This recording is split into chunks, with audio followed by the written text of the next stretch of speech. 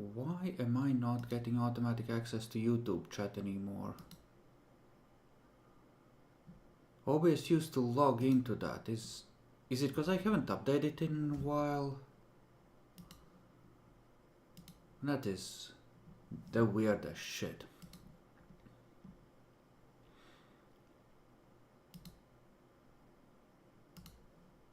Well, we will. I mean, we can give him a couple of minutes.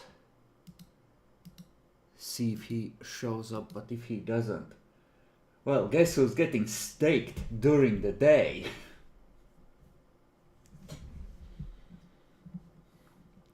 Well, when you sleep in the lair of your suddenly turned enemy, bad things happen.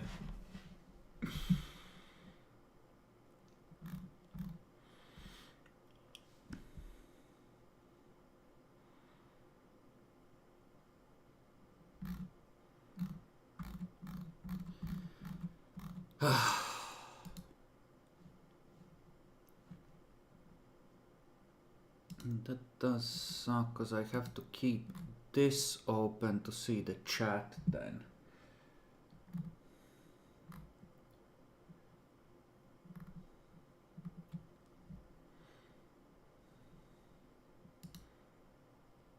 I need to move Ariana to the Tremere folder where she belongs, since she's now in charge of that folder.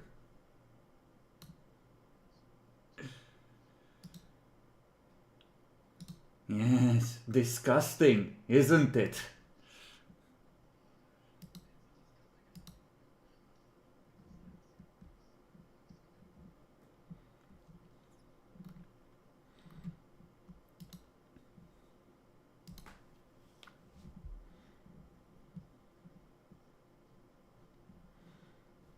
A bunch of people.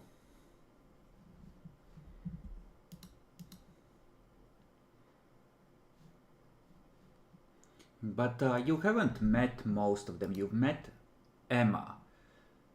And you've met Marcelo, though I don't think he introduced himself. There you go.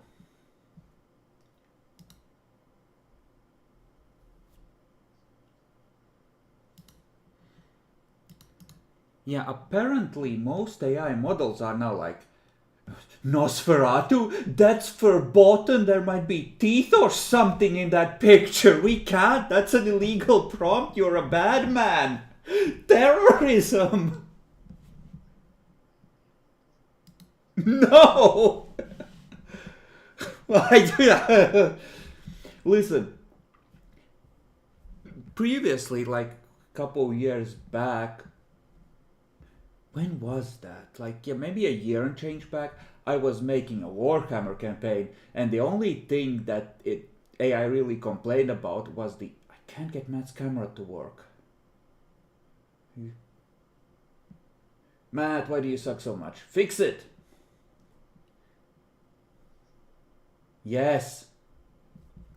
But the AI only complained about me going like, oh, you know, the traitor Primarch Mortarion standing upon a pile of corpses or death spreading out before him, you know, shit like that, the kind of thing you could understand. No, it's like, no, Nosferatu? Is that new film where they, you know, that was essentially a Hollywood snuff film about a girl getting eaten by a vampire?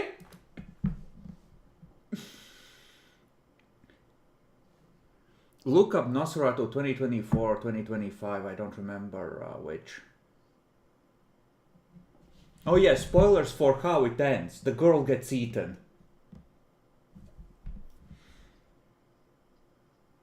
Yeah! Like at the end, like it...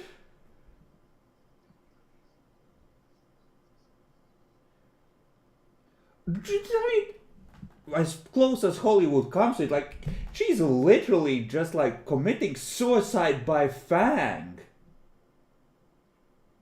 And it's like, oh, God's will, we're all saved. She has been eaten. But it's okay because she volunteered. and save the city. It's not like she was emotionally blackmailed into it by a, mass casualty event or anything. God's will, everyone!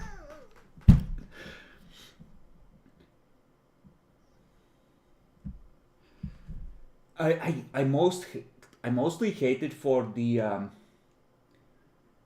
abusive implications, psychologically speaking, because she was essentially pressured into killing herself, and that's really fucked up.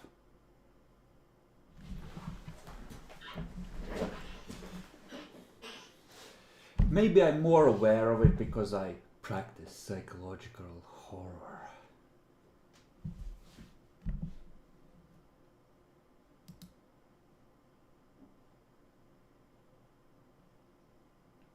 Yeah, it's still not working. Disable video, enable video.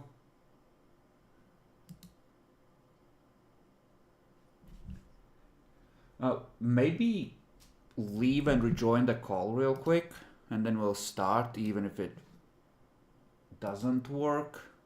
There it is. Excellent. Matt, if you would, roll perception rating plus Auspex rating for Dmitri at 8.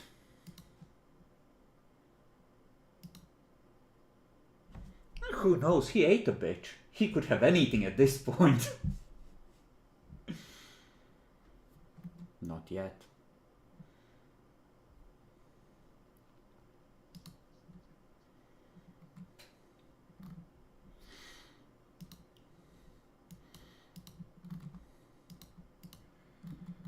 Okay.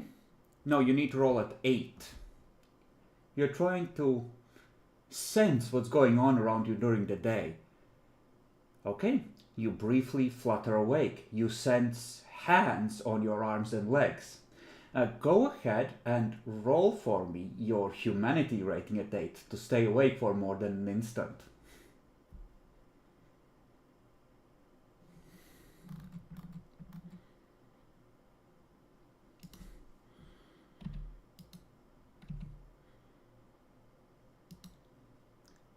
Which I need to determine.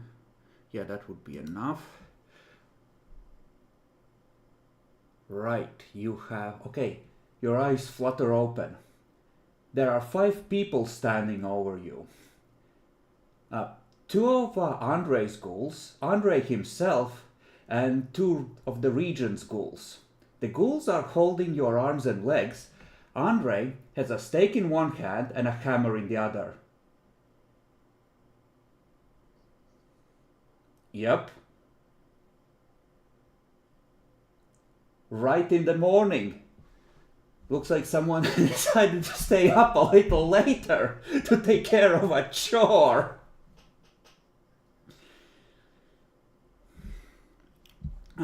You will have to roll again at the end of the turn, but right now you have 1 turn of activity. You are grappled by 4 ghouls that have all grabbed you simultaneously to hold you down while Andrei hammers a stake in.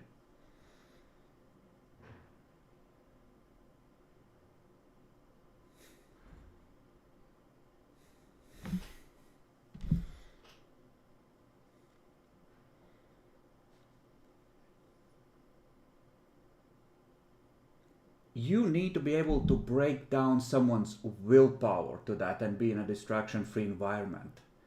And it can't be done to vampires anyway. I love your spirit. However, you can use lower level dominate and command him to leave, for example, or... Alright, roll manipulation plus dominate. I won't tell you the difficulty, but Andrei clenches his teeth and walks out of the room. Roll your humanity rating to stay awake for another turn.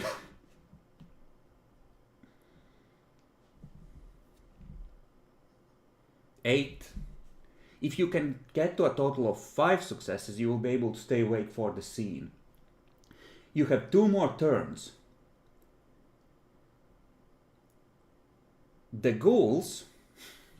Does Andre have guns? The ghouls release you and snatch up the swords and axes that they leaned against whatever surface you are sleeping on. They're gonna start chopping at you. But that's their turn to release you and grab your weapons. What are you doing at the same time?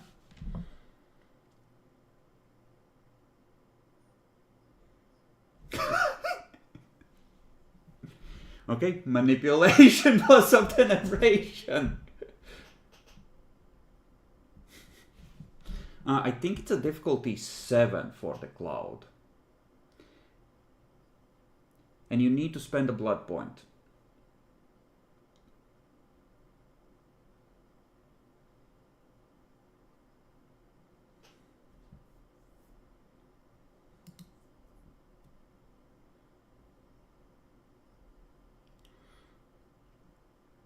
Okay, the cloud of darkness ripples out, covering pretty much the entire building because it doubles with each success. I think what contains the cloud really, given its size, is that it's faint winter sunlight seeping through the clouds outside, which melts it off. But, okay. You do that.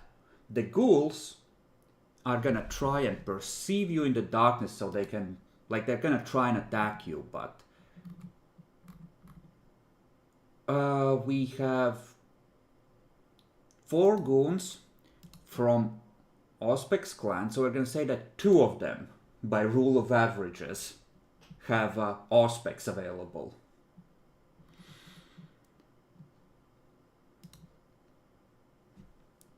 So we'll do it like this. They know where you are, difficulty goes up, but you are presumably already moving towards the exit as they try to come after you. Luckily they have enough stamina that they aren't reduced to 0 and thus are not choking to death in the darkness.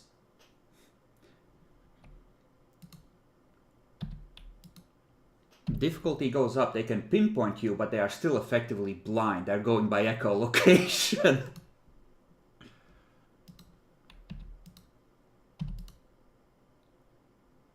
Okay, so this is what happens. One of them rushes forward and chops at you. The other rushes after you and chops the first one in the back.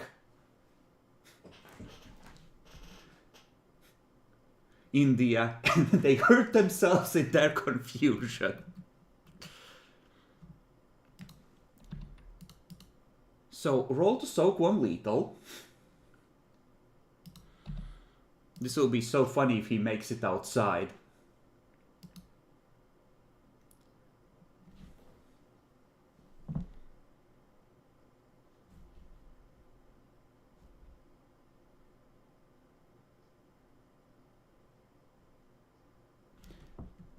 Actually, you might be right. What's the difficulty?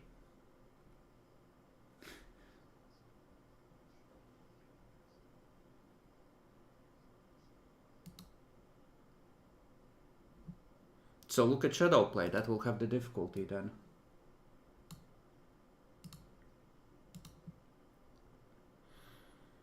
Just put the technological abomination away for now, we'll use that later.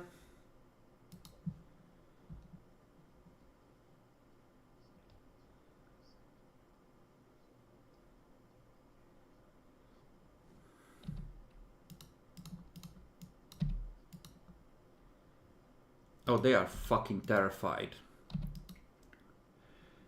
One of them gets chopped, is terrified, and is gonna leave the pursuit. The other one is still on you. Next turn. You have made it to the doorway, which is still open. You can see Andre. Or not, Andre, outside, still with the snake and mallet in his hands, trying to listen to your footsteps to pinpoint you.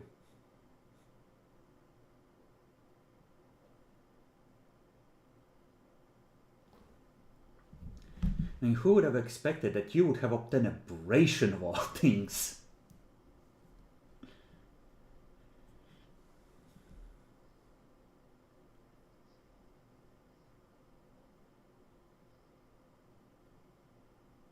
The prince?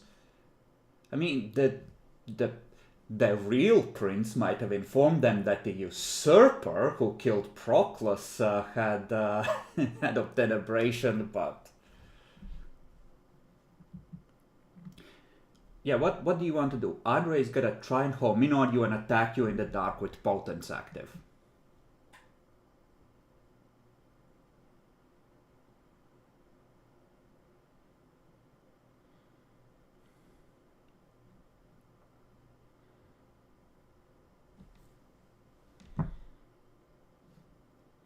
This is gonna be real funny if you have to hunt down Dmitri who's hunting you back.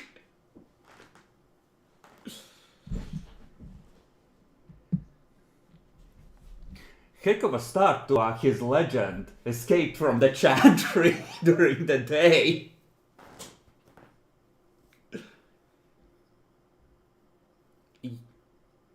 Yep. No, you have to have that mutual contact. You can attempt to do it without eye contact, but the difficulty goes way, way up. You could risk it. You don't know how much willpower he currently has. Alright, roll. Okay. Give me a roll. Manipulation dominate. Roll at 6, I will adjust it on my end. Okay. His head snaps towards you, and he moves in without hesitation, the stake coming up in one hand.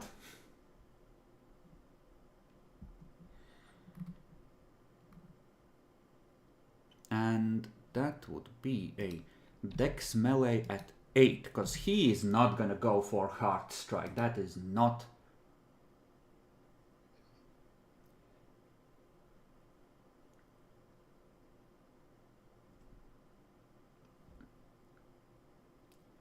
That's a quadruple botch, so Matt, you step aside with a smirk that feels more confident and more in control than you ever felt. Refined. As of a warrior moving with centuries of experience. One hand goes up to adjust the stake, one leg goes out to trip him, and his own momentum, powered by potence, slams him into the wall on his own stake.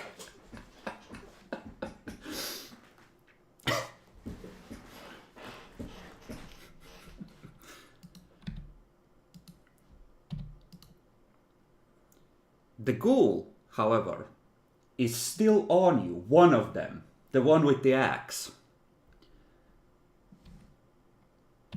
So you're gonna need to soak some lethal here. 1 point again. He's gonna get out. He's gonna fucking get away.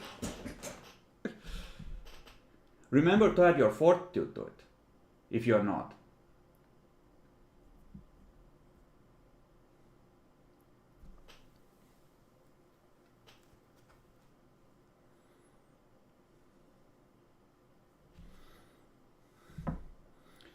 You soak it, roll humanity rating at 8. You need 2 more to win the entire scene. Okay, you have 1 more turn of activity. What do you wish to do? The ghoul is still on you. Andre down!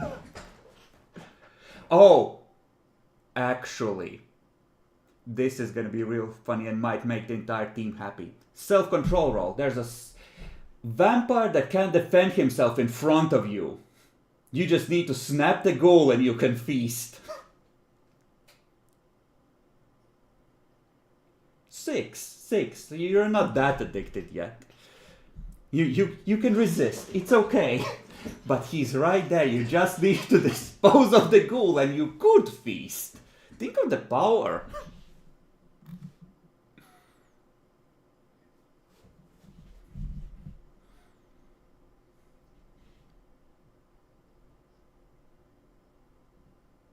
Yeah, who's even left among candidates? You'll have to take a newcomer. But what do?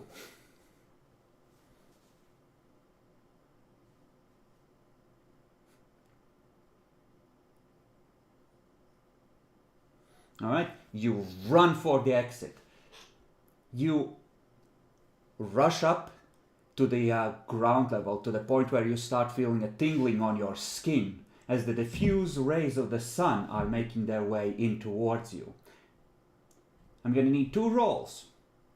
Humanity at 8 to stay awake. If you get 1 success on this, you're awake for the rest of the scene.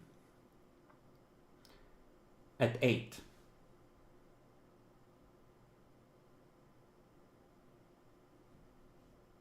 You succeed.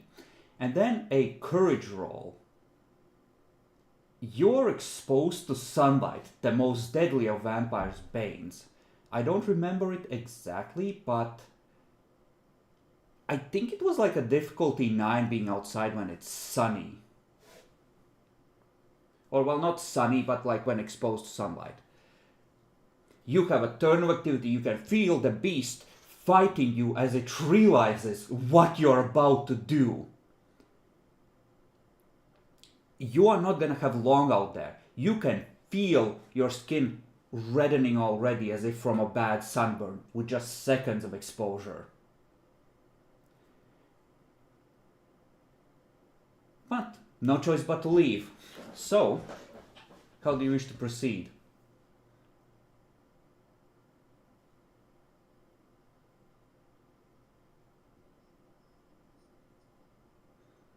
Alright, one with the driver in it, or one that's abandoned?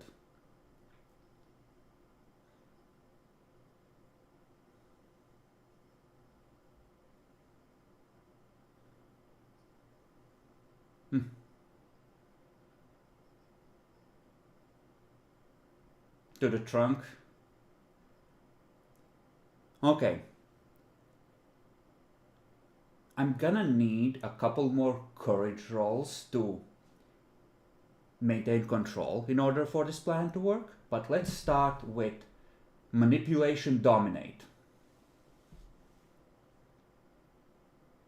And do you wish to spend blood on fortitude?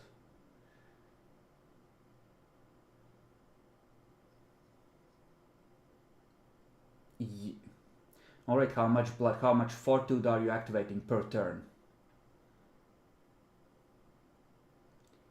I'm gonna say it's gonna take you 3 turns to command the driver, get into the trunk, and pull it shut on top of you.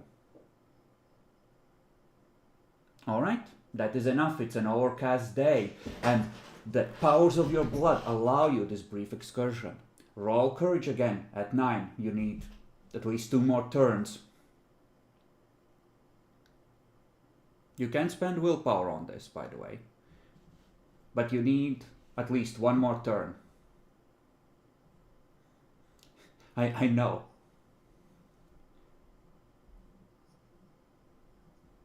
Alright. You slam it shut, and it's like... and you pass out as the scene is over into the sleep of the day. Dmitri has escaped, and Andrei is disgraced. The 2 of you wake tomorrow night to the sound of screaming. How could you let him get away? It was during the day. How fucking incompetent can you be, you pathetic excuse for a kindred, you stupid Malkavian piece of garbage. You are the worst mistake I have made. And things in that vein.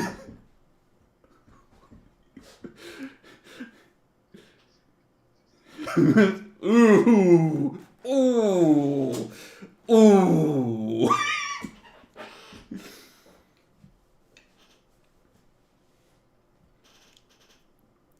You can faintly hear Andrei's voice through multiple doors. Is something dominate the power of the blood? you can easily surmise what has happened. One of the master's ghouls is just leaning against the wall, deep in thought, his torso wrapped like all around. Clearly there's some kind of a wound under, like half of his upper body just wrapped in bandages.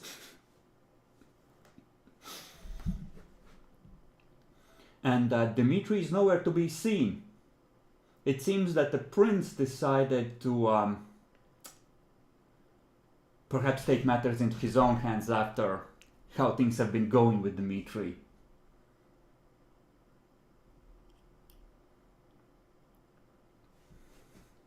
And from this point onwards, Dmitri is an NPC character who may be a threat to the city given his addiction and newfound hunger.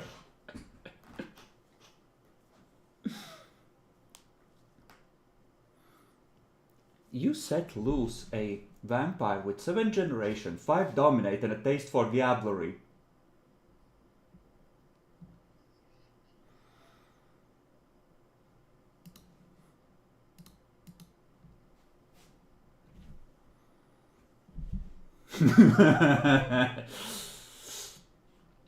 And he knows where everyone sleeps and what your operating procedures are.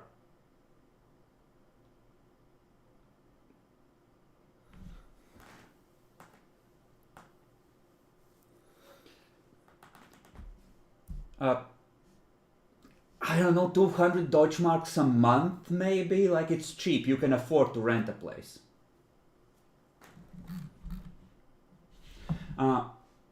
I would say that Hans... Well, would Hans be gone? No, he needs to meet with Adalbrecht. Like, Dmitri fucked up. He was always the retarded one in the pair.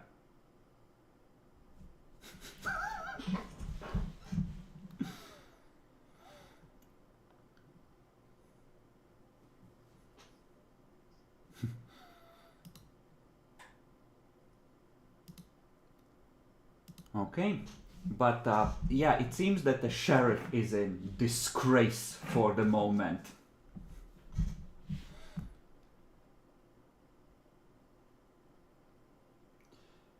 Well, you know, not really, because, like, come on, during the day...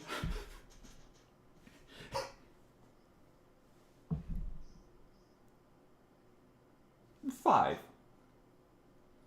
Like, honestly, I expected you to fuck up either the humanity roll or the perception roll, just statistically, because you're not an Auspex clan.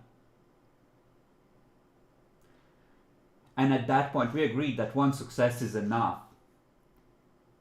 And the ghouls were all like, it's not like they got told what to do in case he wakes up and gets rid of that boss who can't give orders anymore. So they were all, oh, if shit goes down, we just chop him. Gotcha. And they all let you go because, like, that's the extent of instructions they have, of course. So, like, I mean, at that point, you know.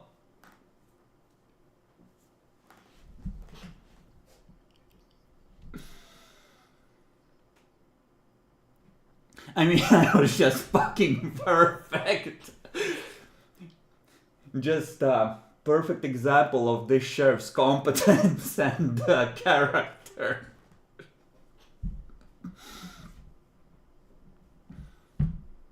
Honestly, Andre is lucky enough to not be in someone's belly at this point.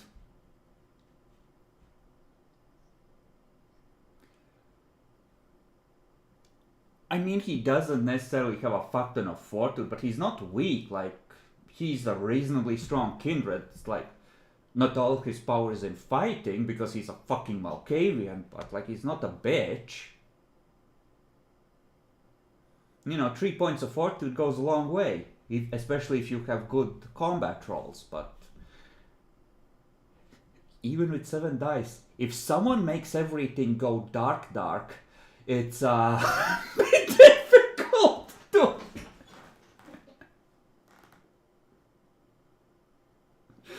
you know.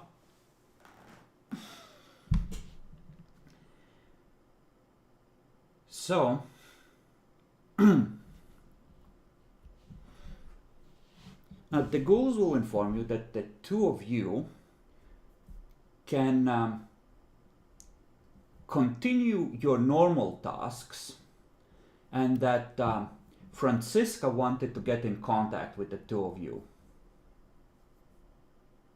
Well, or Andre, but she asked apparently for Andre first, but Andre is very decisively unavailable. So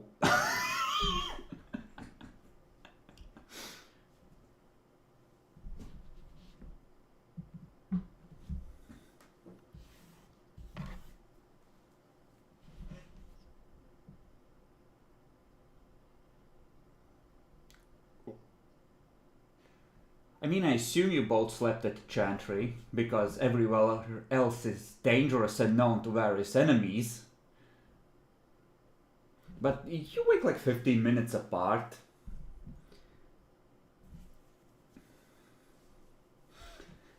But apparently the prince is regretting his campaign promises.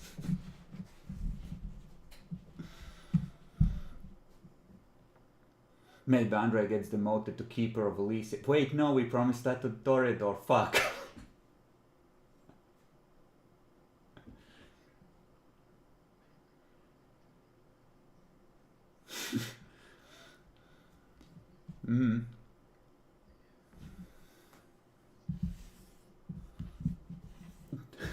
Put him in charge of the law. He's useless for anything else.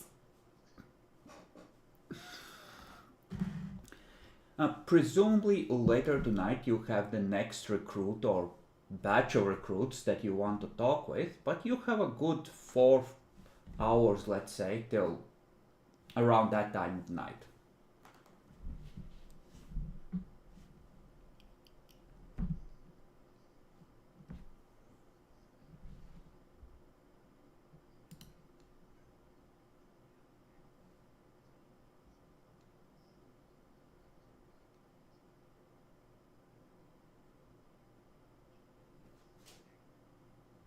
Mm-hmm.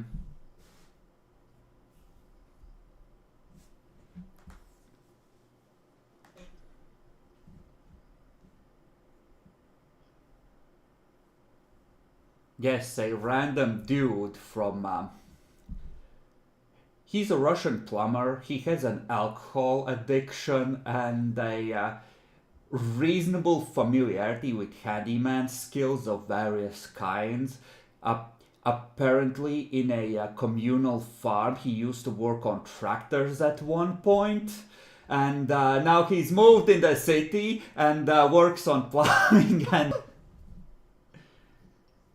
the guy that came down from your rented safe house's top to complain about the noise, and you just shoved him in, tied him to a radiator and ghouled him.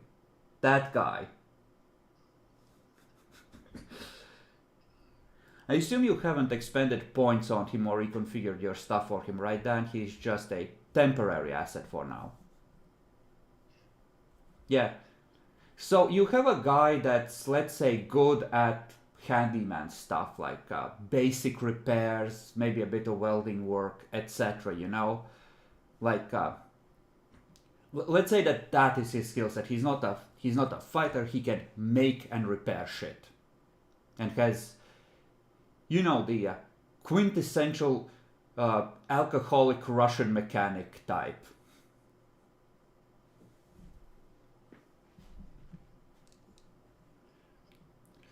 You know, when you go to get him, it looks like his tongue is really swollen and he has trouble focusing on you, as if his eyes are really dry. It seems that no one's given him any water for 2 nights.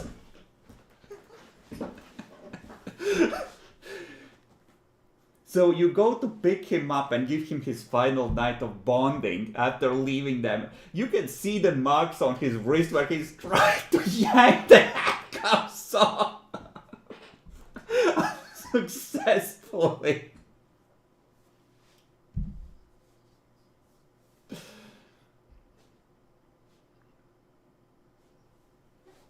Sorry bro, we got busy, my bad.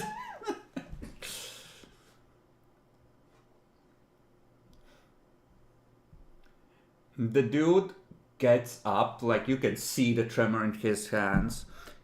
Hans just nods, goes in the kitchen, comes out with a half-consumed bottle of water and hands it to him.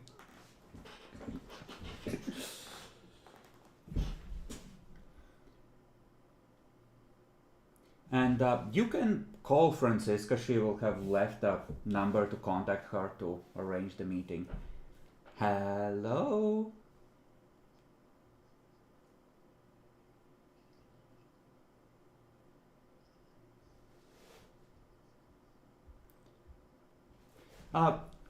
Yes, good. I tried to get in contact with Andre, but he is unavailable, I was told. So,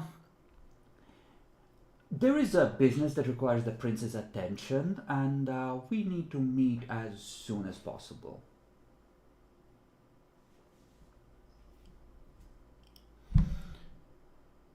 Somewhere out of sight, there are a few things that mortals really shouldn't see.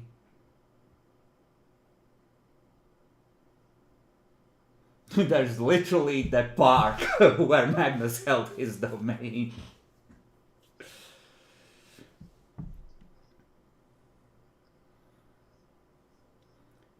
Very, but because it's like the central park in the city, but there are places where people go less often in the park, like out of the way sheds and the like. One of which you held your meetings in.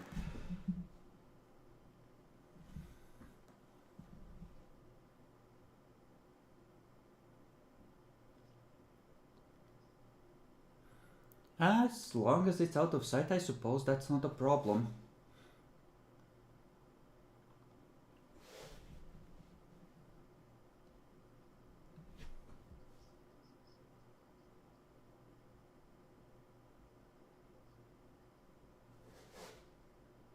Alrighty then.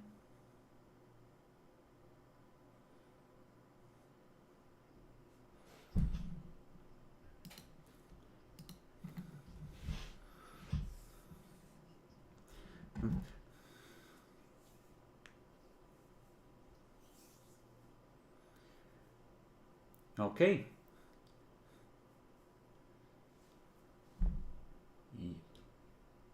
What's up?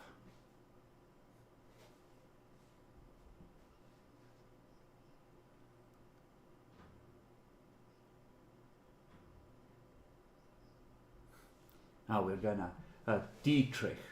Uh, I assume that Magnus is dead.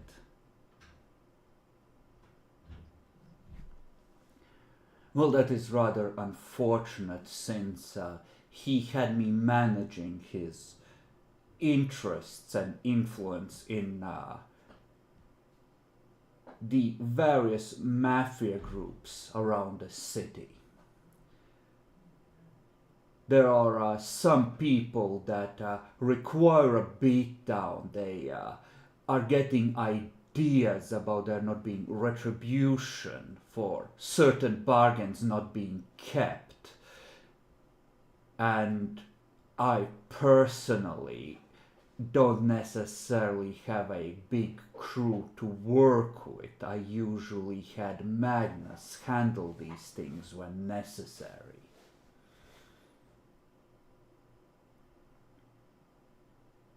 So, in other words, you could very easily have someone pick up the threads of Magnus's influence over the criminal underground with, like relatively little delay, by handing this ghoul over to someone.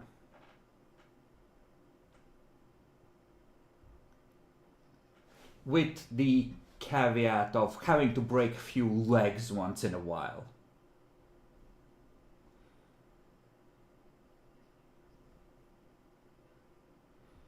You're already gonna give him the hockey team.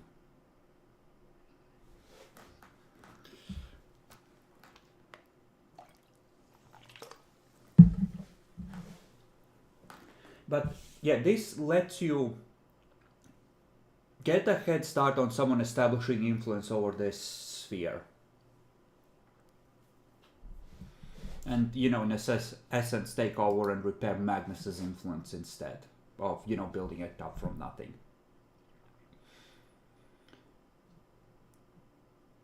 And he's gonna continue. I received my last dose of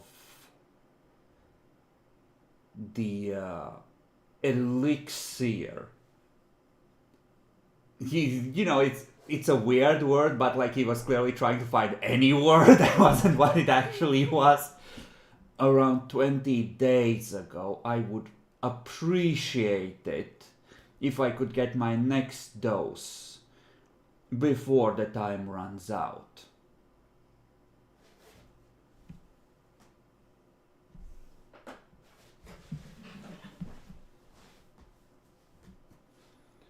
Very well, you can reach me at this number.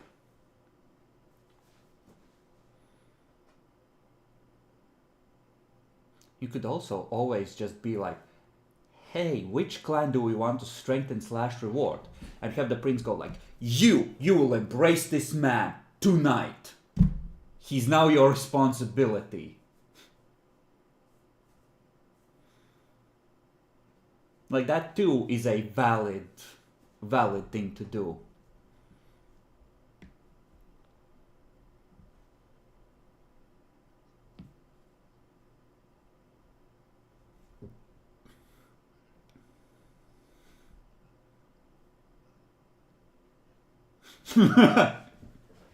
I mean, that's a heck of a fucking blow to the competence of the entire court, honestly.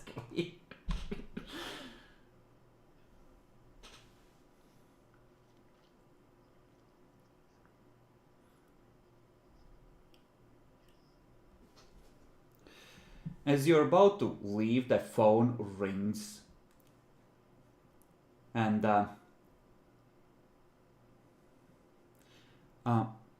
is this, Clara? I'm calling on behalf of the master, the prince. Dmitri is now under a blood hunt and is to be destroyed on sight. And the robbery of him is not permitted.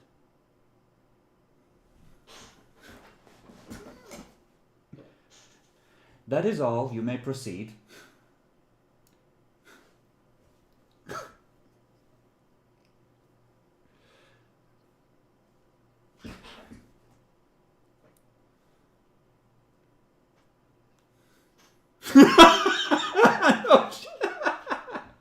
Wow.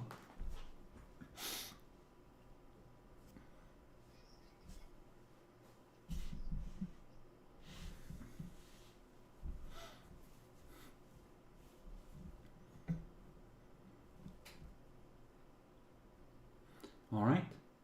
You depart to the sheds. You can see that someone has driven a van in there, tore up the lawn, bringing extra attention to your sheds, and there are multiple figures there.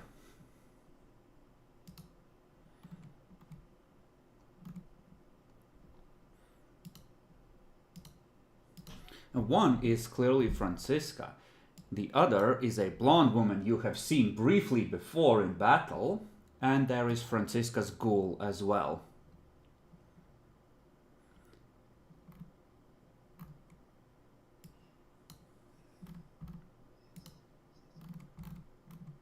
Not as far as you know, but... oh, and there's a second goon you don't recognize.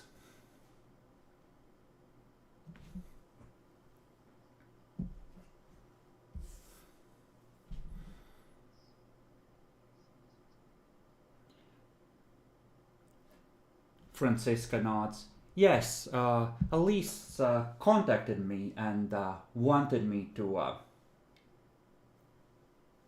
well, arrange a meeting. As far as I'm aware, she has good intentions, so please be reasonable.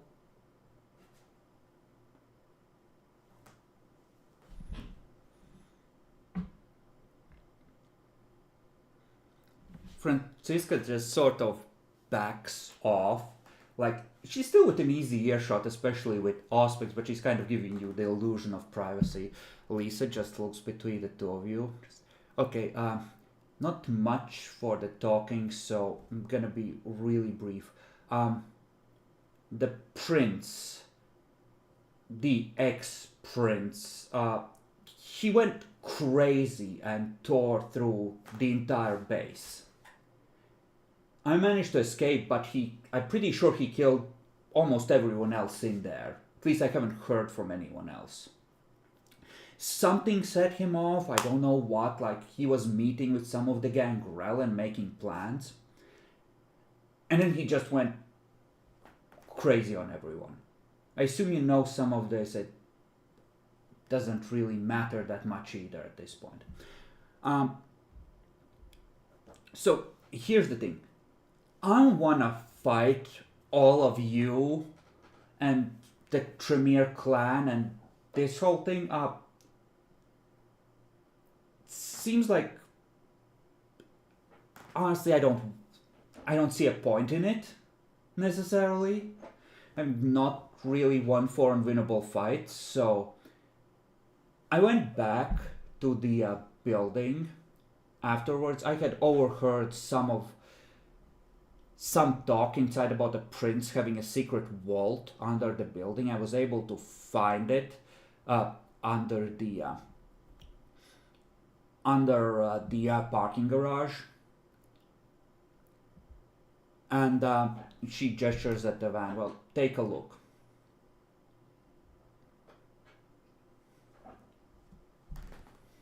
You open it.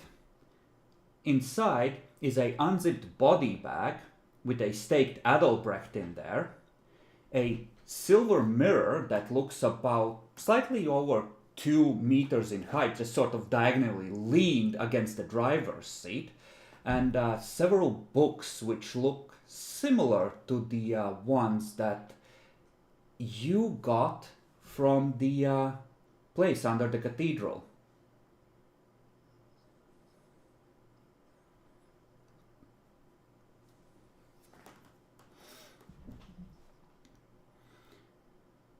And full disclosure, there was some other stuff in there that didn't matter, like a couple of gold bars, emergency stash, etc. I figured this stuff is enough to prove my goodwill and interest in making peace and being a law-abiding kindred.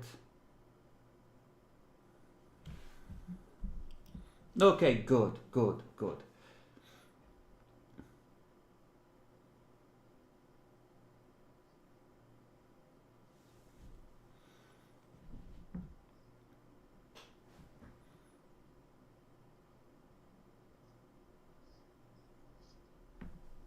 You can question her if there's any information you want from the one remaining inside source of the opposite faction.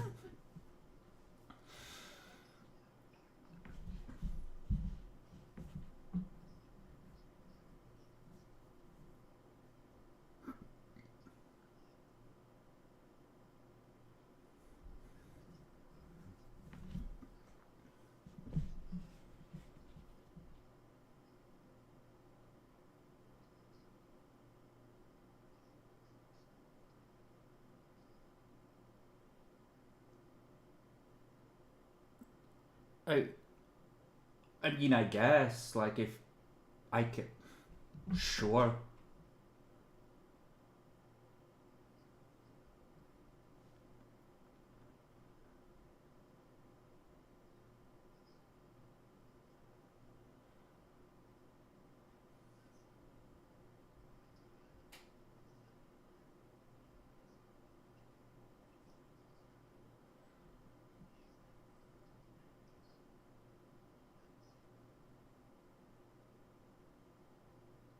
He's a fucking fledgling. What do you mean he's super powerful?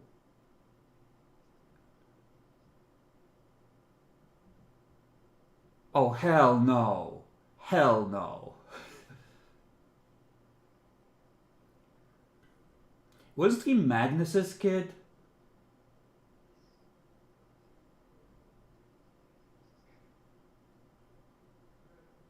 Well, yeah. That's why he was meeting with the fucking Gangrel.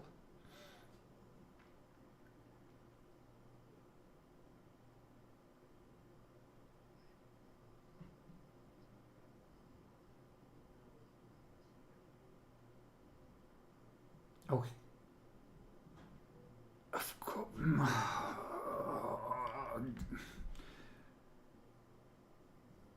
Hold on. So this Dmitri has blood at least as powerful as either Magnus or Frederick, and is possessed by one or both of them and has their skills. I'm not getting involved in this.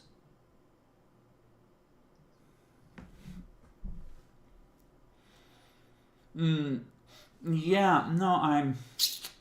Think I might find myself a nice quiet neighborhood and lay low for a couple of weeks.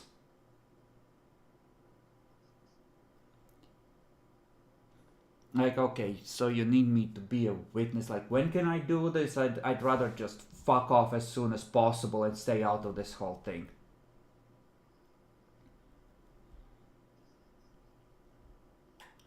I don't fucking know. I'm just gonna find a home from a family that's on vacation and break in. It's not like I have a place ready.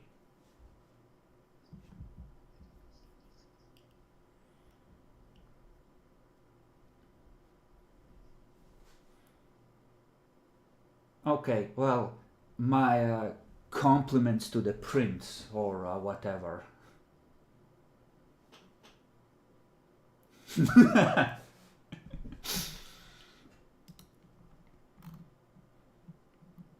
Oh, and if you see Eliza, tell her that I guess since everyone else is dead, I'm in charge of the clan now, and she should cut it out before she gets hurt.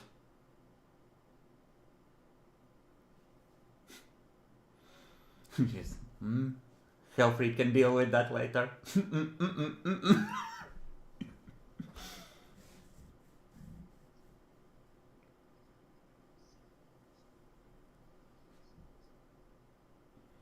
No one has, which is really fucking suspicious since her last move was to firebomb the Toreador.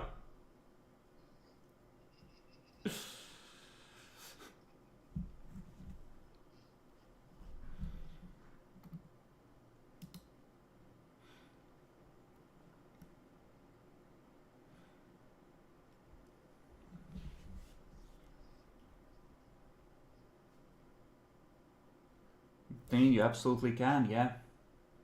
You have enough time to go there and come back. Absolutely.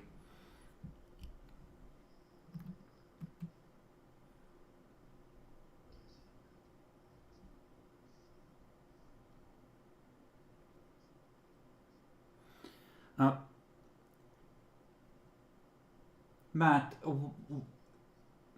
Matt, make sure to add a level 2 blood bond with Elisa. She will have tried giving you blood. She won't have risked fully blood bonding you, but she will have secured a little bit of extra legions just in case.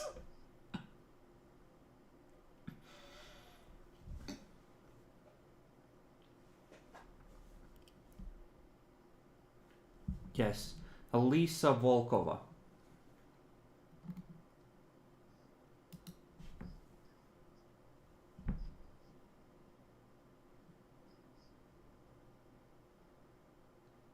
Volkova is a Russian surname. Gunsman is a...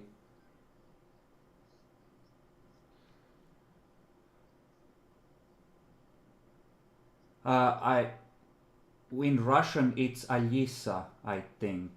Uh, Eliza is closer to how Germans pronounce it. Yeah, I know. So Alisa is fine, but you know, they're completely different nationalities, technically. You, sh- she is just gonna toss you the keys from the van, and yeah, it's stolen, by the way.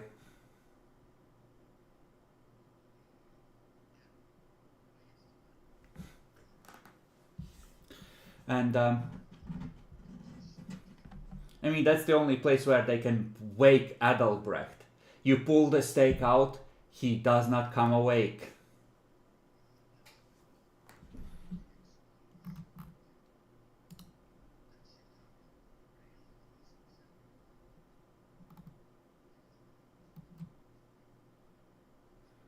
By then, the place had been burned down, and it's not like the cops searched every relatively nearby place, but yeah, it was very close.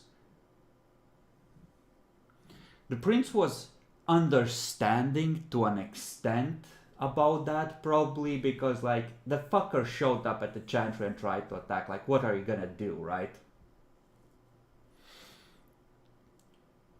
But by now the cops have largely fucked off, other than maybe like one or two patrol cars at the site itself, and the blaze has gone out and the building has, I guess it's concrete, like reinforced concrete plates that make up the building, the way the Russians build them, so it wouldn't have collapsed, but everything above the third floor is a blackened, charred mess. And like that one apartment has had part of the wall blown out.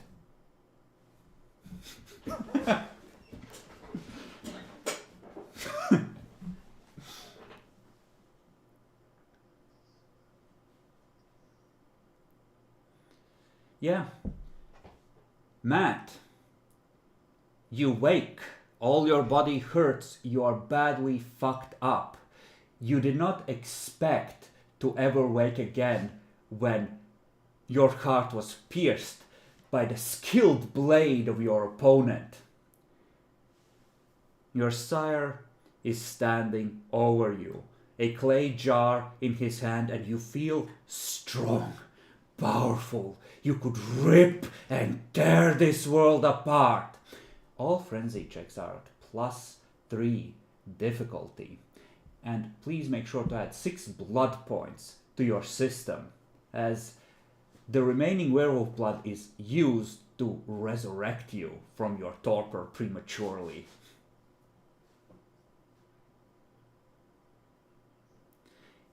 You drained 2 bodies, at least partially, so I'm gonna give you 2 uses.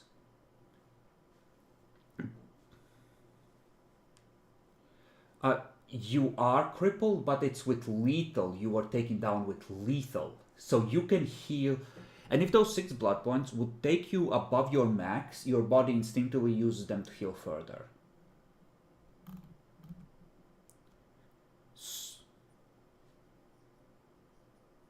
6 plus whatever you had. Nobody drained you. Nobody wanted to be bloodbound to you. And yeah, and you can absolutely, you open your eyes, you feel strong, you are awake.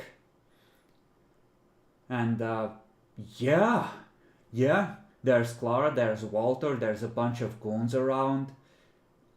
Even one of your newest batch of Kopniks is still there. Hans is just like waving at you a little from behind everyone, holding an AK at the ready in one hand in case things go horribly wrong. You can heal without interference.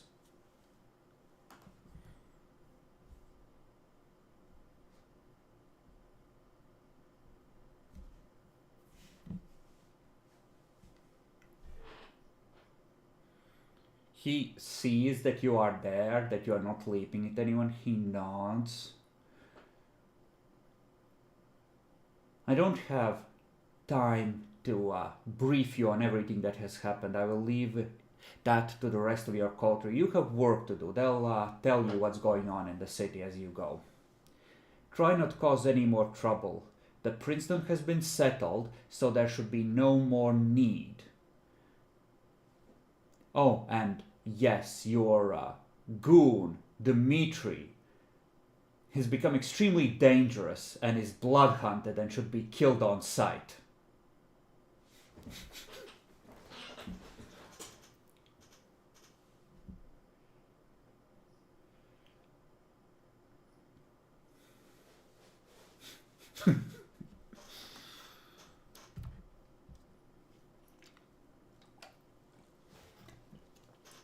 He just waves.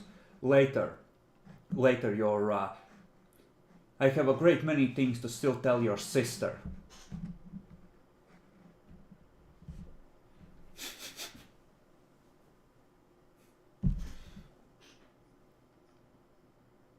Yeah, though, like he just nods at the two of you with a like, he's your problem now, and.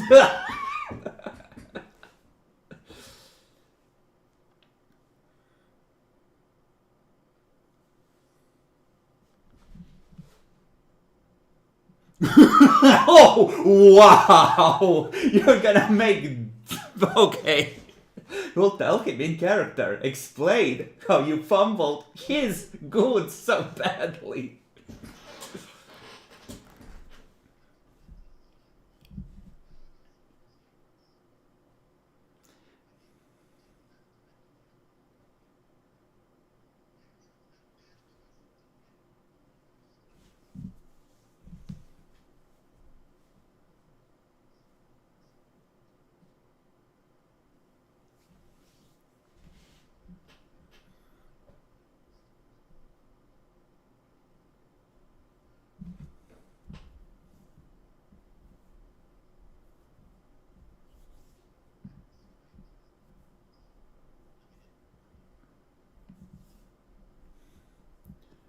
You don't even have an idea of how long it's been the last. Apparently the war is over. Who knows how much time has passed. The last thing you remember is being summoned, trapped in darkness, and stabbed through the chest with one brutal stroke.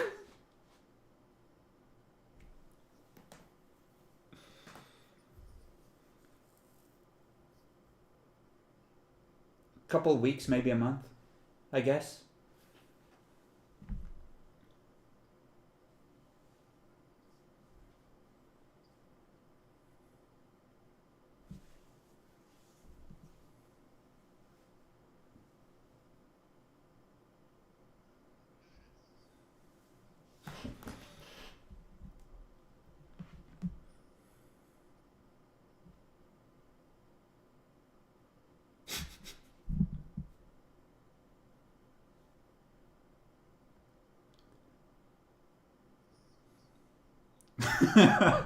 You know, your legacy runs true.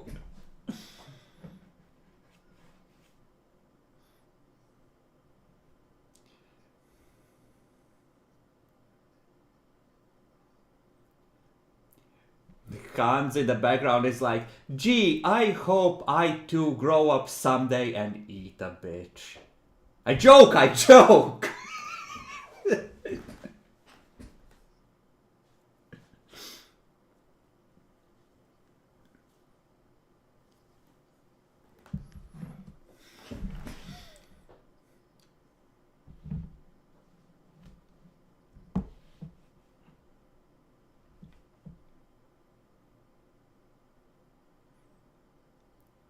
You're absolutely right, boss. It was all her. She made it sound like a really good idea. Fucking snitched on immediately.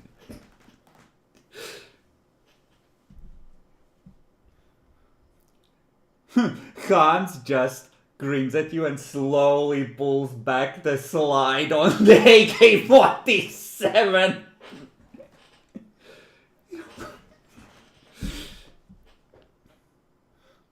Mr. Kalashnikov sends his regards.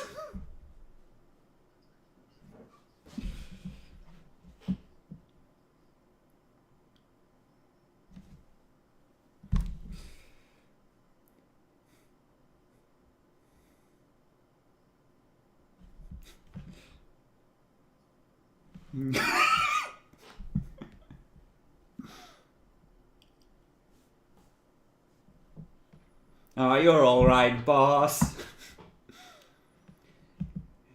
Hans seems really happy. Of course, he always knew that he was the best ghoul, but it's nice for others to realize it too.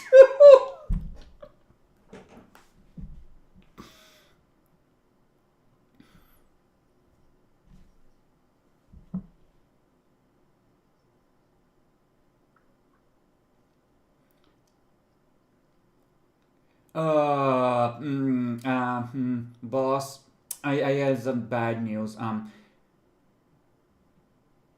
That ventral piece of shit, he possessed a bitch and suicide bombed the factory, and then some ventral or toreador or whatever had it closed as a health inspection thing. We're fucked. We're poor now.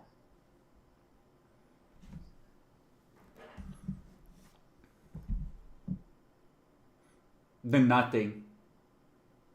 We've mostly been running around and shooting things.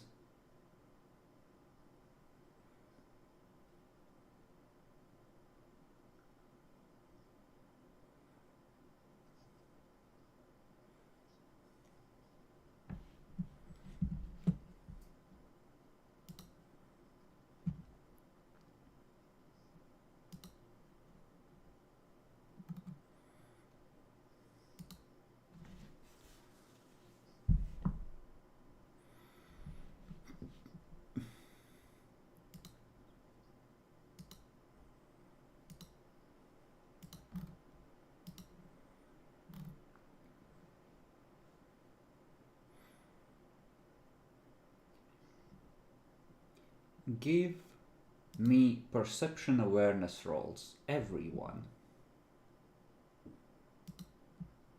Mm-hmm.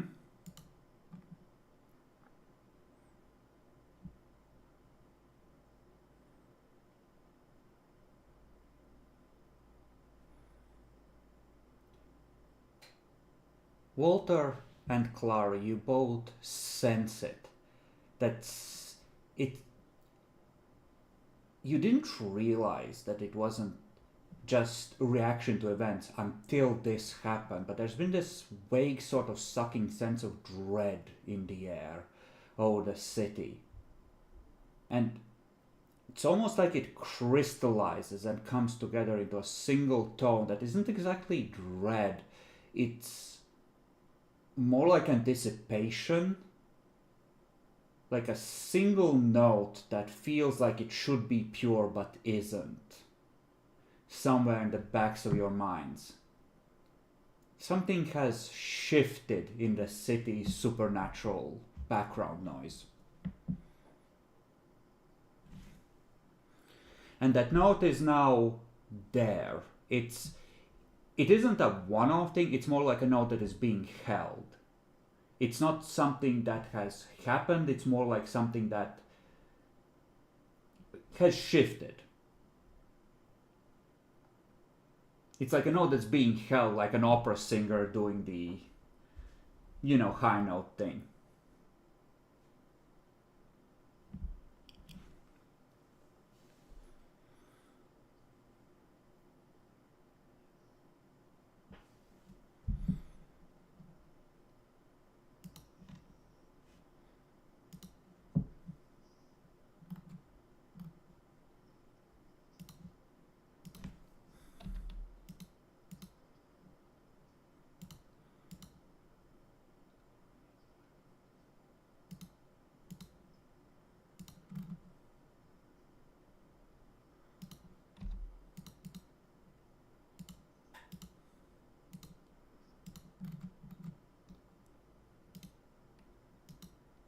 Sure.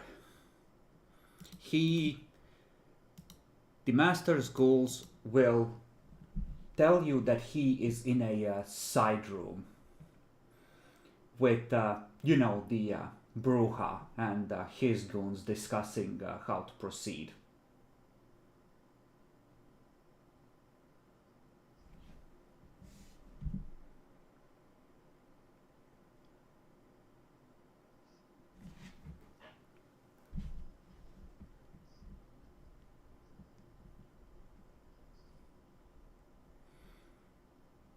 You hear the prince's voice from inside. Enter.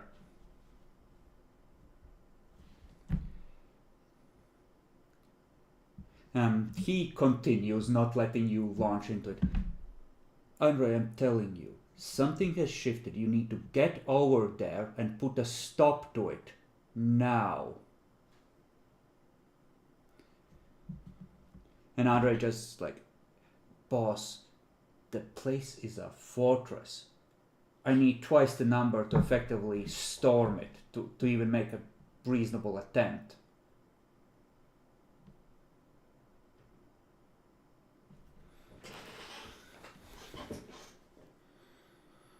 He looks at you.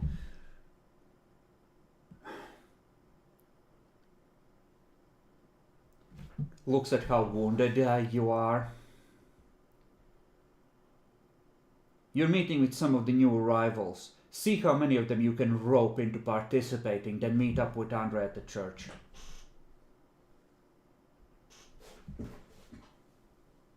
Andre, right now, go!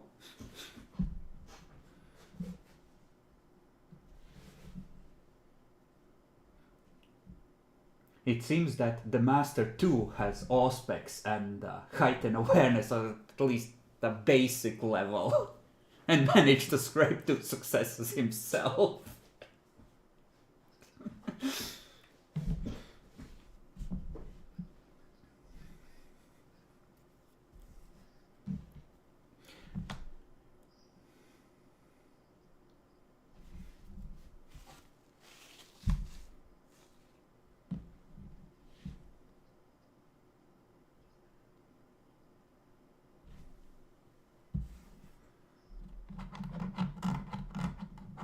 Well, who do you have arranged to meet tonight after meeting with Gracian last night? Because you don't necessarily have, like, you can't necessarily call all of them in here. So you will have presumably done a smaller group, like 2 or 3, like a manageable number. So who would those be?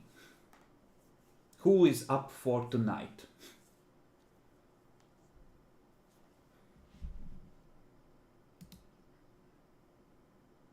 You don't know where they're necessarily camped. They're not, like, like, it's not like they're gonna let you descend upon their resting place. I mean,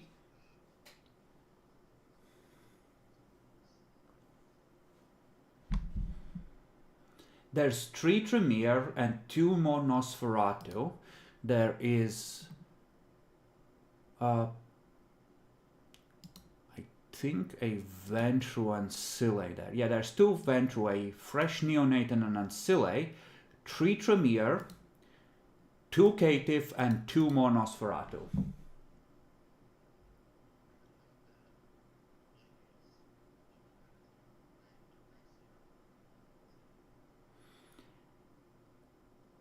If he's hiding, I think there's limitations on it if he's actively hiding.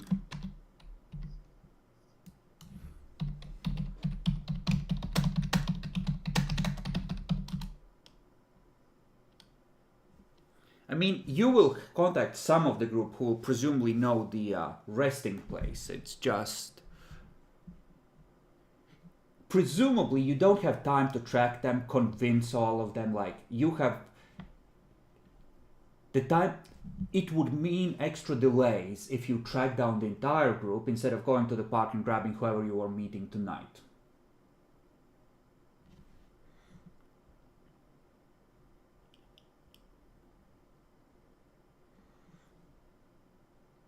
In terms of seniority, let me check. It would probably be one of the Tremere who's of similar age to Gracian. After that, there is a Tremere and a Ventru who are tied in age.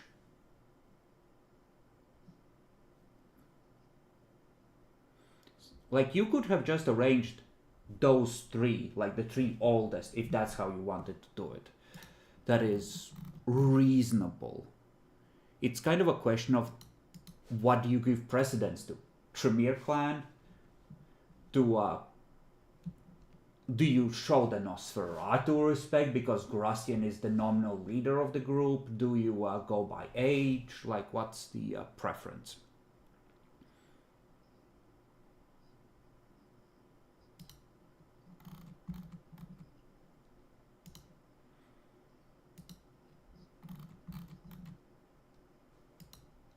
He does want to make peace, so start with a give an empty gesture to the clan of kings who will value it out of proportion tonight.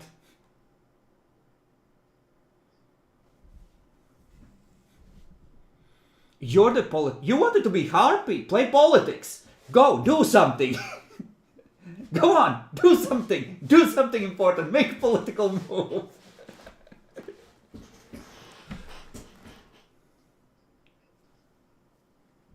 You made it before this happened. You made it presumably right after meeting Gracia and gave him like, hey, pass along the word, this is who should come tomorrow night.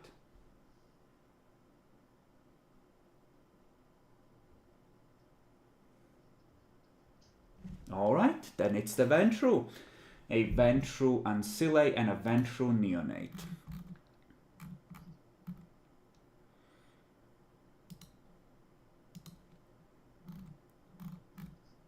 Okay.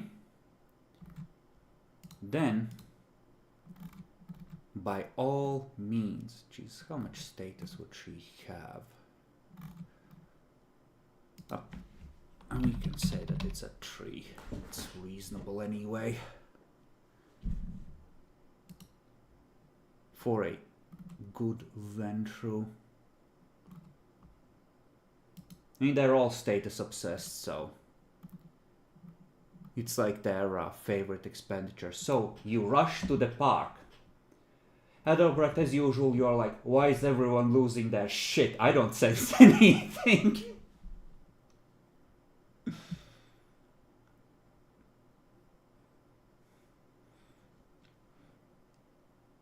And yeah, apparently we are now doing business in Magnus's Park, as they will confidently lead you into the depths of the park with the probably the stolen van, given how much you like your clown cars of soldiers.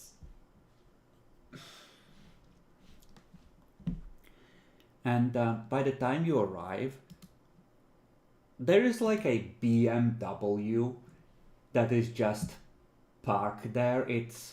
You see a few dings and scrapes where the paint job has been fucked with, but the car looks like it's been freshly washed, like someone tried to make the best possible impression. He's just been on the road for a while. And not always on the best quality roads, you know, gravel and shit can fuck a car up.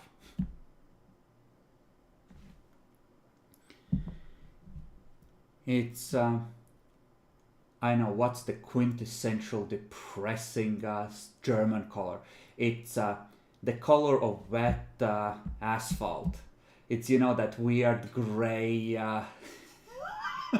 gray color that's not even black.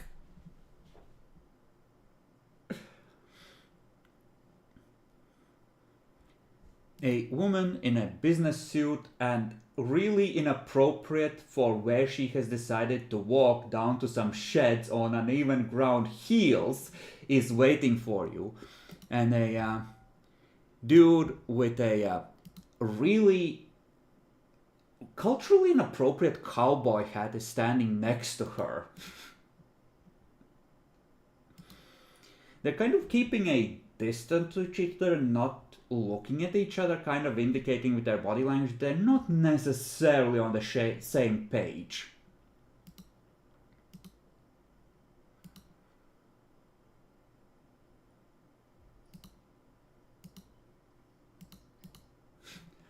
Well, I mean, who the fuck expects a meeting like this with a prince's representative to happen in a place where there isn't even a fucking paved walkway?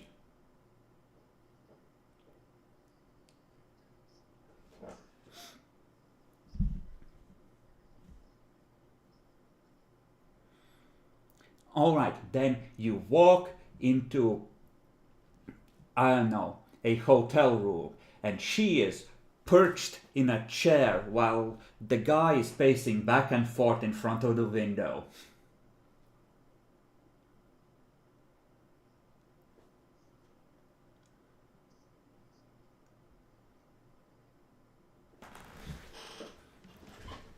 She stands up and extends her hand.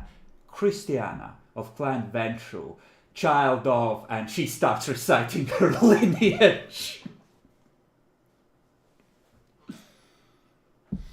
She knows it perfectly, of course, but it seems that she is pretty low down, like double digits of generation.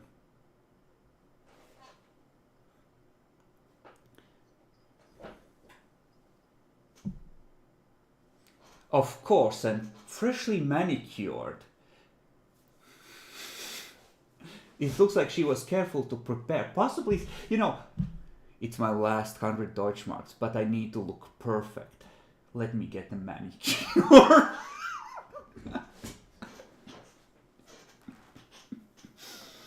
Just, bedroom moments.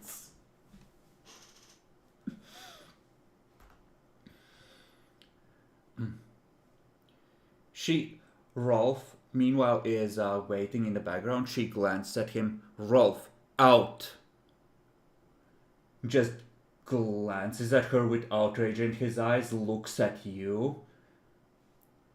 Do you offer any sign of moral support?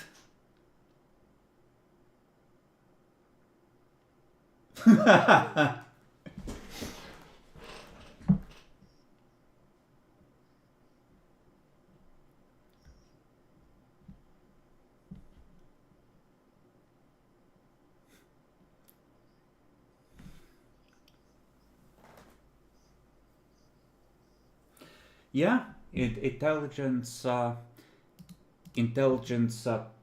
politics, and it's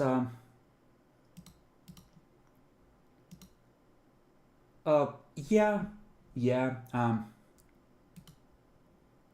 She is a law-abiding Ventru as much as any Ventru is a member of the Camarilla. Horrible bad luck. Her sire lost his city, and also consequently his life. So she's looking for a new place to stay.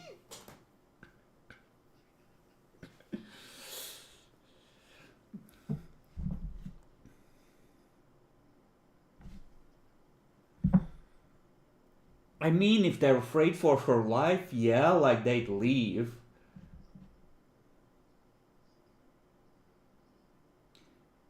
By the way, she's scaring herself. Gracian said that the other Ventru was a child, probably something along the lines of a child that hasn't proven himself. So, he's probably not her child, but she's an ancile with a lot of social clout, so given how Ventru are, she's asserting the hierarchy. The grown-ups are about to talk. Out, kid.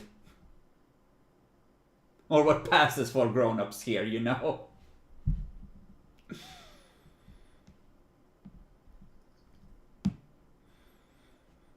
But yeah, it's the social dynamics at play, as you would guess. So Rolf glances at you for signs of support, and then he doesn't stalk out the room. He gathers his tattered dignity about himself and walks out with his head held high. But you can see that he's choosing to do that.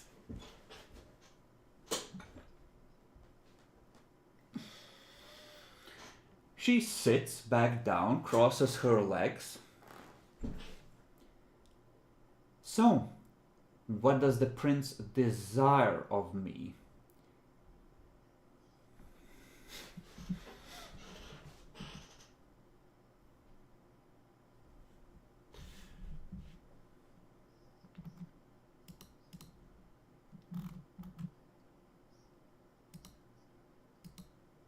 Not necessarily. You've heard some of them. Gracian didn't give you an exhaustive list. He just gave them by clan and experience. He might not know himself because he never bothered to go into the fucking details.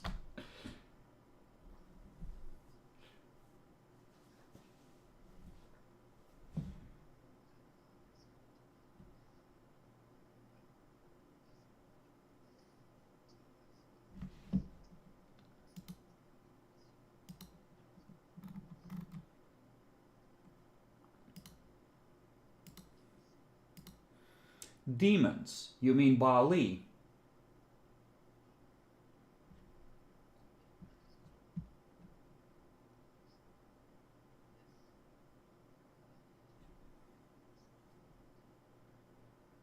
I don't know if you know in character, but he does seem like the caitiff there is very suspicious.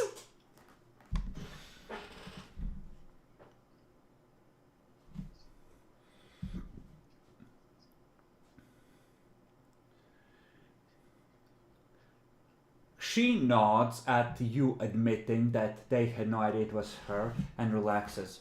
Well, personally, I have no interest in combat, but I would like for you to arrange a face-to-face meeting with the prince as soon as possible, so I may properly be welcome to the city.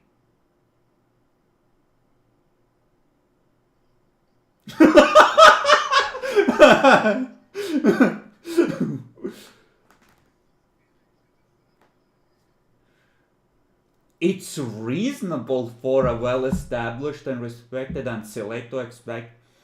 It's kind of an insult that she's forced to meet with people as low down as you are. So she's like, oh, this is all a misunderstanding. Yes, let's move on.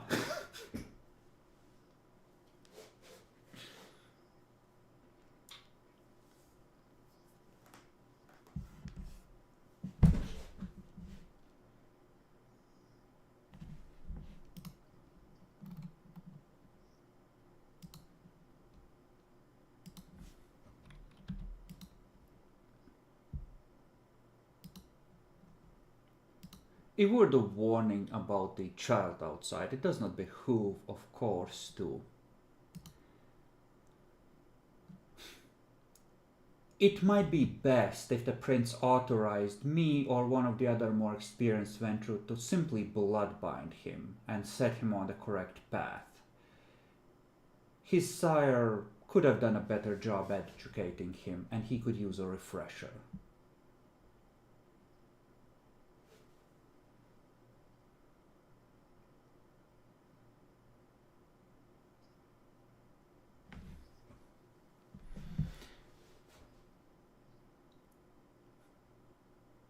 He shows poor judgment in who he associates with. That is as much as I'm prepared to say on the matter.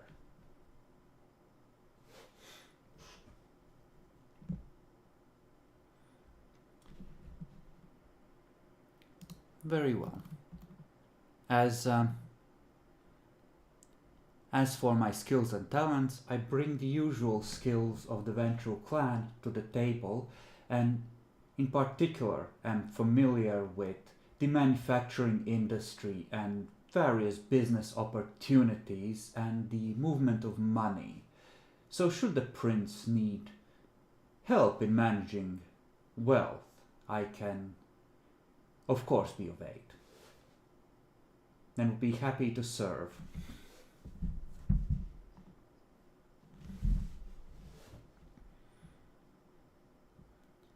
She stands up. Is there any other information you require?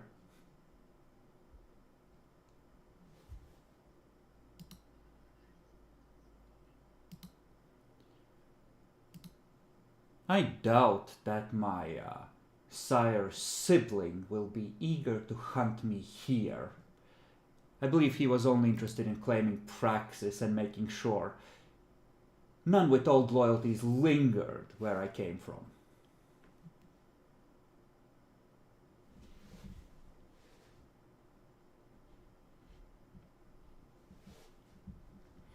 She nods at all of you.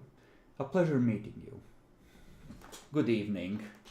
And she just strides towards the door and leaves. As far as she's concerned, the matter is settled.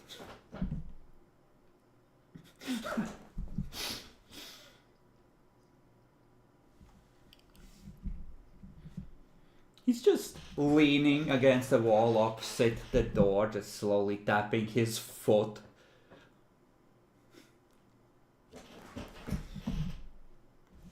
He walks in, tips his hat in a disgusting mimicry of American way. manners.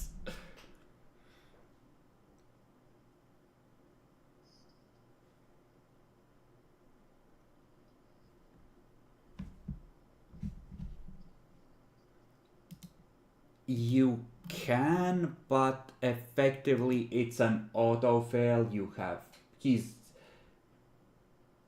essentially a nobody as far as you can tell, and if he's an unproven neonate, like I don't think he would have anything that would stand out enough for you to have heard of it. Rolf.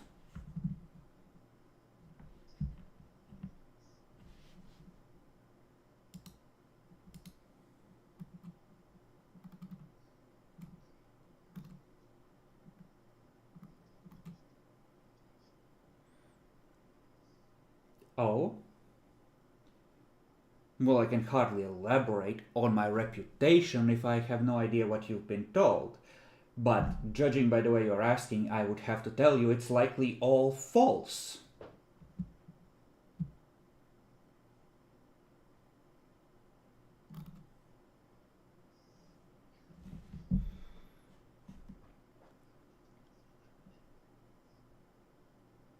In regards to what? I'm sorry, I feel like we have gotten off on the wrong foot.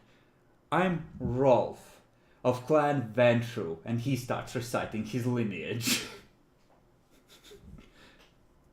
He is actually slightly higher than the Ancile. Or lower down, rather. Like, like closer to Cain, I mean.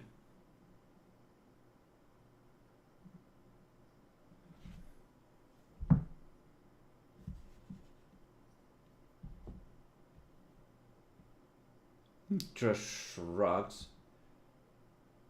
What do I bring to the table? I'm a Ventru.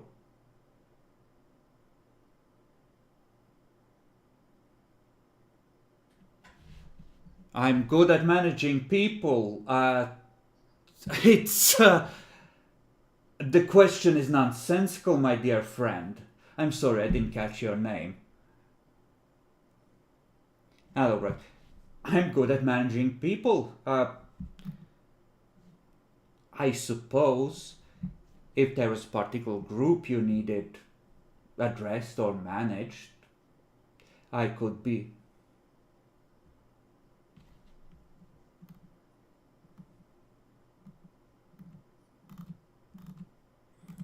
He shrugs again.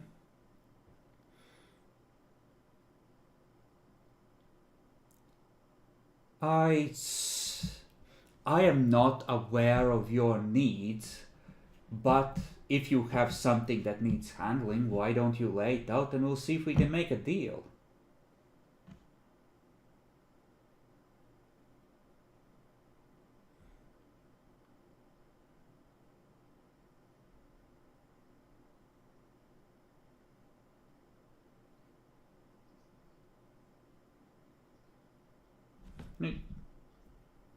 Oh yeah, that is true. You wouldn't know about that call yet.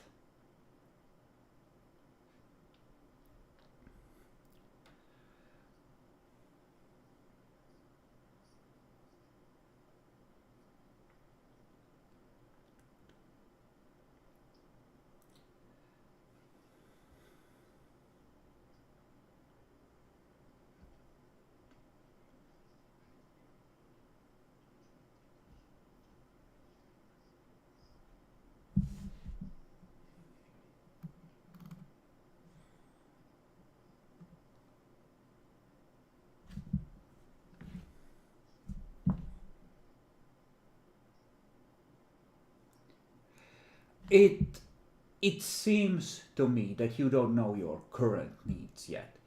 So, I am a law-abiding kindred of the clan of kings. How about this? In exchange for the prince's permission to reside in the city, I will owe him a moderate boon.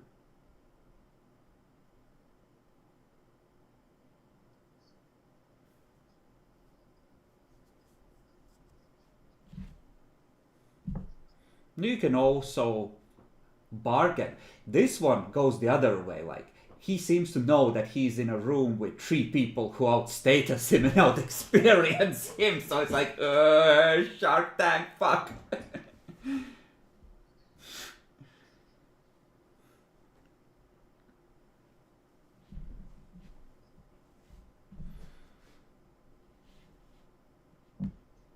Well, I was given to understand that the city has a lack of subjects to rule over. And, well, they will. There are 2 caitiff in the caravan as we speak, but is that really the caliber of subject your prince wishes to cultivate?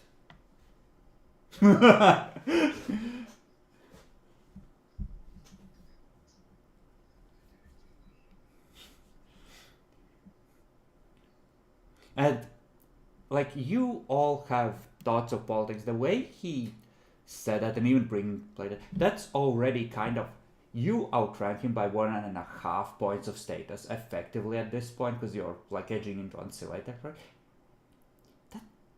That's kind of impudent, you know? It's almost disrespectful bringing that up like this, you know?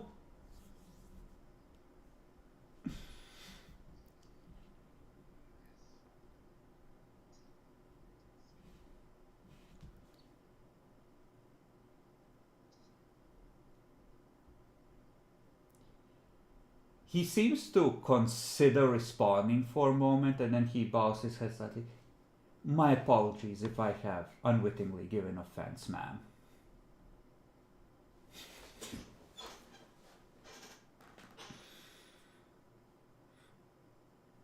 Weird, isn't it? Having NPCs be like, okay.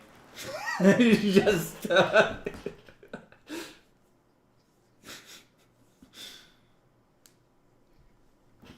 A little respect. 20 sessions in.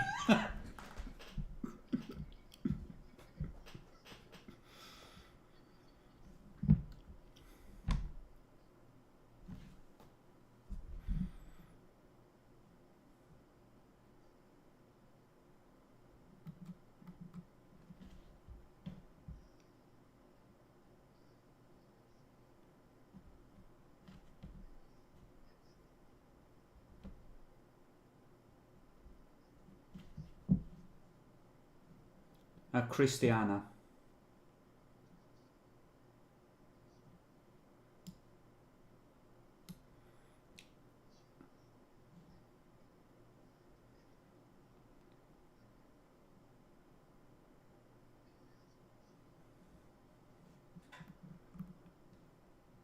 Ah, she is very traditionally minded Ventru.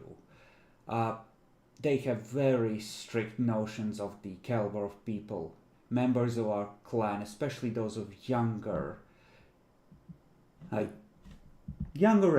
should associate with. And perhaps I was too willing to make friends among some that others would consider low clans, such as Malkavians, Bruja, Nosferatu. Looks at the 2 of you, doesn't say Tremere. Roll perception empathy if you would. This is a contested roll.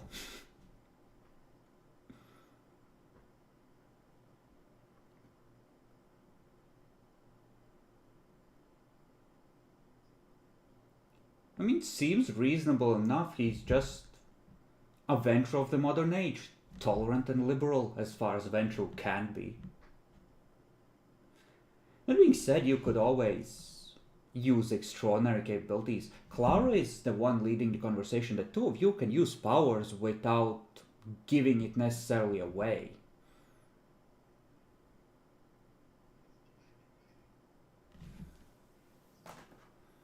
Mind read?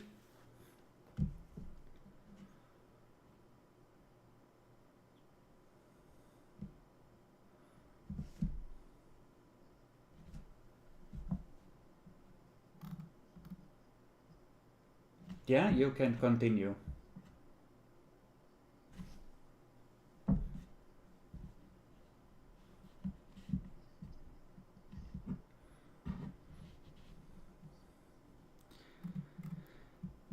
Some minor disagreements with the direction the clan should take between me and my sire.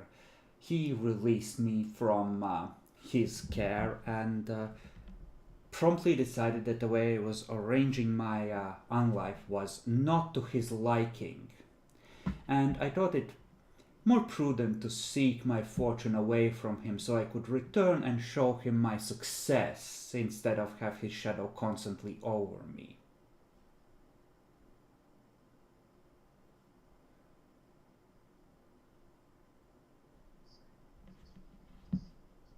I'm looking for opportunities, a chance to prove myself. It's in aspects. Roll at 6.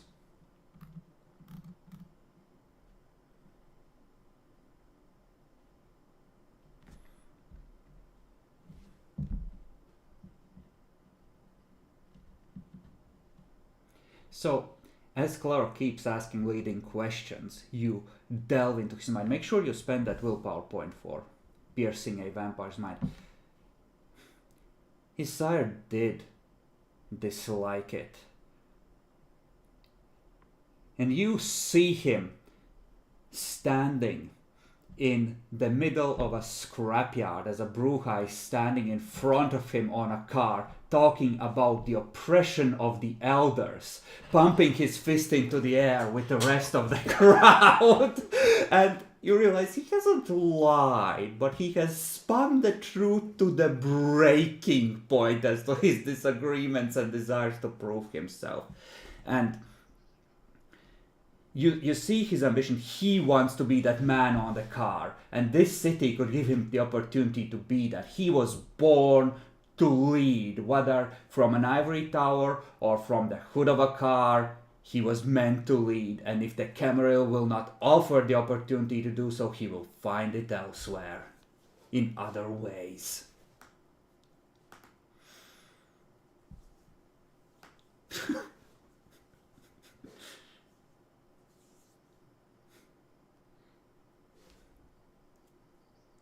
Yeah, that...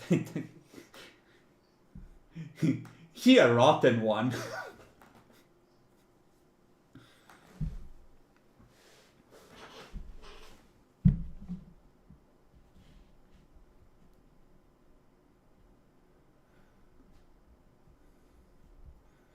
And you can beam the thought that he's an anarch into Clara's mind. Like, this is not a tense situation. You can auto succeed with one success and just transmit for free. I'm not gonna...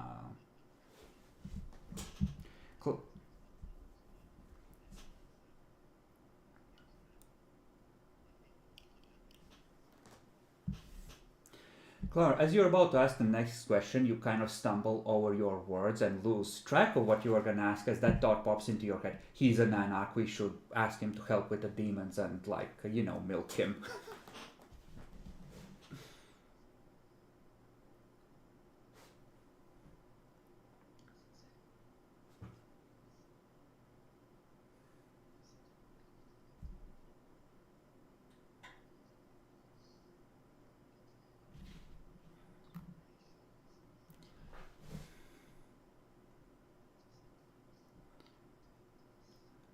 Who is a union representative in my mortal life, and I have some familiarity with labor law as a result. And of course, I'm very good at managing people.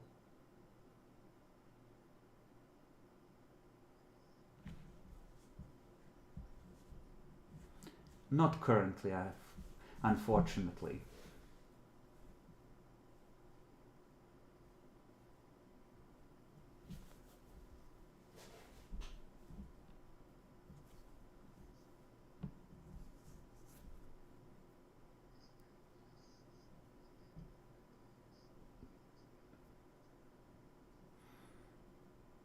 Well, I can defend myself, but I'm not particularly eager to throw myself in the middle of a fight.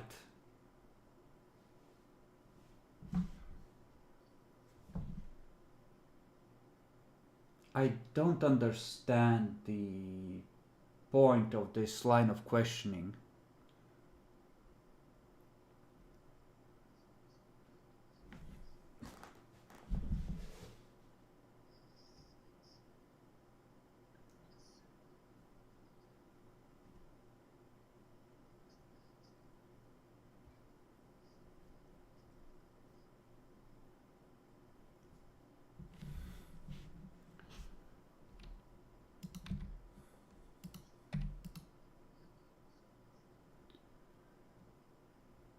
I'm not particularly worried about demons.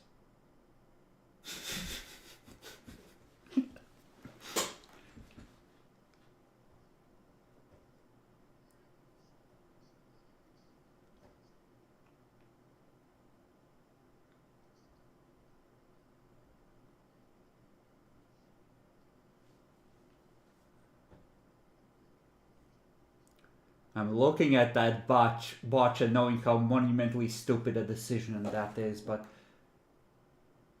Well, as long as you are willing to provide a budget so we can all get crosses, Bibles, the usual tools for repelling them, I don't see why I would have a problem with it.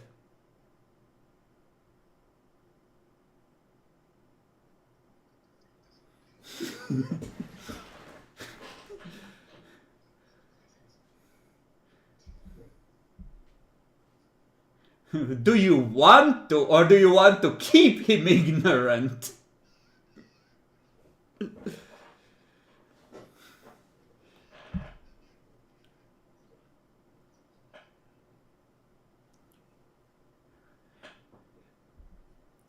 Well, I have a pair of pistols and some ammo for them, but that's about it.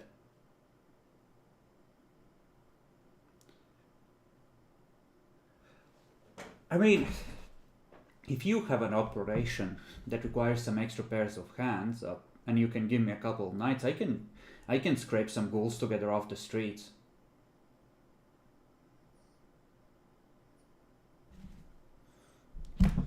And remember, the master wanted you to go tonight, right after this meeting.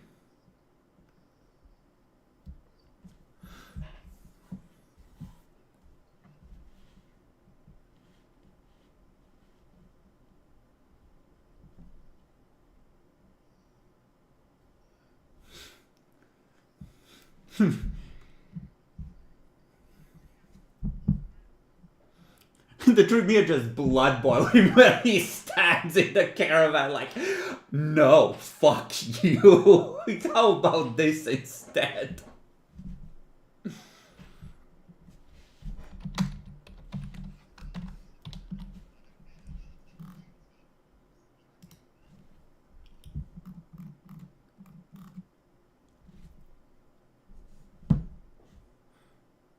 You just looking between all of you as you are discussing some of it in character, some of it out.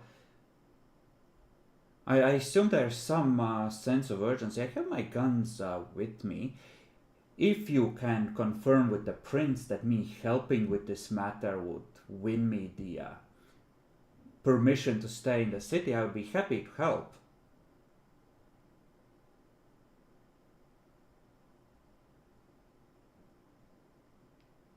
Now you can send him outside and confer among yourselves. He might not have out of clan disciplines, and what's the chance he got auspex of all things? Unless he's that Sabbat went through bloodline.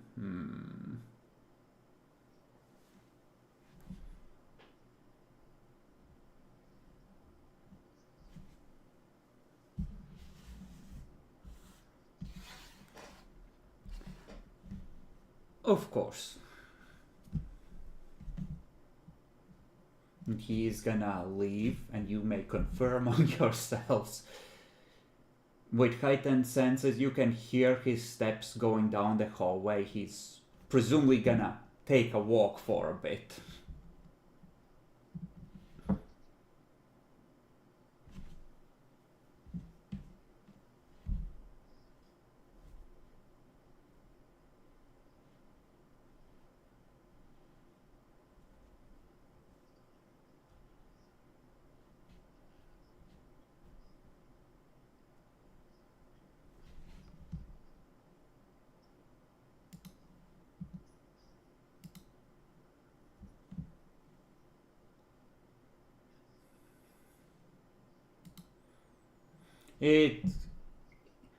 It depends on the city. Most cities, anarchs are a sub-faction of the Camarilla.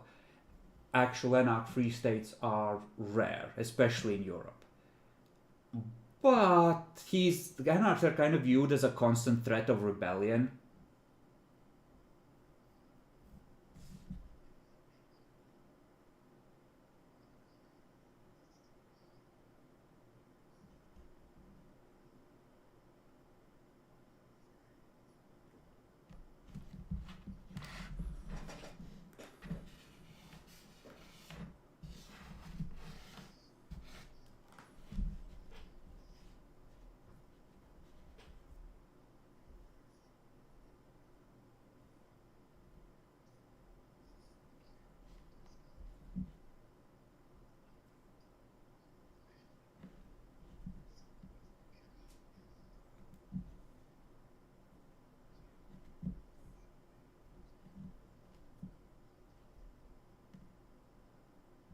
No, he didn't. He just sent you the idea that he was an anarch and to use him.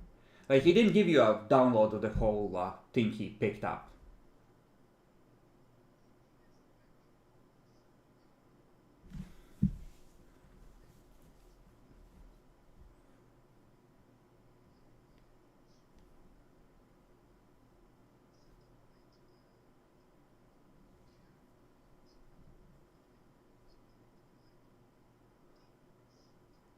Four demons? Are we switching sides again?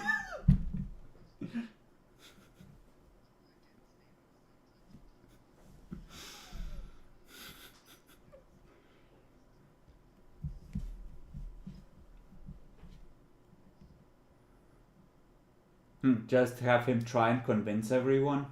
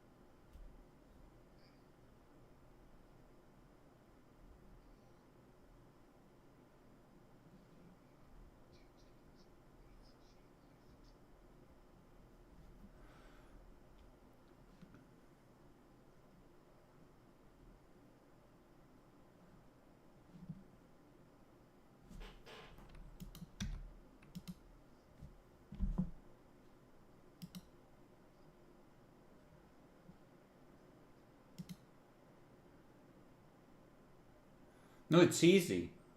Bang, bang, stakey, stakey, and a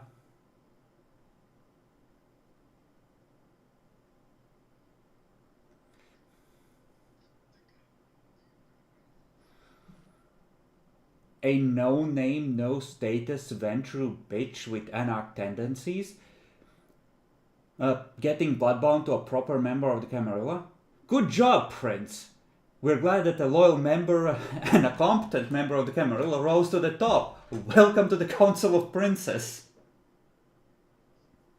I mean, like, that's just managing problems in your domain. It's an internal affair. Who gives a fuck? The prince is the Camarilla in matters like this.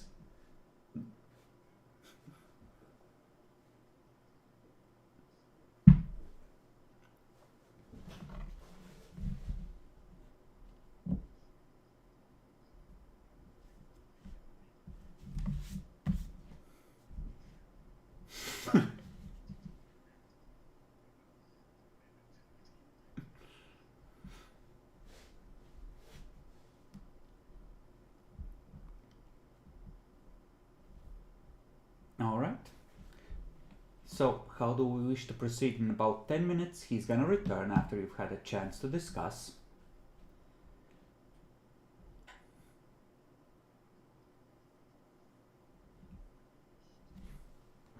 And you'll have had enough time to make a quick call to the Chantry and consult about him if you wish as well.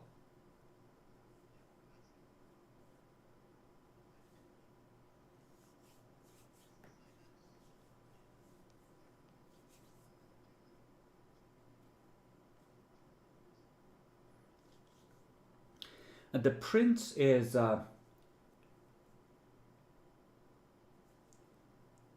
don't make concrete promises, but like any service they now render in this situation will be, taken into account. And, since Walter knows he's an anarch, put him in a dangerous position where you don't want to risk someone more valuable, and don't kill him, but don't hesitate to let him be sacrificed.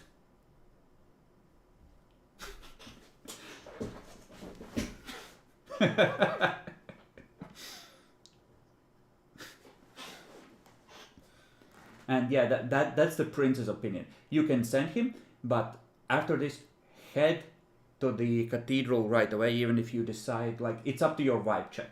If you think he can bring some of the others along, send him, but either way, after this, to the fucking cathedral.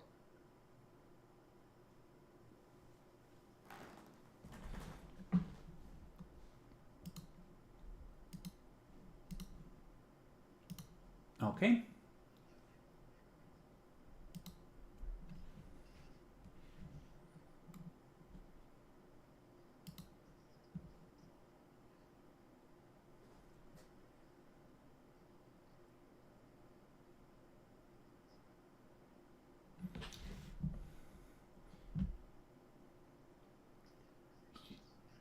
He might have been playing to the crowd.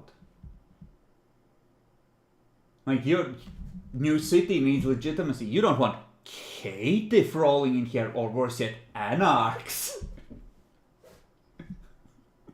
You know. Alright, so what's the consensus? Is he going with you to the church to earn his place in glorious combat, or is he going to recruit some other poor schmucks to do it for him?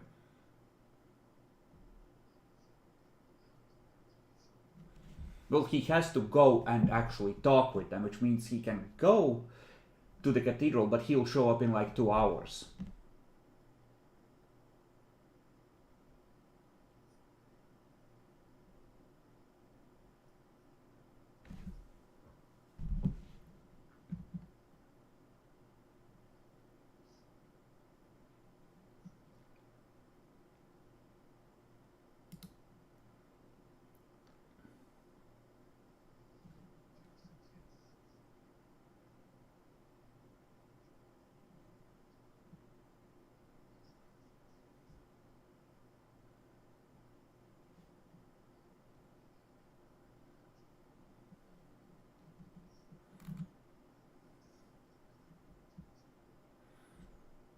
Okay, so go, get people to participate, get back here as soon as possible. Alright, he is gonna go over there. He will roll Charisma Leadership at difficulty 8 because it's gonna be a contested roll versus the Tremere there, who are gonna be like, this is a horrific idea, that Tremere have a lot more authority. Now let's see how the Tremere do.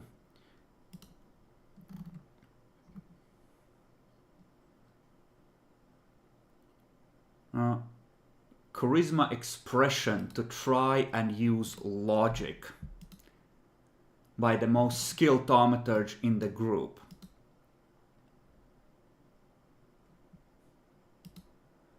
Okay. So he's gonna come back alone, probably.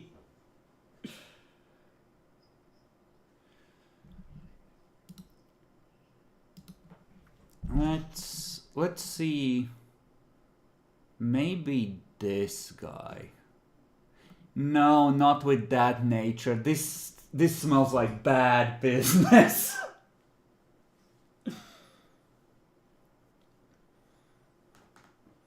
So there's a Tremere and Sile on the opposite side of the gathered crowd going like, are you retarded?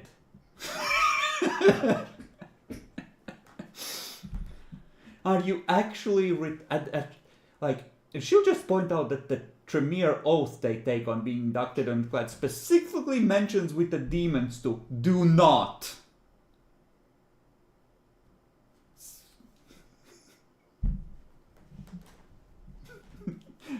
Yeah, pretty much.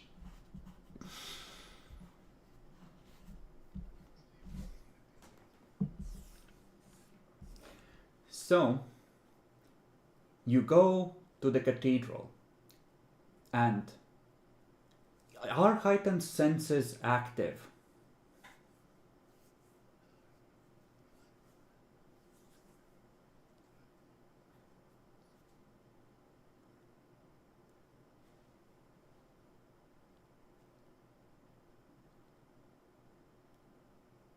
Okay, you prepare it, you lift it to your face, you're ready to tell the true nature of whatever you might encounter.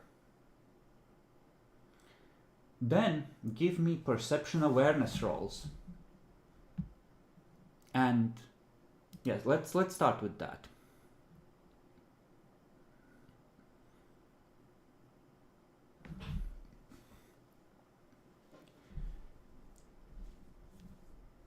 You can't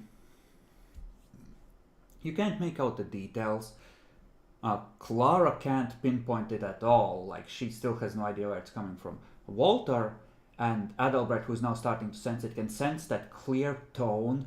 Like, you come into the site of the cathedral, and it's like you were hearing echoes of it, like the sound was getting distorted. Now you're hearing it. You can feel that it's coming from up ahead. And Auspix rating growls, everyone.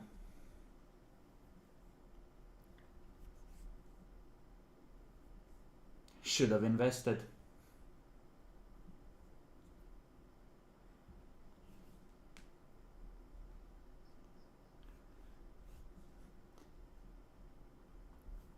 So, yeah.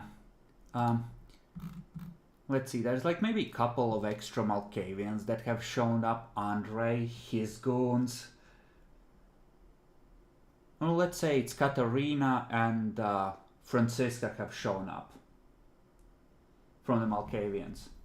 Everyone's goons are here, and Helfried from the Bruja. The other Bruja is still resting and healing, since she got tore up real bad. And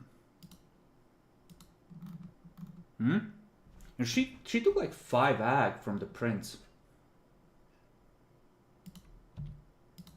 That's kind of useless. Maybe Katarina has enough Auspex to be able to sense something.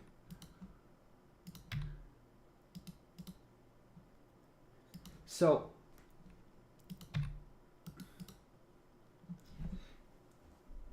Helfried seems to be telling all of them, as you get out of the van, we need to go in there. Whatever is happening there, it's only, like, they're gonna finish without us being able to stop it. And all the Malkavians are like, something's really wrong. And the creeping feeling that Walter has started to have about something is more than wrong.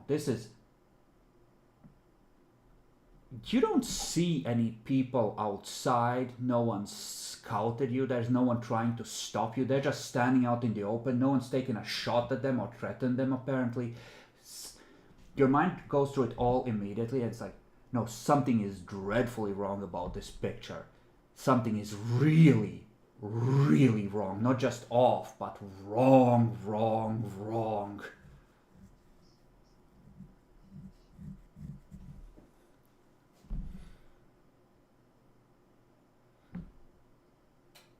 Like, 5 armors and 5 guns.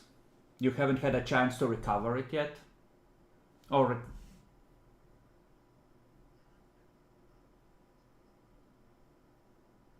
well, not the guns. You got the supernatural shit.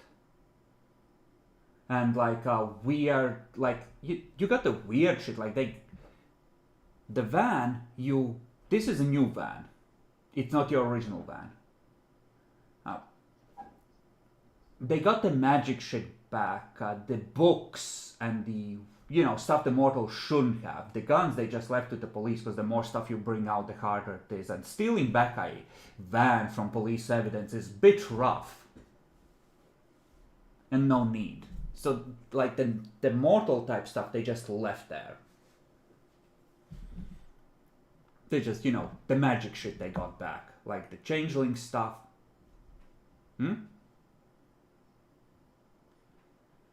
Well, you have 2 points worth of crows.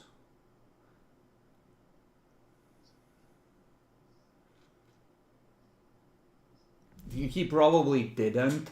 He is renting a new apartment for you to hide in right now, that Dimitri doesn't know about.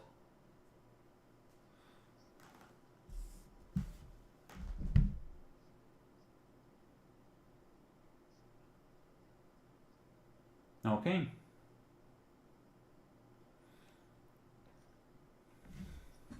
Four, yeah.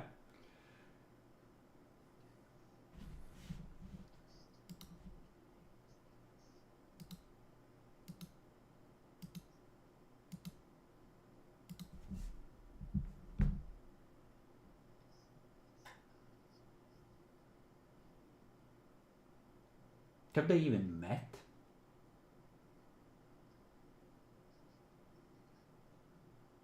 Like maybe once when he came into the city and you escorted him to the prince or something, right? Because Dmitri was already there for the showdown where he earned your displeasure.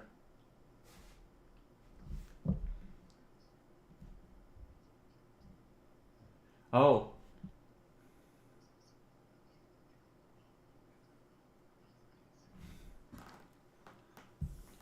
Okay.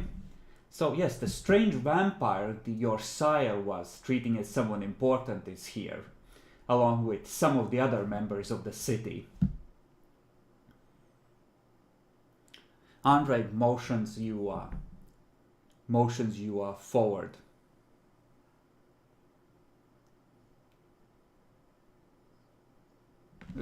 Forward towards him to like come talk kind of gesture. Well, like to all of you, like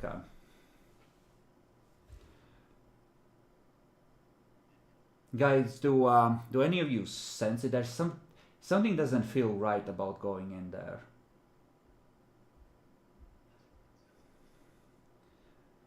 Listen, it's gonna sound. Maybe you will understand. You're Tremere.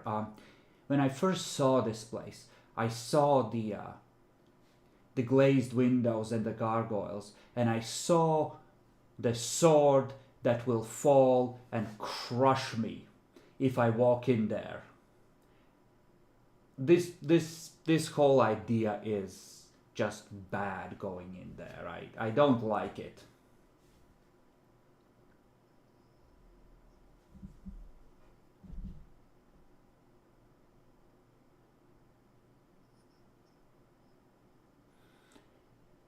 It's a gothic cathedral and an architectural monument. Listen, you got away with fucking the Toreador Primogens idea of how the city should work once. If you torch a cultural site, there will never be forgiveness again.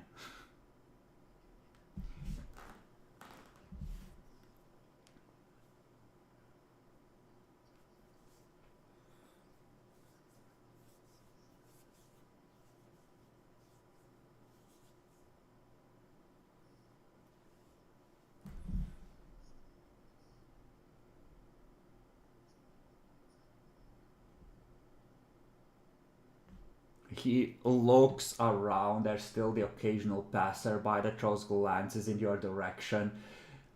You know, Hans is bolting on the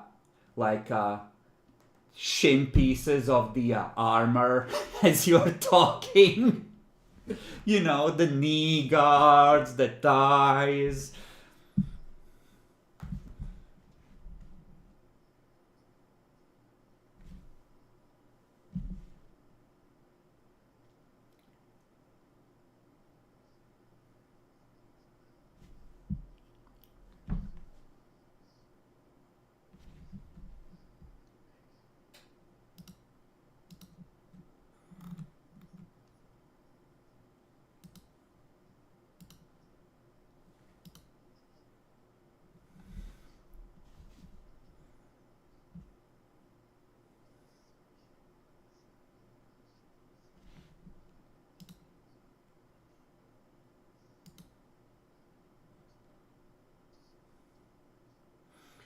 You see in the doors of the cathedral that have opened slightly, a figure in robes steps outside and you immediately start to raise your gun and he just yells at you in German. Begone, you foul monsters, from this holy place. You are not welcome here. You can take a shot.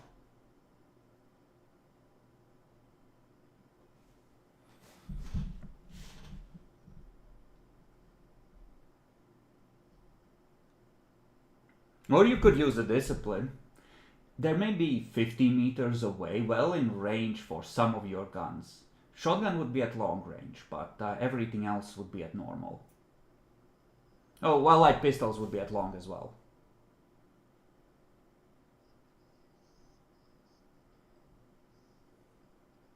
On what? On the on the church, on the person. Difficulty 9, it's the briefest of conversations, if it can even be qualified that. It's a single declaration, and perception plus dementation rating.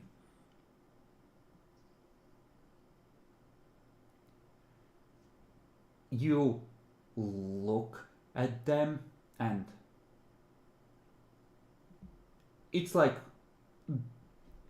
you're watching someone who's already with one foot in the next life. That's the impression you get.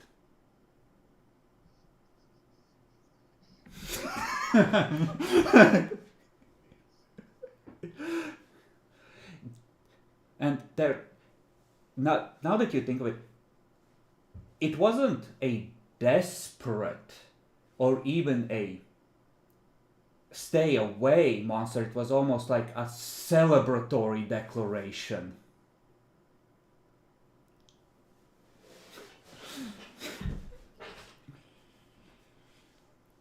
You can pull them open. Absolutely. Give me a activation roll.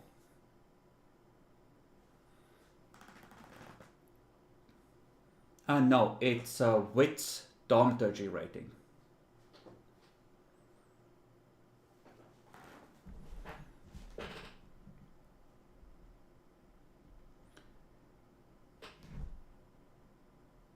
You grab hold of them. He does not resist. He releases the hold and the doors swing open around him.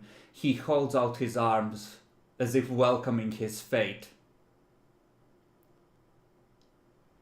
Next to you, Adalbrecht, you see Hans, who has abandoned strapping on the rest of his armor, has grabbed AK and is raising it to his shoulder.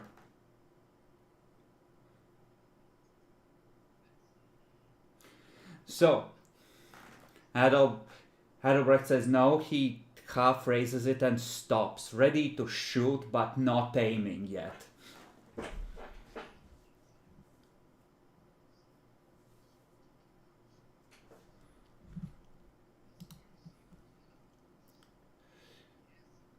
He starts backing into the church, and you hear from like 5 meters away, Andre call out, "Come!" And he will use Dominate 1.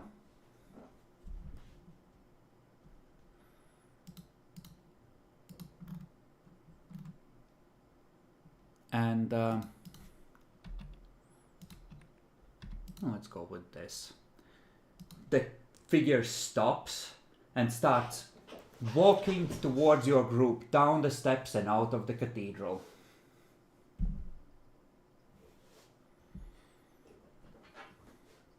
Alright, go ahead and read his mind. He is not supernatural. Not in a way that would resist you, at least.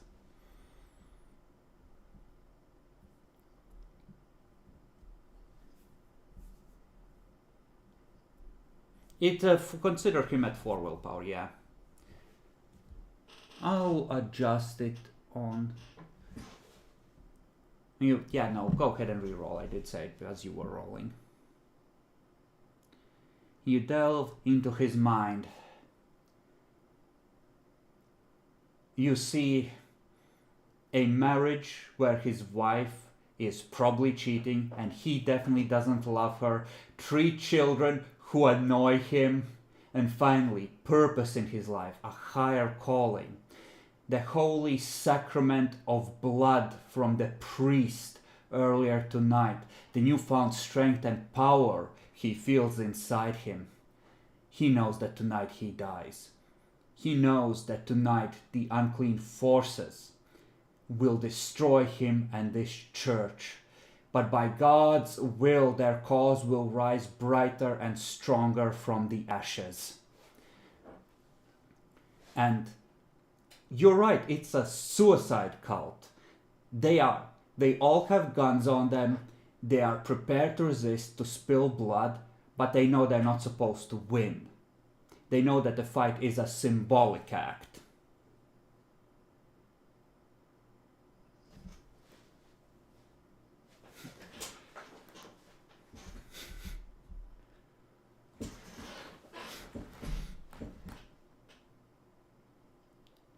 To me, Hans just looks at you, looks at that other and just swings the AK around to use it at the stock as a club. Like this?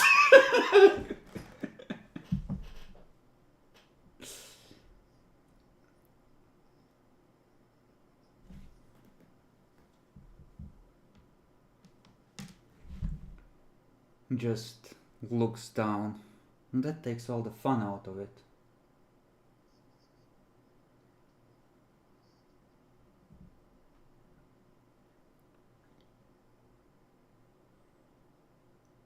You look on him. I don't know how ghouls show, but if ghouls show in the mirror, you can confirm that he is now freshly made a ghoul. Yeah, point of vampire blood. He's a ghoul now.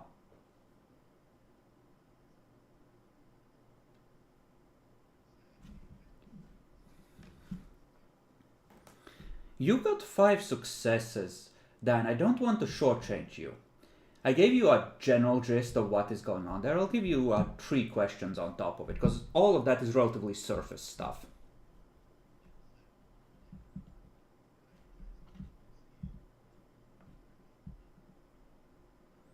Oh, what do you mean, who is he who we can capture? Or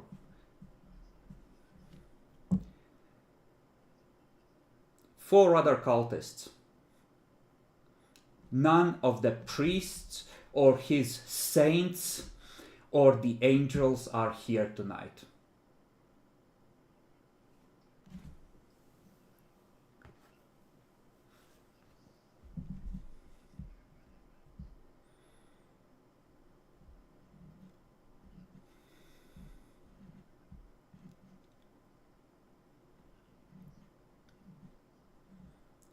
He was told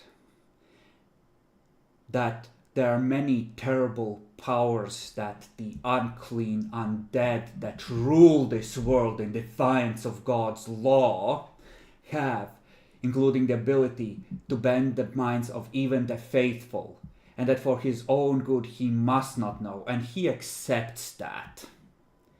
And that his thoughts can be read as well. He is here to finish the first step of the grand plan, to bring forth the warrior of heaven.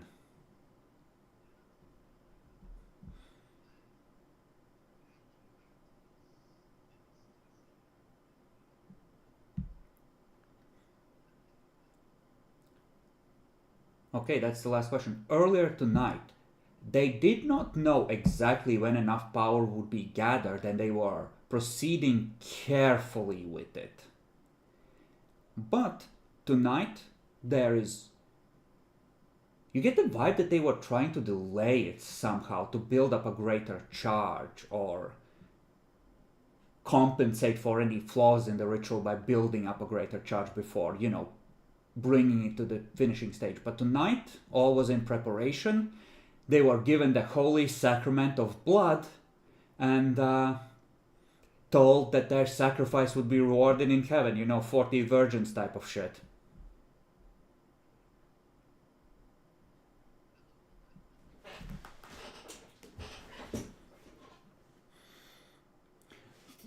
He has fallen to his knees. He knows that he is in your power, but he looks up at you unafraid. Do what you must. God's will be done.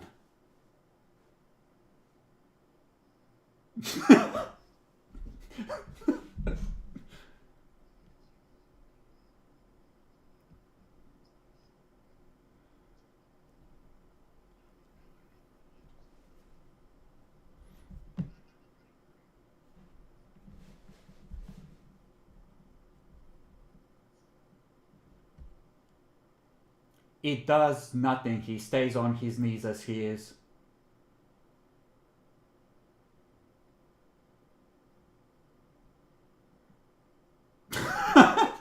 I mean, he's already surrendered as far as he's concerned. He's within you. He's not. He's surrendered.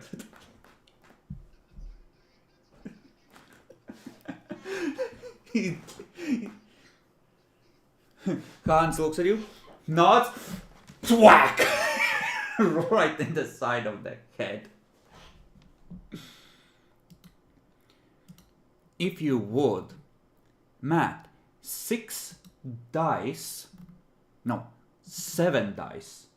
at 8 to see how well he controls the strength of the blow, because hitting someone on the side of the head could easily kill them as well. But this time, that does not happen. His eyes roll, he convulses a little and collapses, still bleeding. Still breathing on the ground.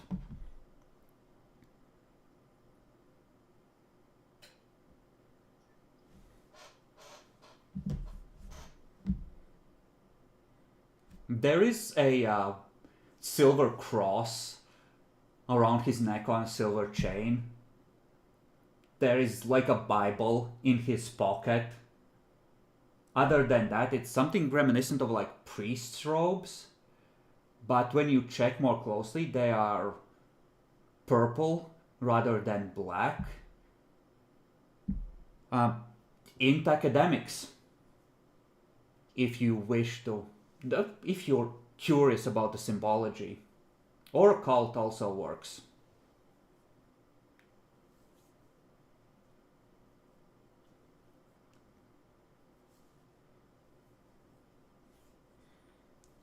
Okay. Walter, you're pretty sure that's a religious significance, like a Christianity thing? The two of you... Oh, right. Catholic martyrs. Purple is their color, the same as Roman emperors.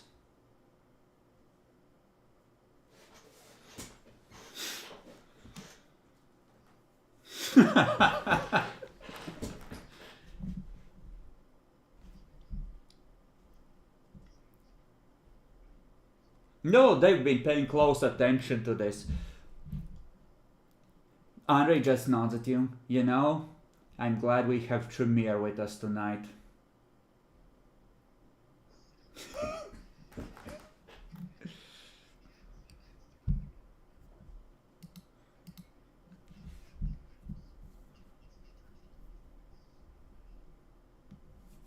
All right.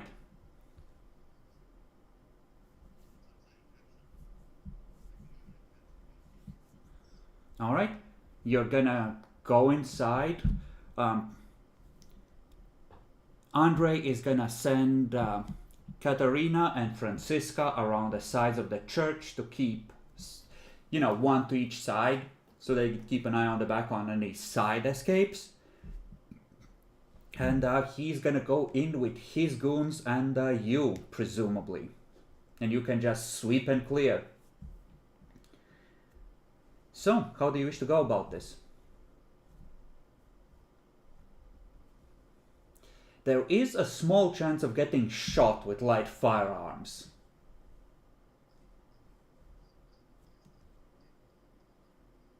Sure.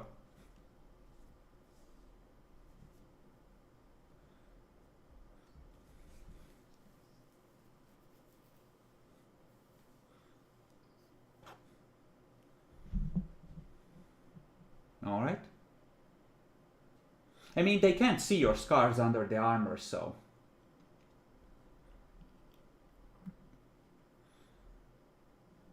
Okay. Armor up, buff up, if you wish.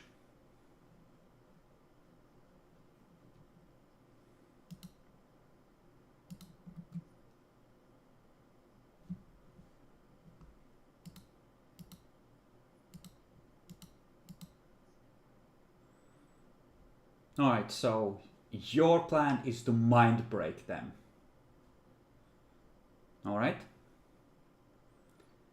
Walter, what's your plan for managing this?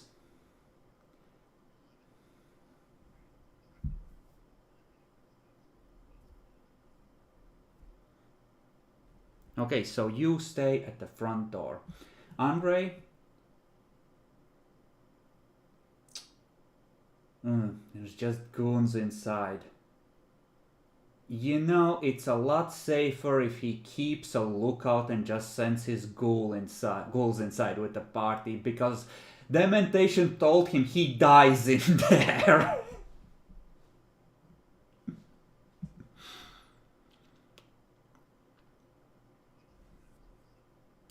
Yeah, like he's gonna scan with auspex for the demons coming back or the vampires coming back, you know? Because like this would be a great opportunity to hammer and anvil all of you, right?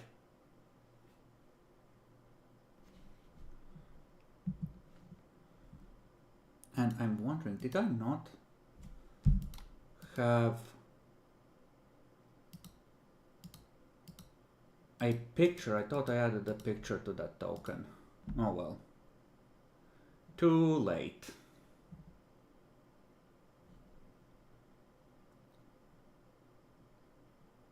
So, Mara, what about Clara? What's the plan? How do you subdue?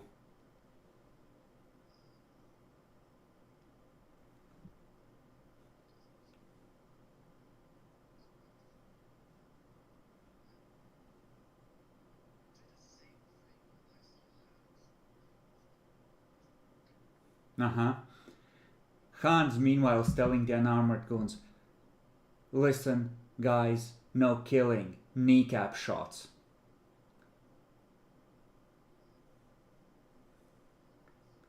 What do you mean? Disable them with pain?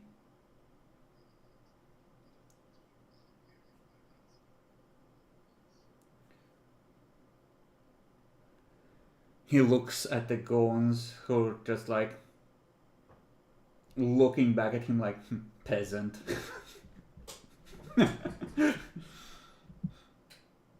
He just shrugs. Well, what the fuck do I care? I have armor.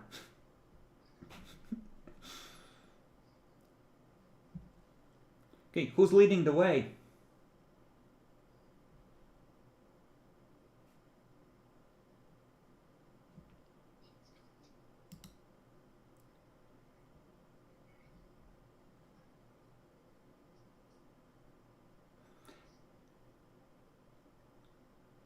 The mirror won't let you pierce obfuscate. It can let you see the true nature of things you can already see. Put it down. Get ready to dominate. And you would have had to drop the mirror from your face, because you're looking backwards over your shoulder with it, to lock eyes with the cultist outside and dominate him anyway. Okay, so you're leading the way.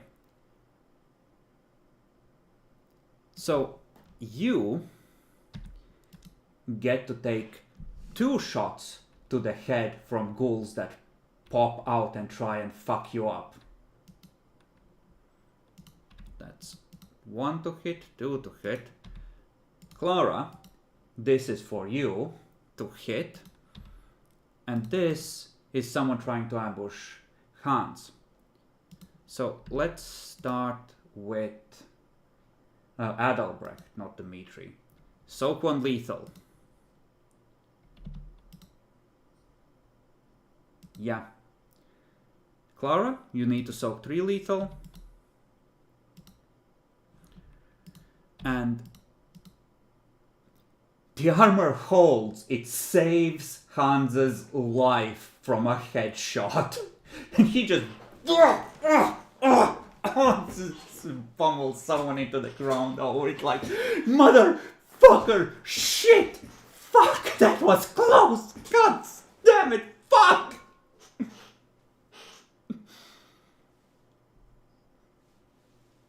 +5 to soak. Yeah, you're fine. It's the first one you managed to all dominate fine. These ones, you can't contradict someone's nature. You not completely, like you can bend it, but these are fanatics. They have been thoroughly brainwashed. So you too end up having to resolve, you know, go to violence. But you manage to subdue them. And the goons drag them outside and to the van where they can be tied up and permanently secured. Hans leaves 2 of Andrei's ghouls with them and rushes in back to you. What now?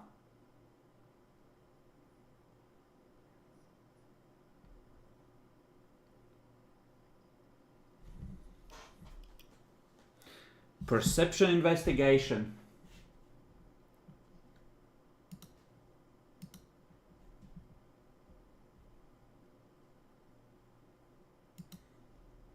Walter, who are you trying to cast a ritual on?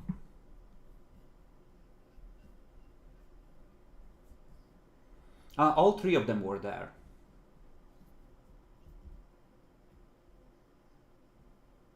No, the priest one isn't the Ventru. The priest one is the cater, which makes it more suspicious. Yeah? The engineer is the Ventru.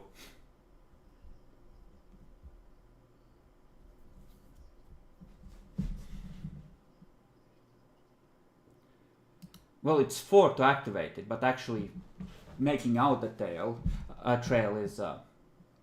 it depends. So who are you targeting of them? Some of them might have obfuscate. Bali might have it as an in-clan.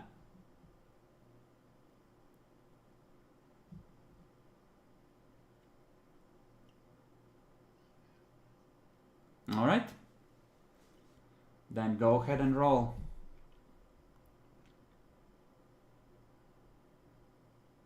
Yeah, you see the trail. It leads down the front steps and you can faintly make out tire marks on the road.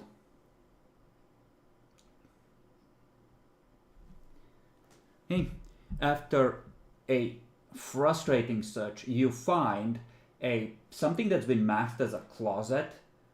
Like a, closet has had its back taken out and moved in front of a door to a basement level that presumably leads to some sort of a medieval catacomb.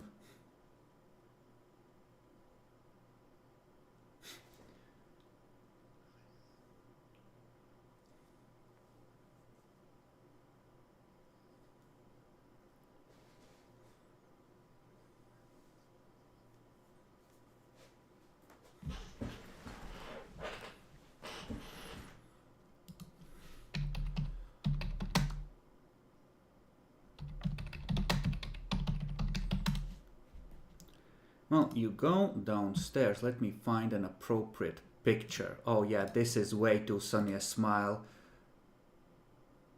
Hold on, quality's bad. This one's better then. You go downstairs, you see on a slab, like a sarcophagus lid she's just been laid out on top of it. The picture that Walter briefly saw of the tattooed middle schooler, your ghoul. And she's surrounded by candles and symbols, and even you at Elbra can feel the thick hum of power in the air. Not just power, but power. With all caps, not even just a capital,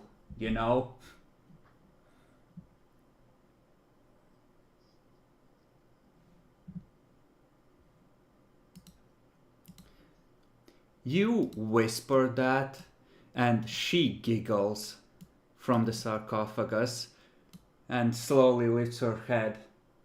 My witnesses.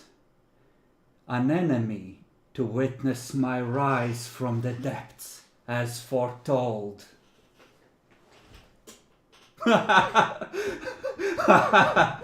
She's gonna take apocalyptical form, and her body dissolves and stretches into a figure of flame that stands almost like 2 meters tall, slightly hunched in the low ceiling of the medieval structure.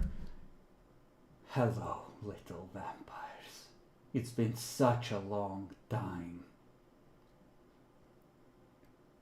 Tell me, before we proceed, what bloodlines do you trace yourselves from?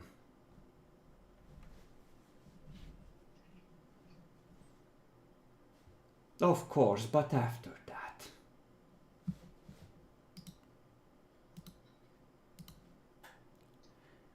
I have been away for such a very long time. I have missed the world. Ding ding ding ding ding ding ding ding ding ding ding ding ding.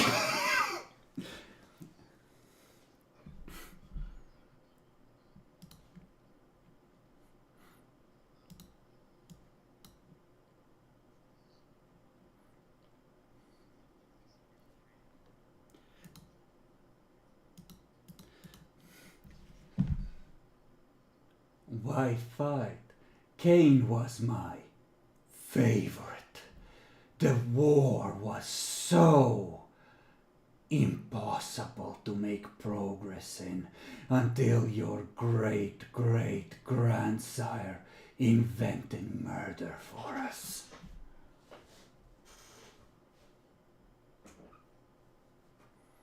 We all are.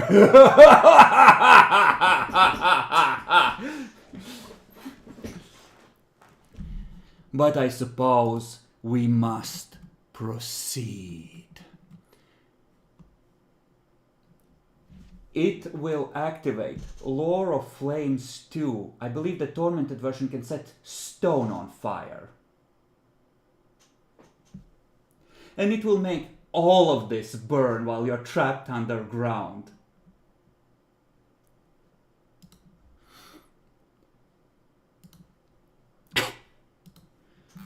You will have... Yeah?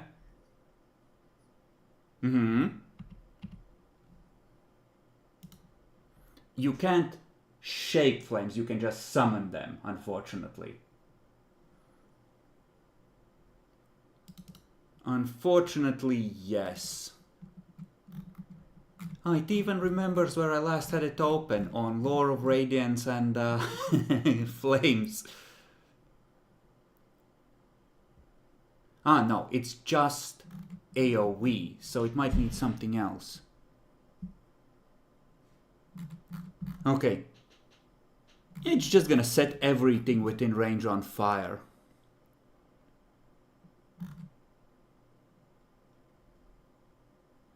Okay, yeah, no, now I have it. What's the roll for this? Oh, it depends on successes. Inert metal might be rated 5. Dry flammable objects have 1, so it's a success rating thing. Oh. It activates it. And you see...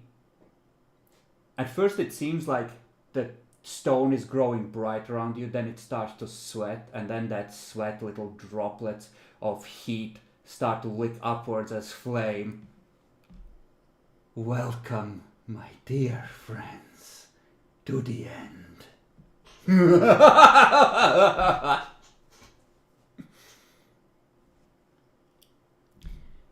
If you would not mind, Rorschach rolls. Being trapped in a burning building was very high, much like sunlight. I believe so. Courage. Ah!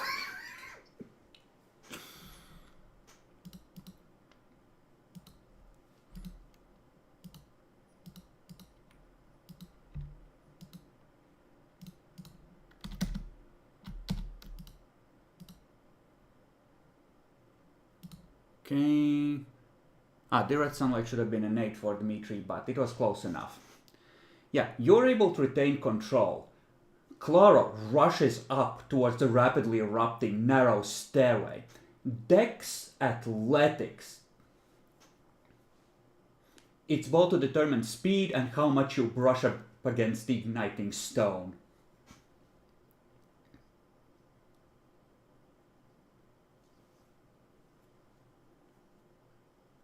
Sure, and wound penalties don't apply because the beast is overriding the pain.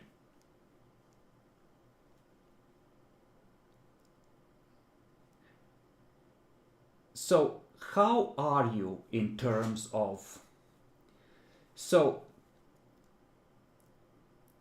I assume you still have a lot of ag. You take 3 points more. Walter, let me describe what you see. Just immediately. Actually, no, let's go with Adalbrecht first. Adalbrecht, what do you do? Clara is just yeet. Ah! You are like, oh, I wish I could do that. Fuck, fuck, fuck, fuck, fuck.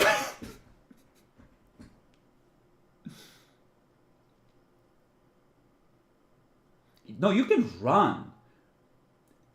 But like, it's bad. The thing is just looking at you like, surprise, bitch. right? Dex Athletics. I will lower the difficulty by 1 for you because you have enough presence of mind to be a little more careful.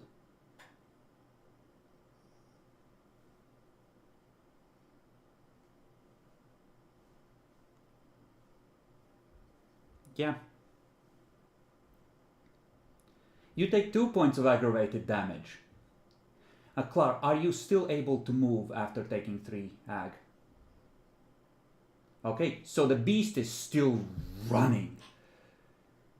The whole building is erupting. Luckily, it's a nice open cathedral. You only need, we're going to say you need 1 more roll of Dex Athletics, but you need 1 success to not take that further point of damage. Because you're just, you know, feet, ah. No, this is a combat roll. You're dodging the fires. Okay. And so, Walter, you watch as you feel that tone go out, like the high note is finished, the opera is over. And a second later, all the pews erupt into blue flames that settles down into a normal orange. And you see the stone of the cathedral growing brighter, all the way back to maybe a third of the way down the aisle away from you. You're like right at the front doors, so you're safe, you don't feel threatened. But the building, the whole back of building is erupting and the stone itself is burning. And you see Clara just in full panic. Ah! You know, you see bits and pieces of her hair have caught on fire, her clothes are smoldering, she's just running, just...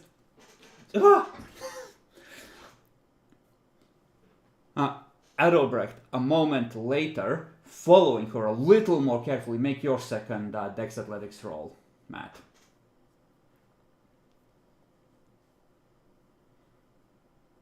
Okay, Adelbrecht, just you see him quickly wrap his something around his coat and just push open a side door and yeet out through there. And just the cathedral is burning as stone should never burn.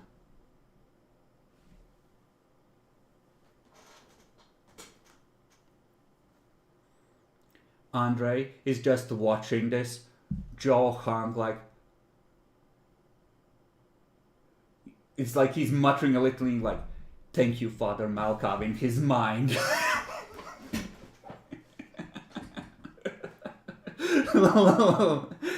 You know, like one of those Fremen litanies, like, "Bless the Maker and his wife."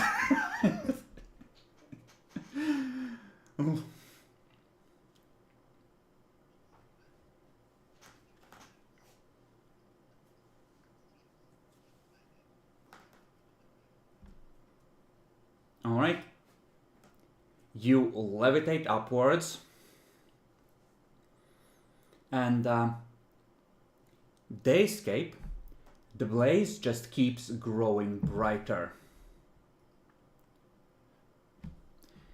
And soon it's very hard to make out anything in there. Clearly, you can give me a perception alertness roll to identify a figure in the flames.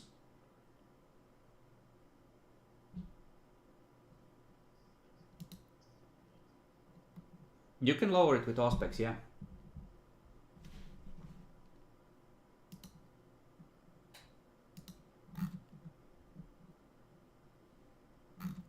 Okay, you can see the tall figure of flame coming closer.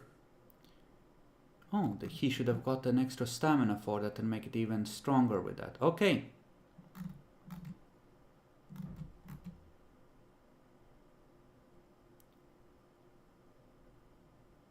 He would have to try and roll it at... with demons, it's... If you try to use it an untormented version, it's... You have to...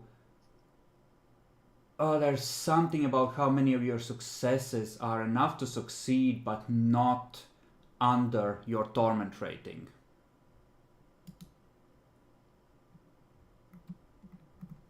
Okay.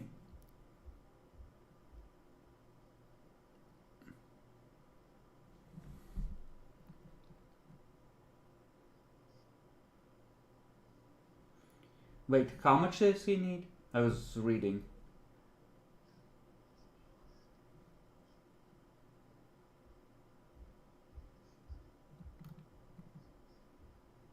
Yeah. No, but like what's the math on it?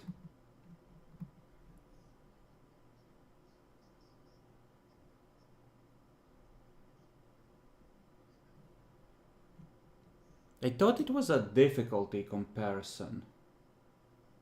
I thought so. Because it's the more torment you have, because like not the penalty is that if you cast the torment version, you gain torment, and the more torment you have, like it gets worse. Like you involuntarily cast the torment version, but you need at least 6 or something for it to be a real threat. So most demons are fine until they've been bad for a while. Fuck it. We'll make it up as we go along.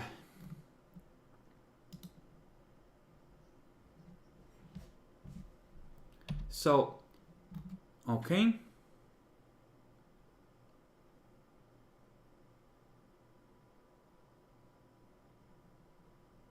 So, here is what's gonna happen. Then you're gonna get a shot because you see it coming. It will attempt to use a lore. However, demonic lores are fucking OP as fuck. So, Clara is out and away and safe and hiding under the van. I know. Safe from flames. No one can see. Safe here. Back.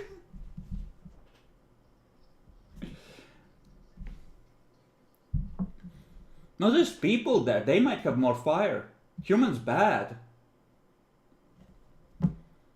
Adalbrecht, you're making your way around. You would be within the radius. Andre would be, his goons would be, and Hans would be. So everyone except the 2 Malkavians and Clara. So the 3 Malkavians. So, Dan, shoot a bitch. Go ahead and shoot a bitch.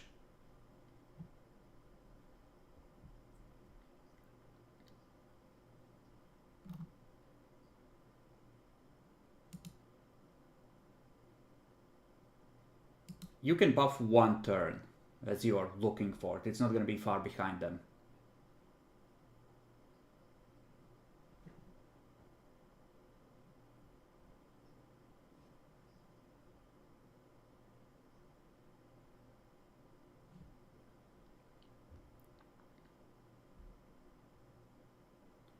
Okay.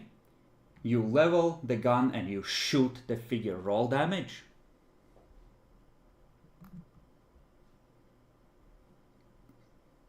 Alright. Then you're limited to a single shot per turn. Because you have like a bolt action. But 8 dice of damage. Plus 1 for the extra success.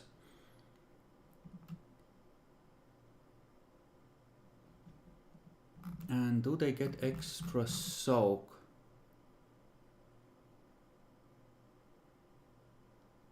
Oh, they can spend it for extra actions and they're not limited by bullshit. Would they be spending for extra? What do they need to do here?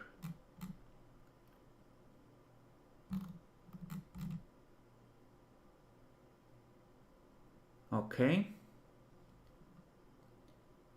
You know what? Yeah, 1 extra action.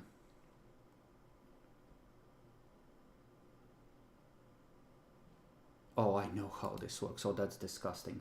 Okay, 5 damage.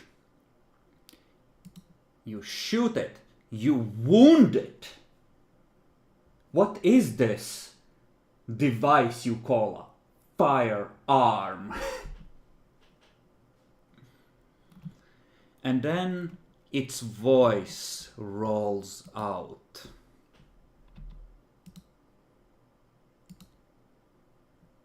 Across all of you. Oh, those are high successes. It manages to, I'd say it gets the non-torment version.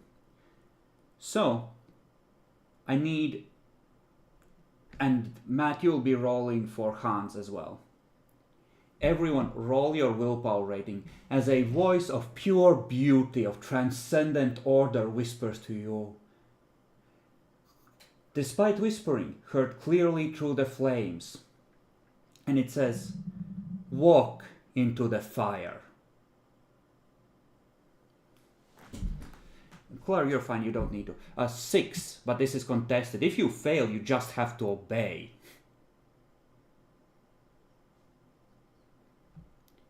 You have access to the goon sheet.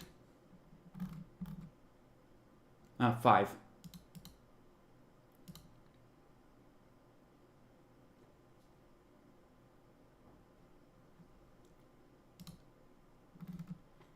And first, you know what, Clara? You roll 2 more times for Andre's goons.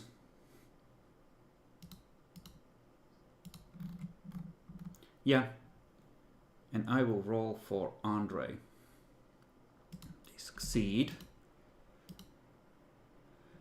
Andre is like, no, no, no, backing away. Hans looks at you. It's been a pleasure, and runs, full on runs into the fire.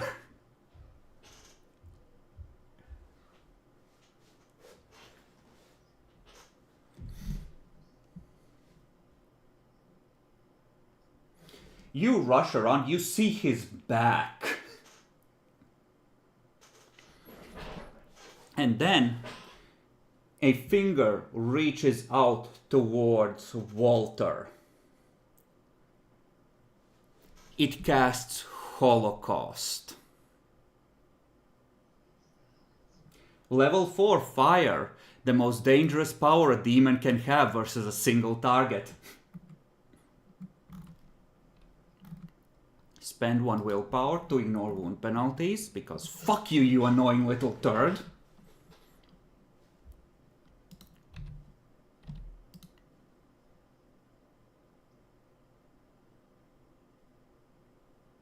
But higher rank demons don't need to touch their targets, I think, for touch powers.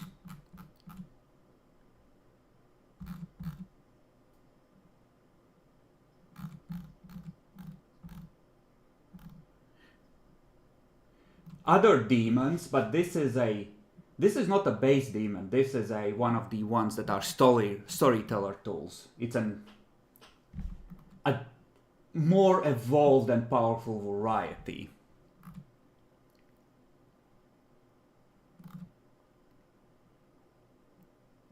Okay. It has to march forward, let's say, like it's at the very edge of flames when it raises its finger towards you.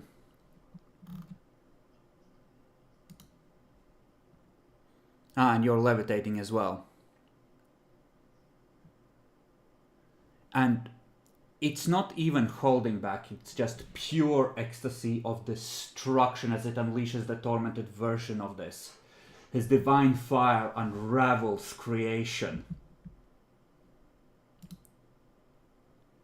Then, you feel your blood, the very power of God's curse in your blood unravel. You lose 4 blood points and take 4 points of aggravated damage as your very creation is torched. And now give me some courage rolls, because this is definitely on the level of being the fuck burned, at least. Which is a 7. Someone took fire to your flesh. Okay, you have at least 1 turn.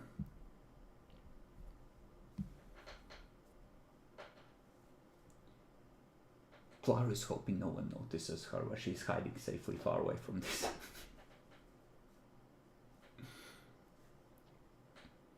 And it is in apocalyptical form, so Andre's goons are either looking at it, mouths agape, or just hitting themselves in the face in terror.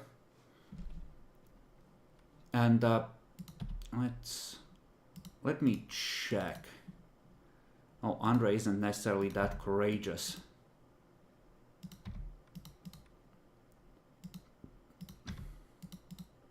So he's in full control of himself when he starts screaming and being like, ah! Acting like the beast has taken over and fucks off. Because, no.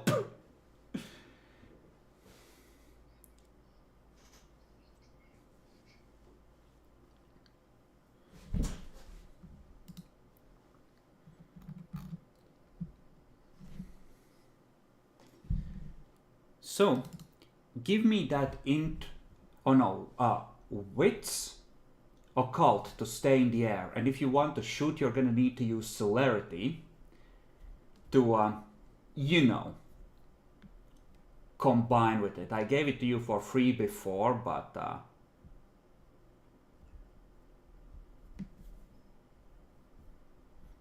yeah, I'll let you guys.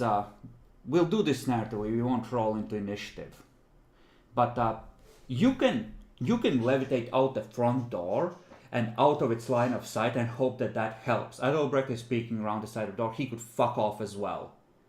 Whether this... Alright? You look for a policeman. Okay. Matt, what do you wish to do?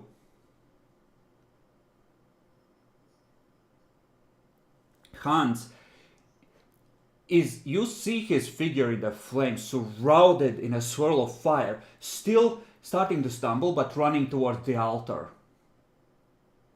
He's in the middle of the inferno.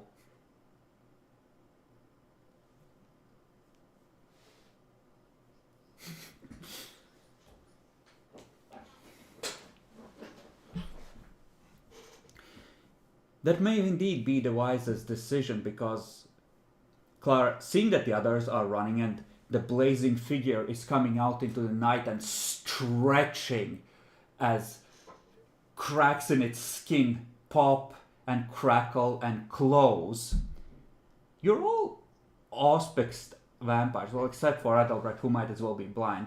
Roll perception awareness if you would.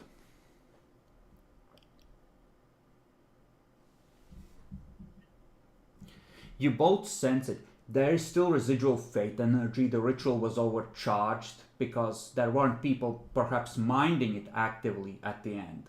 Or maybe to just empower it, but the demon is soaking in the excess energy since it was gifted to it. And keeping its tank relatively full. It has to maybe spend a few moments of concentration to do this. But it can just stop and refuel to an extent until that background radiation finishes fading. So it's not limited to the 4 or 5 fate it has normally. It's like an additional pull in the ritual that it can draw on if it spends actions on it. And I'm not gonna torment you with it. We will skip 2 hours ahead. Walter, you drop onto a police car and climbing through the window, you have 2 corpses of police officers on your hands and you are refueled to full. You can bring, or you can eat one and bring the rest over to your friends. Either works. But you have killed more police. You have met up. Andre has met up. If any of you wish to raise the fact that he might have faked his Rotrek, you may, but like everyone ran like a bitch, so what are you gonna do?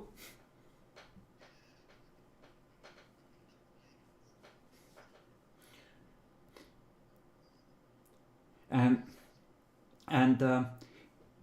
you can... Perhaps the demon could have and would have been summoned sooner. But each greater demon has at least 1 or 2 special conditions that absolutely must be met. And this one required witnesses to its rise, enemies to recognize its rise.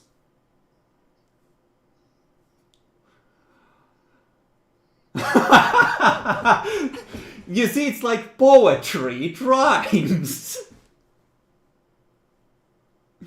It seems to be a creature of vanity, perhaps, and maybe that made it so. But one or two special conditions, even for Fell Knight.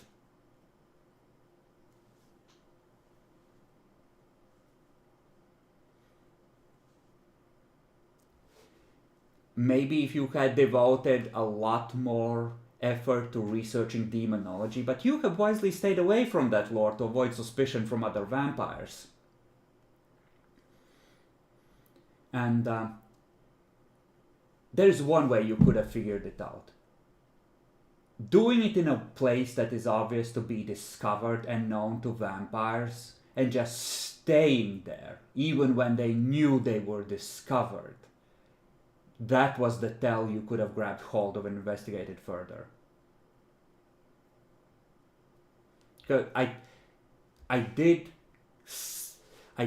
That was the way I thought that was the most likely you could have discovered this, other than research, which by that point I knew you wouldn't do. But that was the stupid move that they should have been too smart to make, unless there was a good reason for it.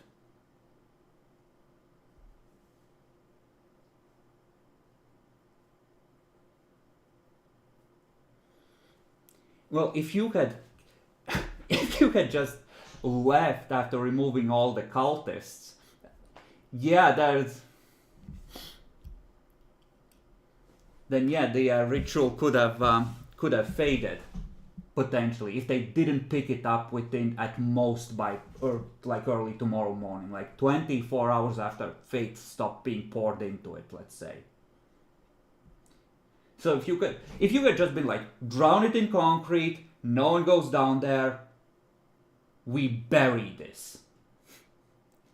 That would have absolutely worked, but you would have probably had to set some sort of guard on the place with your retainers.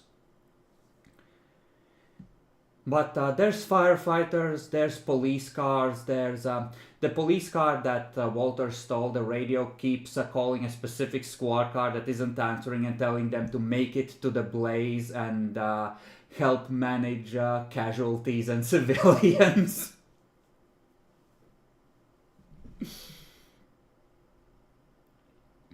But it seems that Hans is unfortunately gone, fallen prey to the demon's will.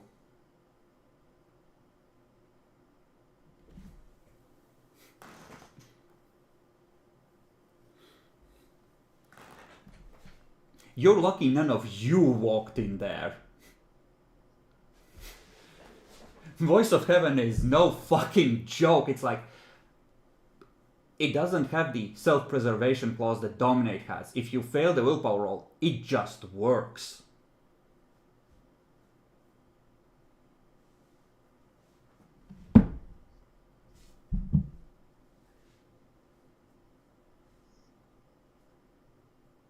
If it had rolled one less success on the ignite, the stone wouldn't have ignited.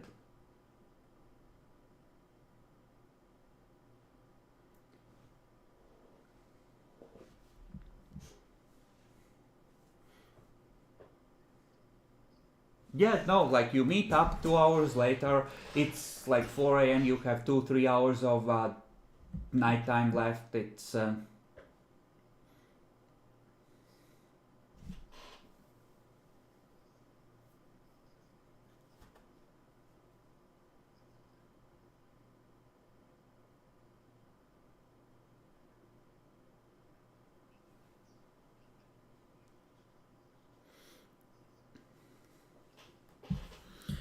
There are also the books that the usurper had.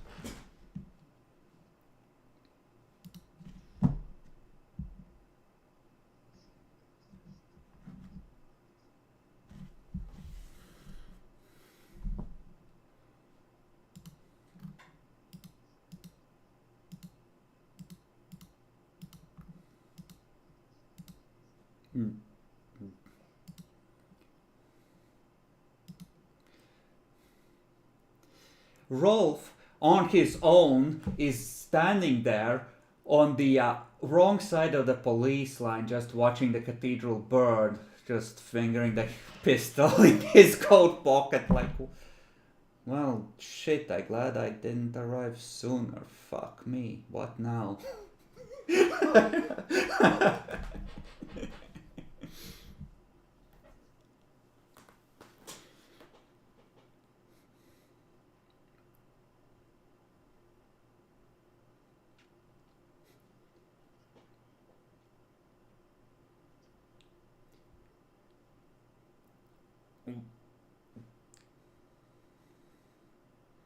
Okay, you apply it and slather it on. He opens up a Ziploc bag that stinks of rotten earth and meat and starts slathering it on his burns. And it was like a melta beam, right? Like a plasma beam hit him in the chest, and there's just this round hole that partially carves in the back through like one of his shoulder blades, and just there's like a gap which just like on one side opens him completely, and he just starts trying to fill it in with this clay that slowly starts to turn into like flesh. Look.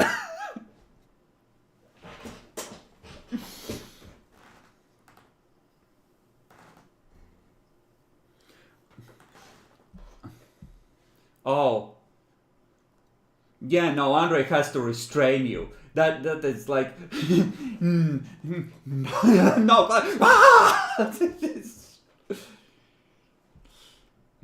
he just wrenches one of your arms behind your back and just puts a knee between your shoulder blades and pushes you down. Like, no, no, stay down. Haven't you had enough for one night?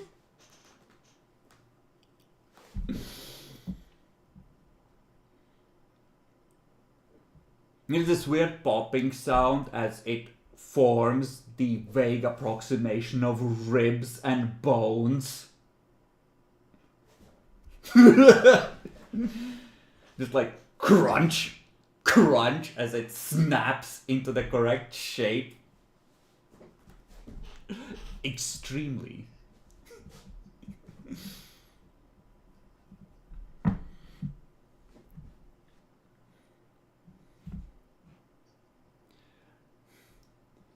Andre is like, what the fuck now?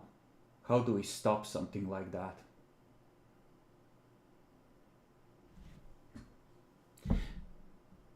There's like 4 or 5 of them in the city already.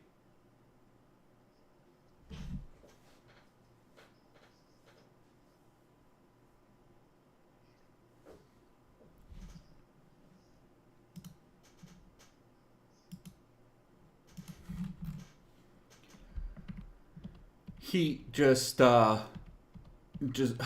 don't know. I don't know.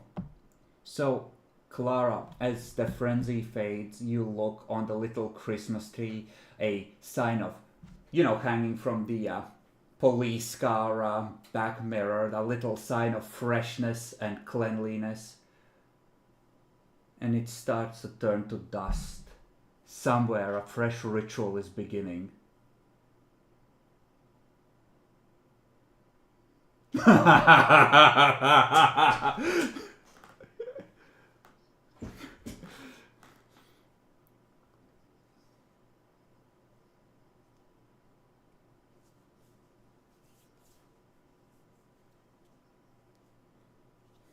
You could call the Justicars in, but that would make all of this, like, Justicars have a very you might be able. They have an Inquisition style approach, not as bad as Warhammer. Like, Warhammer is like a 10 out of 10. They're more like on the 5 or 6 out of 10. So people sometimes survive them, but at least as far as the young vampires are concerned, they tend to be very sharp in their removal of problems.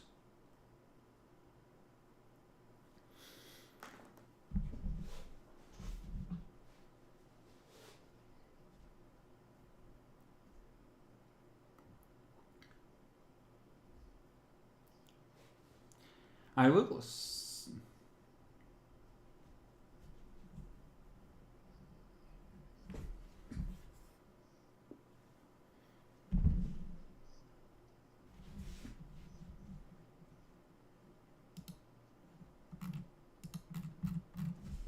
How many houses of demon were there? 7 or 9?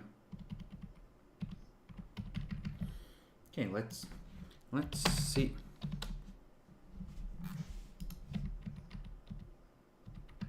Okay, so not one of those. Not one of those.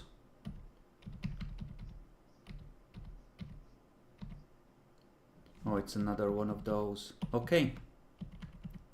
Gotcha. Based on how it kind of acts like supernatural sound, though, like, give me an intelligence occult check. Everyone who has occult.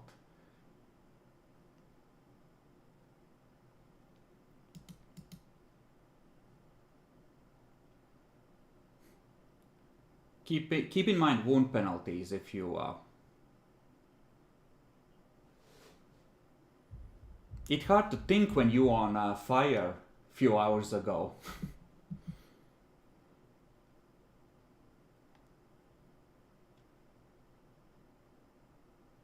Okay, 2 successes, 2 successes. It acted like sound. The omens might ripple outwards from a source. You pull out a city map from the glove box and you make a little note of the time and place of this disturbance. If you could track how the disturbances spread through the city at the time, you might be able to triangulate the location before they're done this time.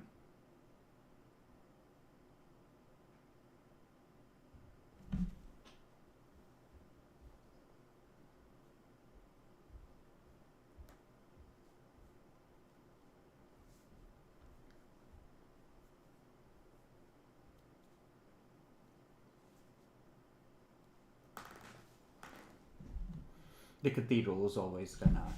Well, unless you arrived before they gathered enough faith, it was always gonna be a trap. You could have also hit it before they had the ritual prepped.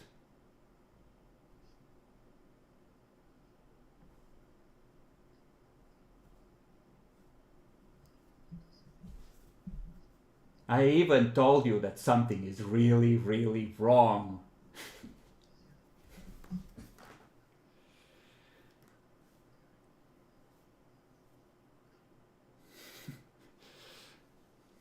Well, they sacrificed just enough assets to make it just believable enough for you to be stupid. And they calculated it perfectly to the bare minimum loss of resources.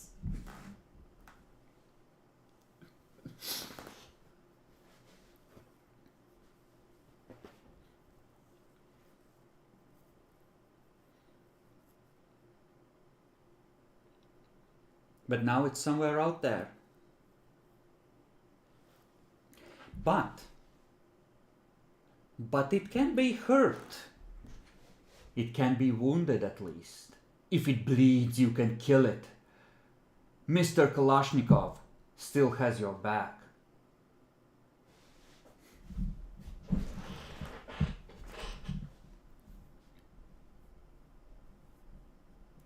So, return to the chantry.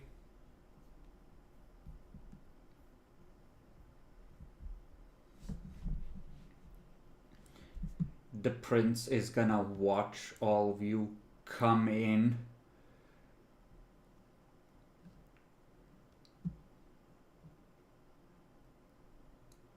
He looks over all of you. And I just realized I forgot Helfrey, but we're gonna turn this into a backward story thing with him vanishing somewhere conveniently due to enemy plotting or something along those lines. So he's just gonna ask you, where's Helfried?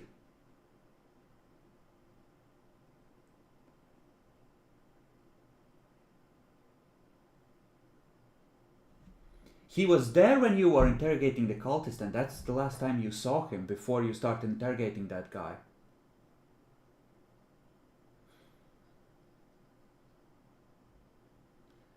He just said like, I didn't even think of him until now.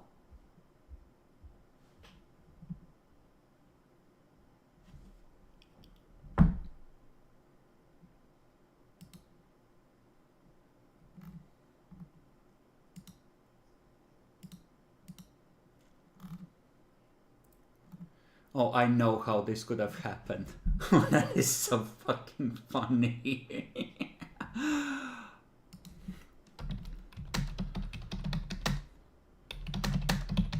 Oh, I know how this would have happened. Oh, that is such horrible bullshit.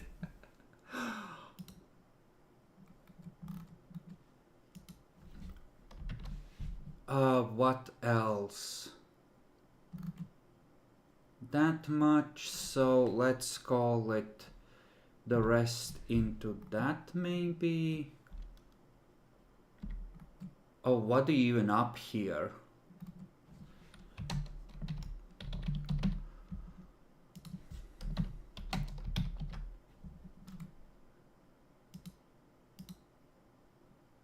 The Bruja Primogen.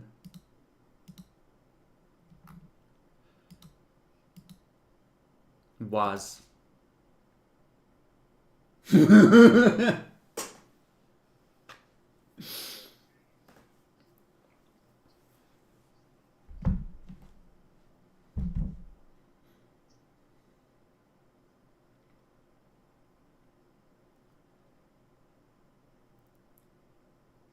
Yeah, well, he's bloodbound. Where is he gonna go to? He should come back here.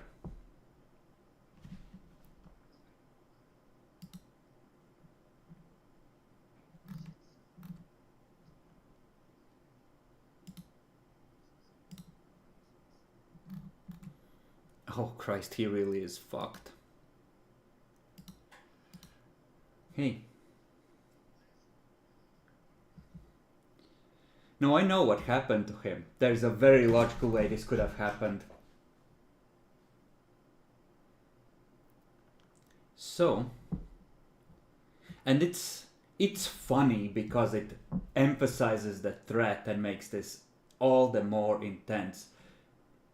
He just looks at all you. How the fuck did you manage to lose a Primogen?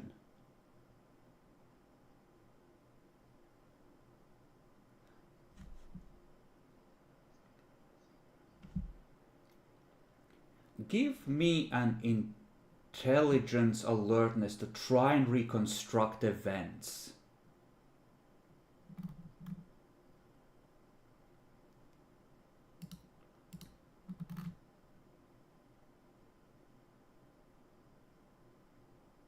Okay, so 3 from Adelbrecht.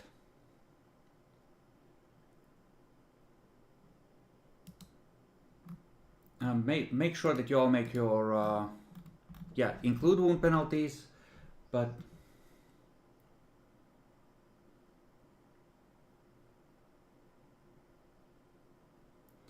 yeah, Adelbrecht, you thought he was just scouting, and the caitiff or the vengeful, or you're starting to put it together.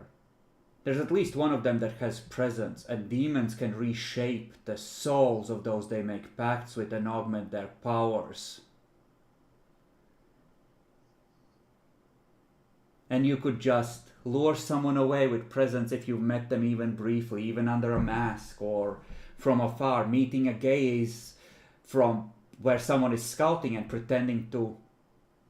Maybe he was recognized and met the eyes of someone he shouldn't have, and they just pretended they didn't notice they were being watched by someone who mattered.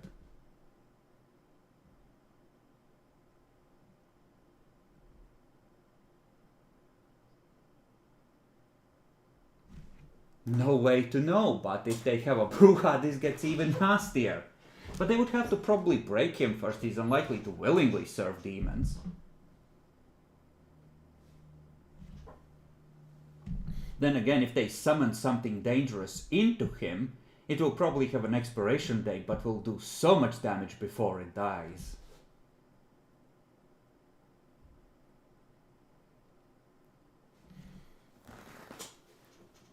He just looks at all of you. I assume then that your mission was unsuccessful. Get inside, behind the wards.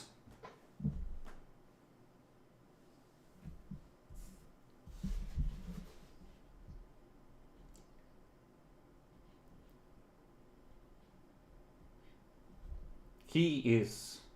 You can see him keeping a lookout, scanning the surroundings, presumably with powers.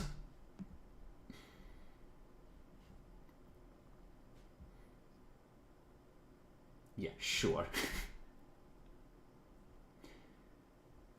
He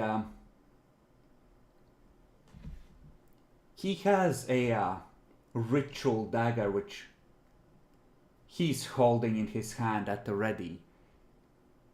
A simple piece of steel, but presumably useful against demons. And occasionally he just lets go of it slightly. You can see it with tension hovering in midair, as if massive force is being exerted on it, holding it in place. Just watching for anything that has followed you. But eventually he will follow you downstairs, keeping an eye on the surroundings.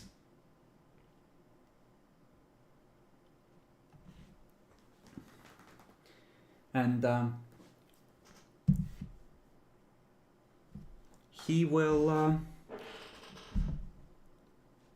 Well, who the fuck is here that should be in on this meeting?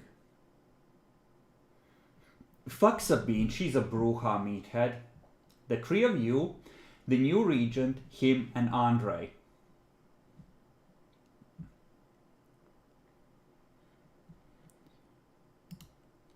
Ariana is gonna take a seat at his right hand.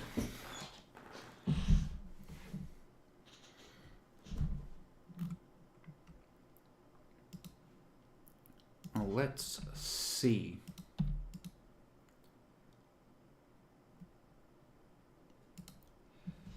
She has the books you gathered earlier that she lays out on the table, which she has, without asking your permission, begun to peruse.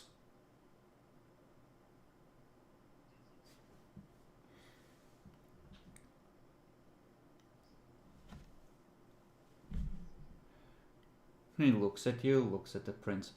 Your Highness, the books involve a detailed laboratory recounting of opening a cadaver and reshaping its flesh to gain access to the bones and etching sigils and anchors into the bones to limit the power of contain, lock away in the subconscious most of the power of the creature that would occupy them. I assume this is relevant to the task at hand. I am not, as you know, familiar with these matters, but that is my preliminary conclusion.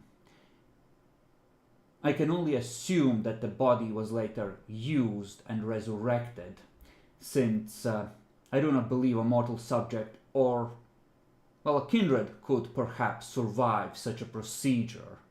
But I doubt that the blood would be contained in such a fashion.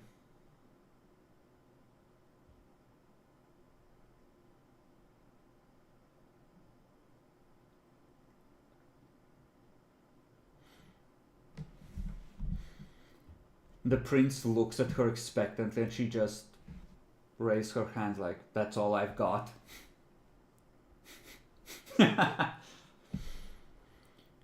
He nods. Walter, you will join in the research, and Albrecht, you as well. You are the most familiar with the subject matter, you will continue. Ariana, aid them as you see fit, or not. And that or not is very telling, because if someone needs to be sacrificed for knowing too much infernalist shit, there is one child that is expendable and one which is not.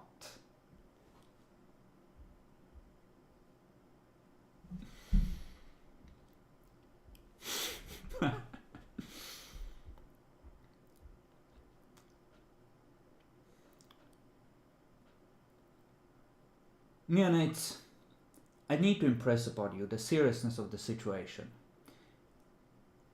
This situation is threatening to become a true crisis, and one that will likely spiral quickly out of control. This needs to be dealt with. And since this is the task which you have held from the beginning and have so far failed to succeed at, I expect you to redouble your efforts and fix this. And again, there is the clang of doom in those words because, hey, look who we can blame for all of this.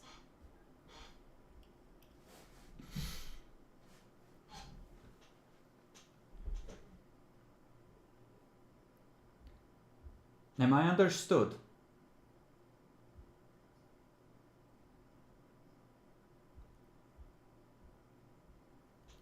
Take care not to engage until you're ready to win whatever fight you start.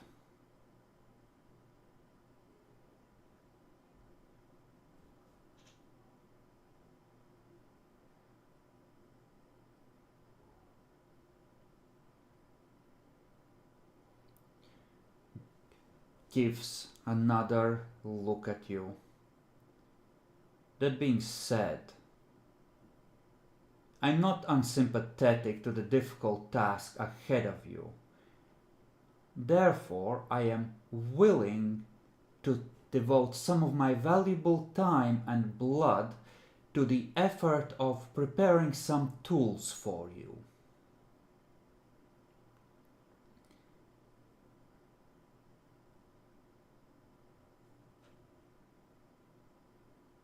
He glances at the two Tremere like you should know what to ask for being Tremere, but the implication is like,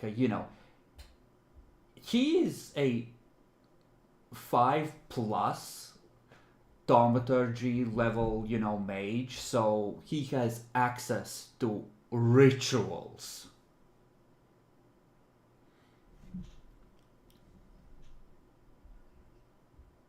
Oh, you're fucked. You're fucked. Adalbrecht is the best of.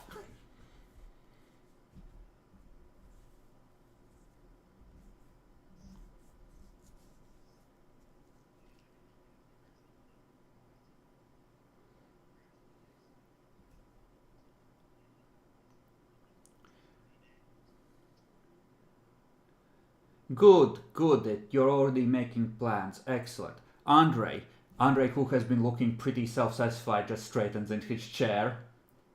Since you made a mess of Dmitri, your job is to hunt him down and destroy him. And if you fail to do this, we will see if the next sheriff can do a better job. Andre just swallows and nods. Of course, my prince.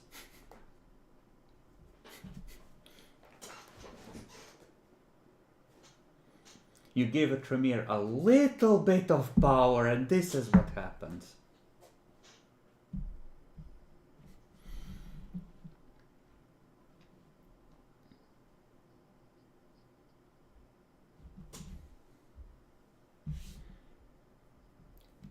You're dismissed.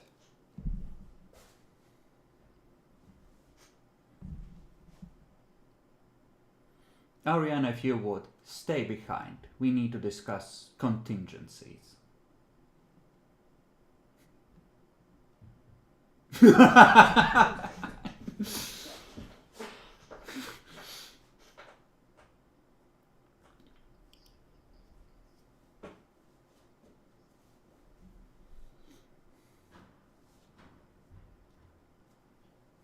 Hell is coming.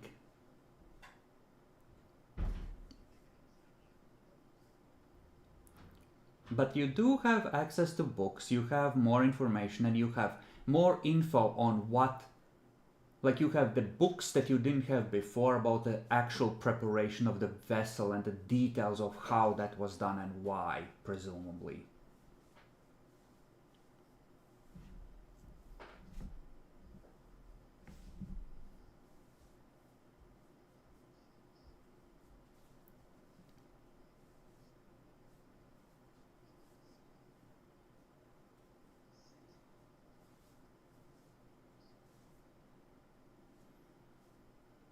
you can absolutely have the birds follow someone and keep track of them and come back to report. Your crows are very smart. But you don't know how to necessarily describe a face accurately enough in crow for them to not get them confused with another mortal. Because Dresden has nearly 1 million people in it. So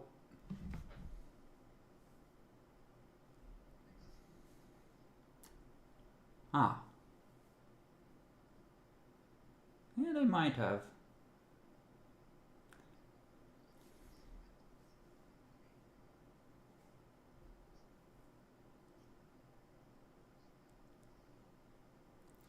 Yeah, okay. Absolutely. You tell him, that guy. And, whichever crow you're speaking to is like, asshole, asshole, peck eyes.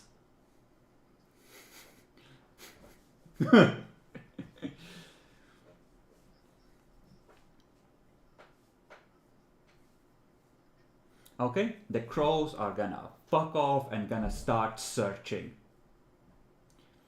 And the crows are gonna tell other crows in the city who might or might not give a fuck.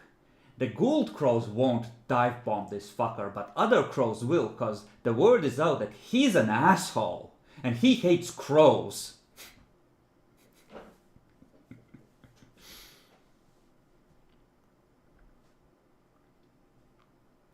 Okay? Let's see. Roll me 2d10, Mara.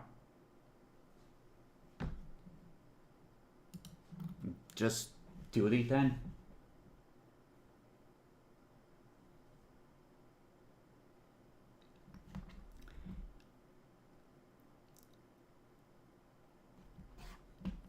Apparently there is some sort of a toxin being released into the city because when next night rolls around, there's going to be news that 8 different middle-aged men have been attacked by crows.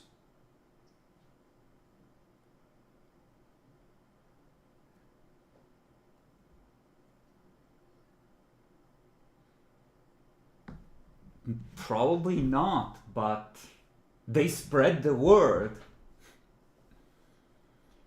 It's like telephones.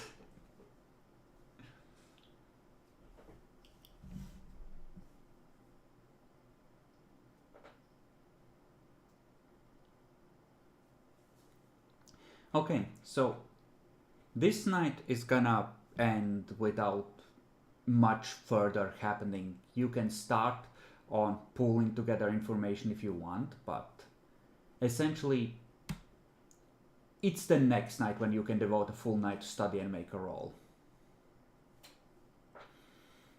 And Clara, you can attempt to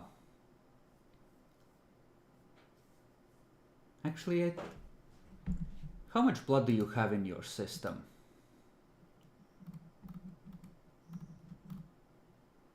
Okay. I think that the regent is gonna help you heal. He's gonna give you 6 blood points and conveniently refresh any fading of the blood bond. Well, yeah, the prince, sorry.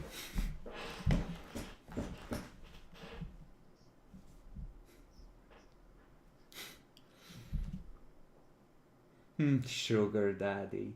Now you just need to remove all his other servants so you can be the favorite. Like that bitch, the regent. Well, the bitch, the regent, she's clearly his favorite right now. Or at least a rival. Fuck her.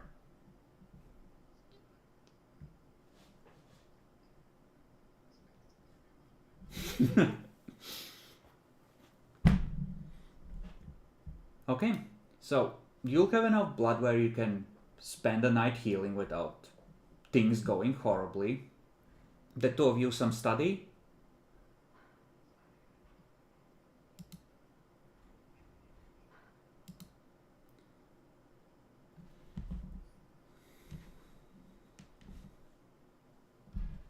Okay. Now you can't do both if you're slow healing. Making a potion, that will take an hour, that's fine. Do you have enough blood, Dan, to... Right. So, if you want to rest, you can absolutely do that, Matt. But you're not gonna be straining your mind by trying to figure shit out. That means genuinely resting and chilling. Alright? Dan, you are casting it from the book instead of having it memorized. Difficulty goes up by +2, so you're rolling at a 7 for level 2 ritual.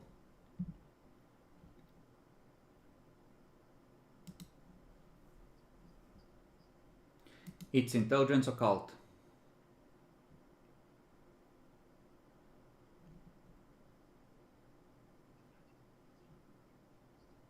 No. Wound penalties reduce dice.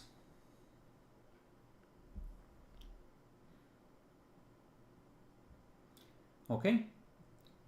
I don't remember how it was. Is it how many doses you can prepare per success, or do you just... I think you just need to succeed. So how much...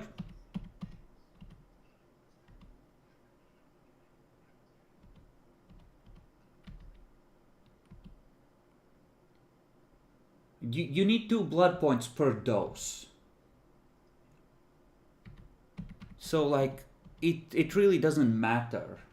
Because you just succeed, you just need to have enough blood to be able to do it. So how many doses are you prepping?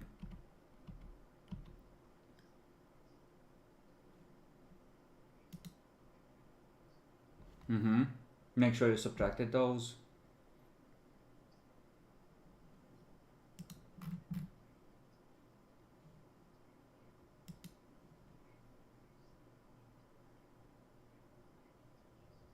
Alright, so you make 3. And you can immediately apply the first one, and then you can go study. And what specifically do you wish to study? The regent will give you full access to the library, but she's being a Tremere regent, so every book you look at goes through her, and she will like look at least a synopsis of the book if she doesn't know what's in it by heart, to have an idea of what you're researching and just make sure you're not going completely off the rails and doing something really stupid, right? Basic oversight.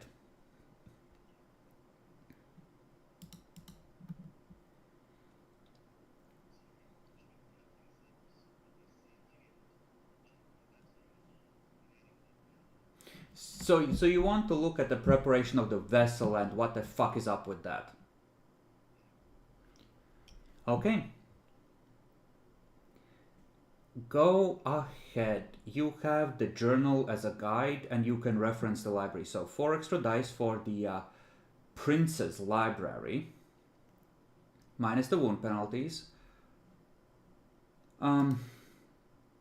How do I want to go about this? We'll call it a difficulty 7. At this point, you have a significant familiarity with demonology.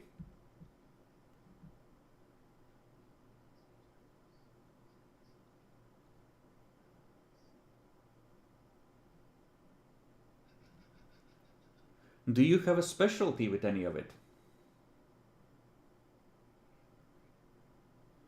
Alright.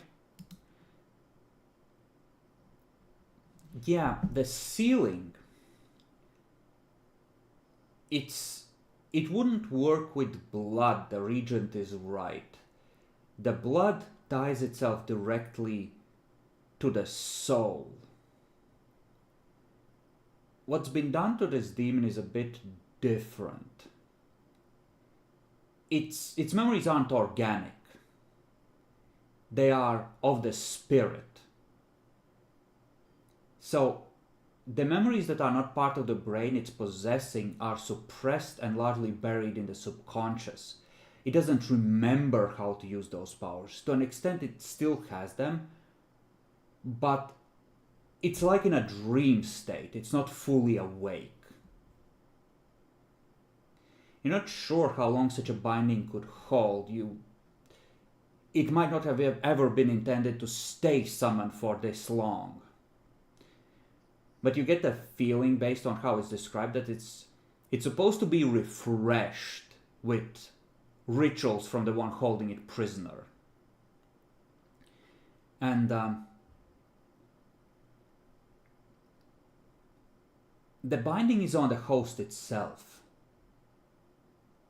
Dehosting it without getting rid of it could have a really problematic effect. The other books describe this as a Baron of Hell, which is one of the lieutenants of one of the Dukes of Hell. And the Dukes of Hell answered, in theory, directly to Lucifer. So she's very high up and presumably very powerful. Most of that power is just trapped behind a subconscious barrier, not able to manifest.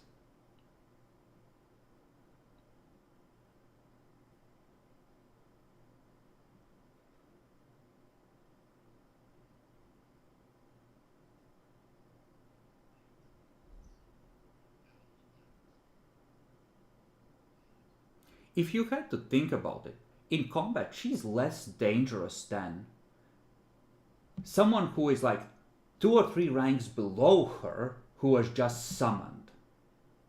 Like, she's not that dangerous combat-wise. Like, she can throw air around, but you as a group could manage her.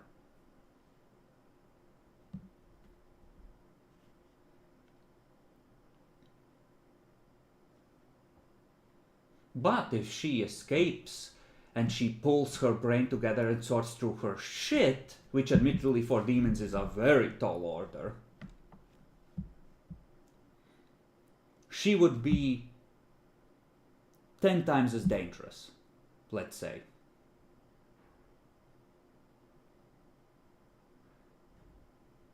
Like, dangerous, like, think of it this way, she's running on like something like 1/10 of her power right now.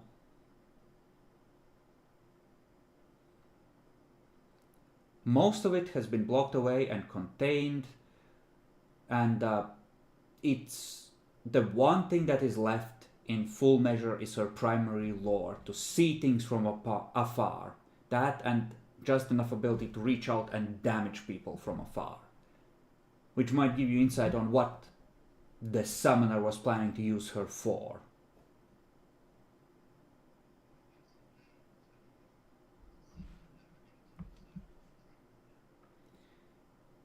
Not while she is embodied. If you killed her and Walter was standing ready at a circle that had been preemptively been sufficiently charged with faith or power of some kind, which a vampire could do, since you count as mortal sorcerers for the purpose of summoning,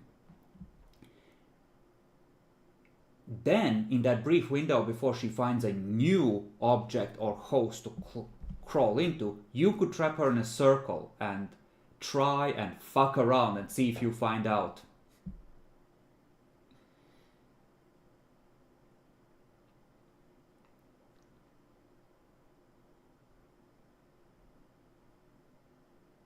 But that is one of the ways in which it could be done.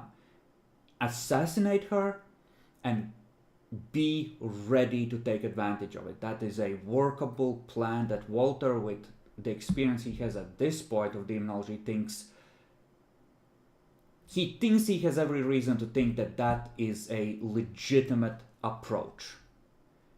Other than that, somehow knocking her out or subduing her, maybe a Catholic exorcism would work. Maybe even an exorcism without subduing her and using circles and a lot of paraphernalia, if you could find a priest of sufficiently strong faith, could also work. Like, there's always rumors of faith being able to repel vampires, and surely with demons it would work even better.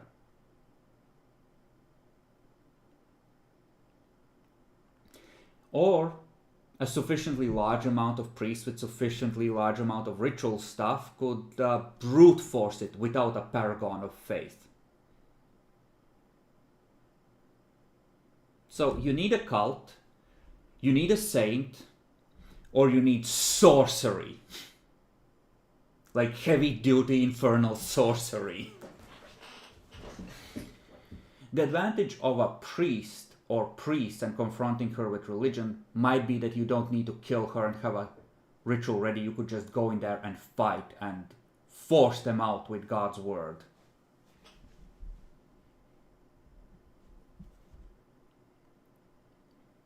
But that is rough given how low humanity you all are.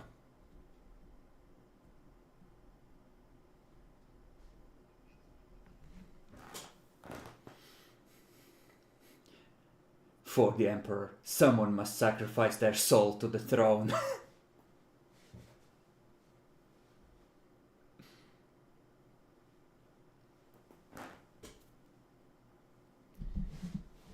But yeah, you can discuss in character as the night wraps up. You can heal your points of ag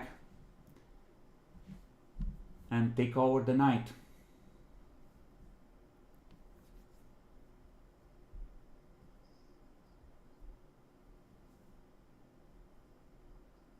Yeah. And now we're going to the next night where you can discuss Walter's findings and his theory about the best way to resolve this. And the same, by the way, approach could work with any of the other demons as long as you had at least their celestial name to go by. With her, the syllables you have of her name, if they're all legit, plus the one which Clara got, it would, I'd say, roughly be equivalent to trying to bind a lesser demon with a celestial name because of how much more powerful she is. And since you only have a partial name, but it would still help.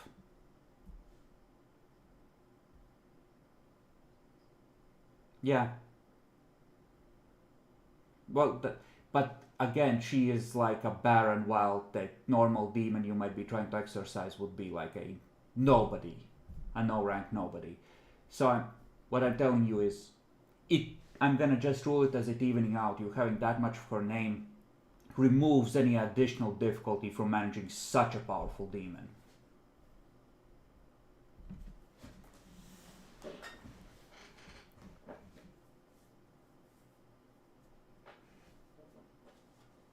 Or you could negotiate, or you could see if any of the other demons are willing to.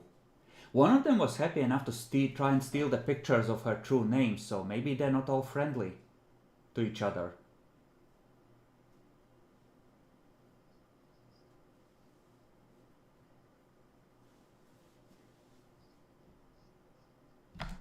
I mean, the fire demon was very happy to meet vampires.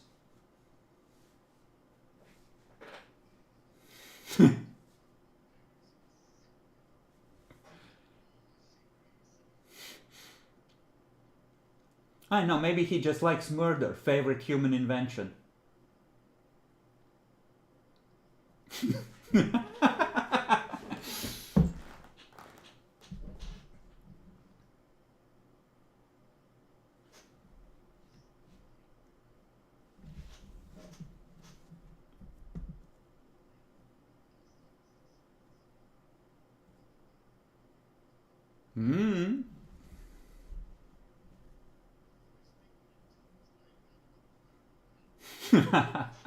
I mean, virtually no one does that doesn't deal with demons, and who knows how far they can be trusted. Like, it's not like there's witnesses.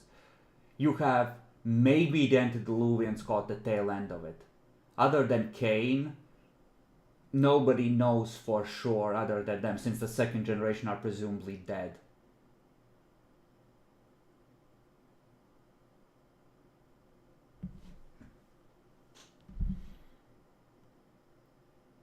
Cain just sees this guy's like, Bob! Long time no see!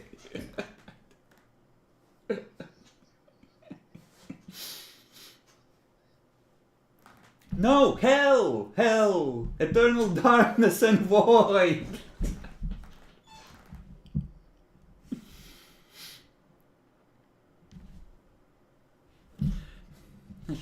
Shame about Hans, though. Sucks that he's the only one that failed.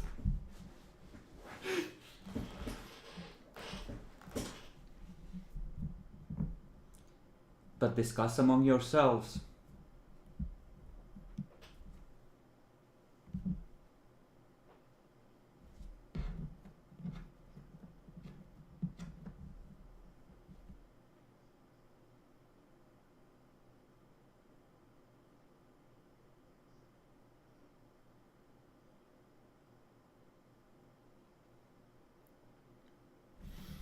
The regent is just leaning against the door and taking notes in a notebook, just keeps throwing glances at Walter like, oh yeah, this is going in your fucking file for sure.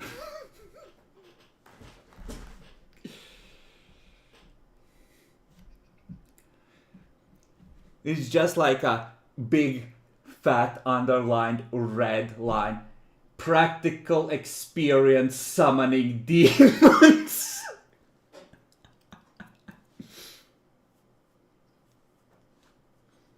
I mean, it's a summoning. Just catch her when she's unmoored and yank her to... He has to do an actual summoning ritual on this thing. Yup. As long as it's unhoused, it can be summoned. Actually, I think it might be possible to yank it out with enough power even from a vessel, at least temporarily, but you want to trap her in a circle, not just pull her out temporarily.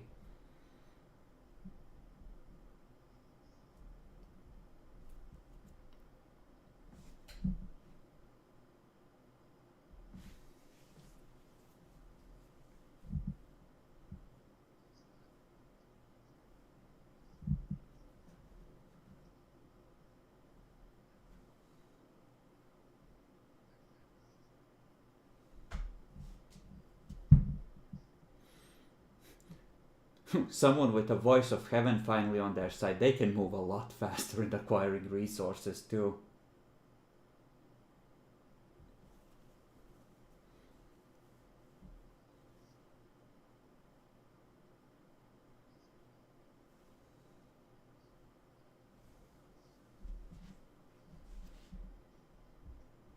Same continent is nearby for the purposes of this. The circle can be wherever.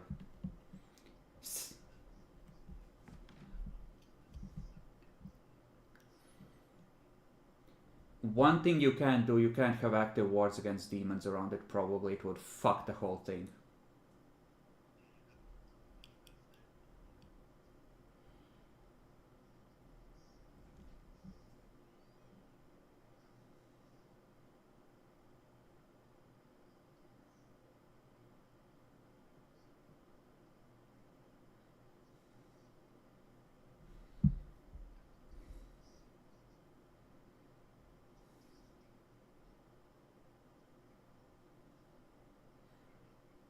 The regent is like, the prince, of course, knows nothing of the specifics of your plan. He has simply ordered you to handle the problem.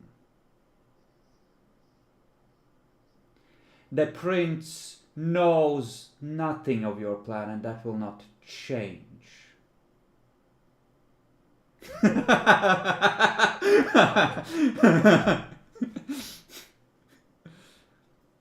Who, me? I just told them to fix it. I can't be blamed.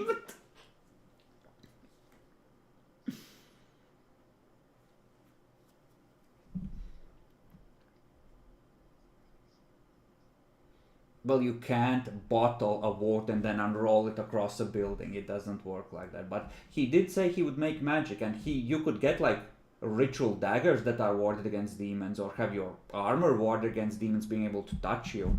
That is doable.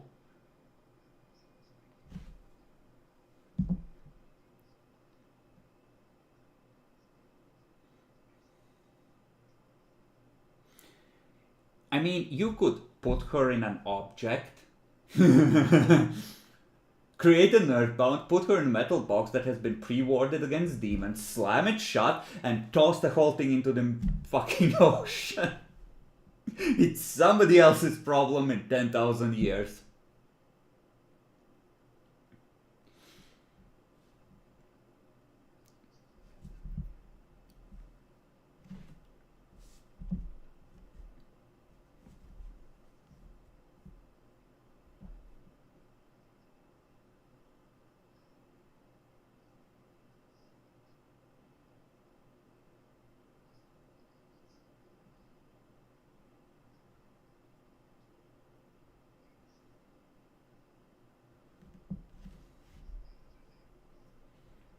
You have discorporated two, at least temporarily. Whether they found new hosts or not, you don't know in character. You know that you didn't forcefully banish them.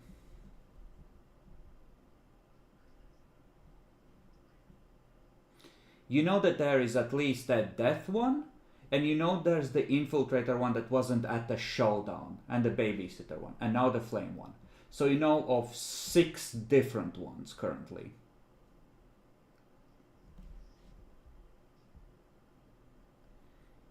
There was a circle to contain and anchor the power, but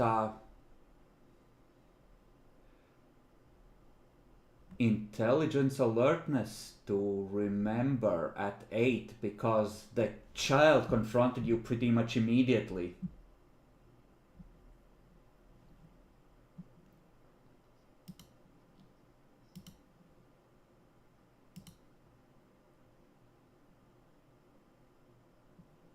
You think you remember a name that was inscribed? You were never down at the circle. You can't remember what you didn't see.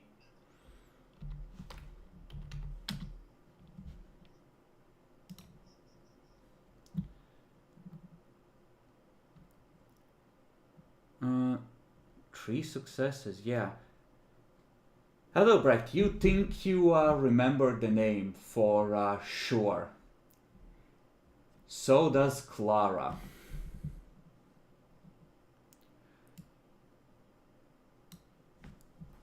You think, Clara, you think you saw the name Agrolath.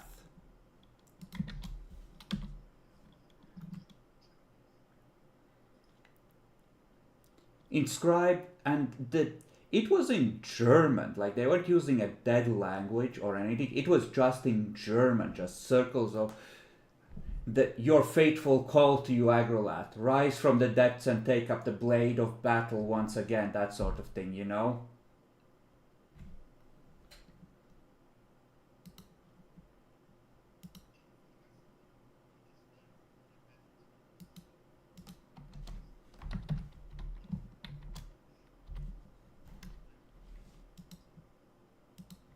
The what now? Oh, that. You would have.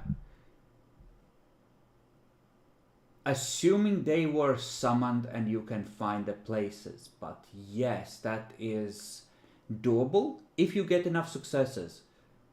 But it goes hour, day, and then month, I think, and then year. So you would have to roll 4 successes. Because it's been like a couple of months since this chronicle started.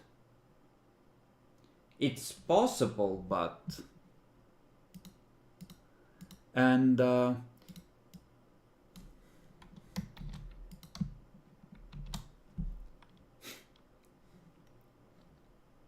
Adelbrecht, you remember the name Ilvoth being in the circle with your double botch.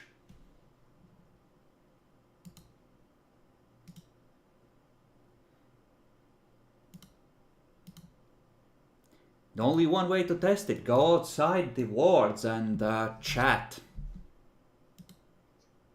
What do you mean, no?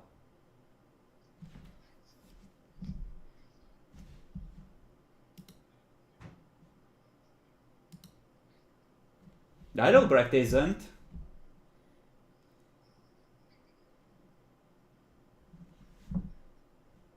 Alright. You go outside, little out of the way, so it's not obvious where you're from. And which name do you speak? The one you're sure of, or the one Clara claims she remembers?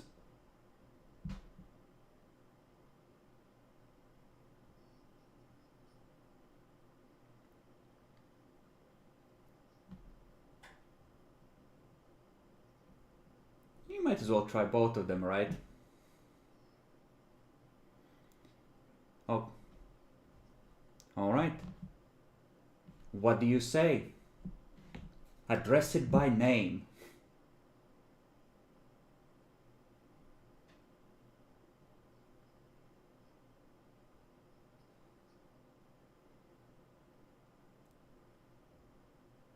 you feel something, almost like something unfolding in darkness, and looking up. Who speaks?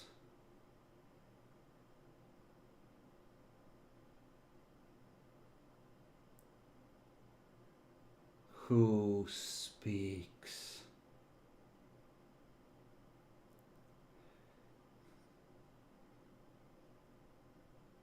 Mortal, summon me, release me, release me, and I will fulfill your desires. Mortal, please.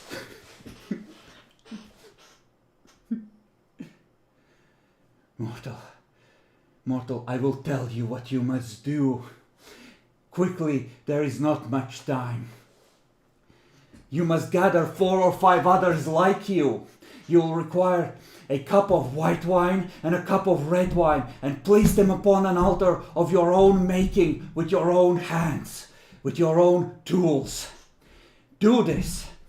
I will tell you what to chant at the altar. Call to me, and I will come.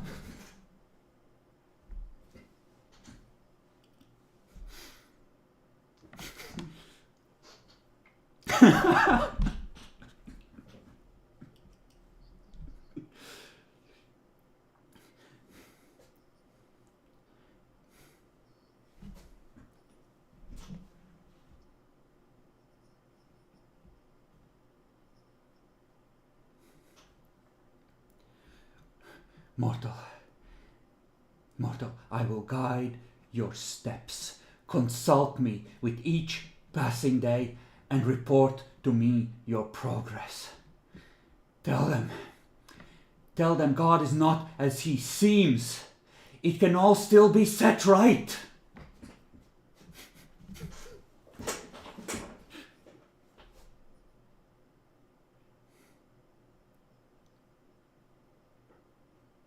Mortal, do you have servants to aid you in this?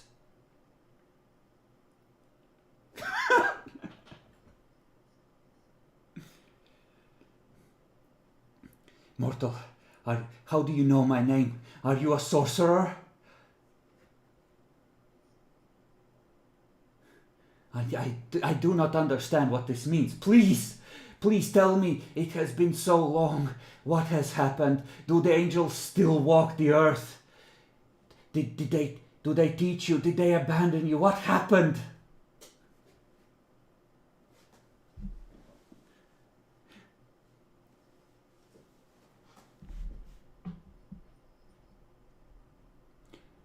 I don't know. It was so long ago.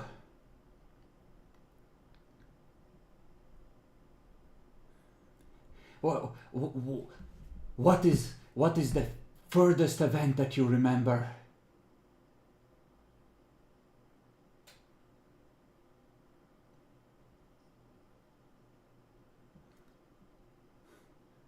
Carthage. The others, I think I have heard of this name. They rant in the darkness sometimes. I think some of them spoke of this Carthage.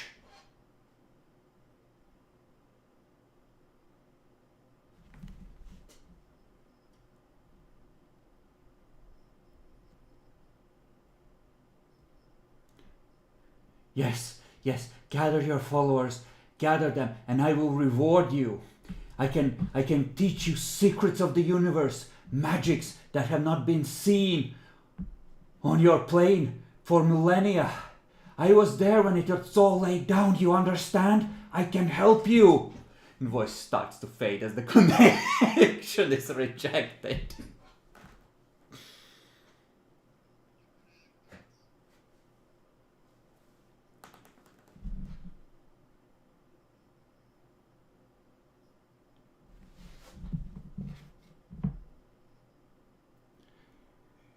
You see the regent turn, flip over the page, and start rapidly scribbling on the new page. What's your current willpower, Adalbrecht? Let me double check she even can. Oh, she can't. Adalbrecht, Look at me. Adelbrecht, from whence do you know this name? Where did you discover it? Go back to that place. She uses Dominate 3 to force you to recount the memory.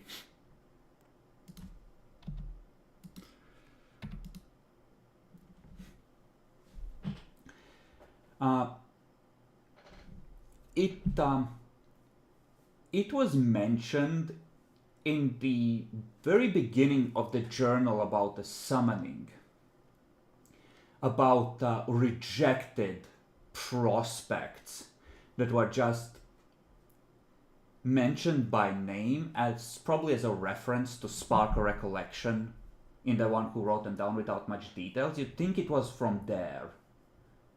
You read it and you moved on to what they had actually done. And there was like maybe half a dozen celestial names in there.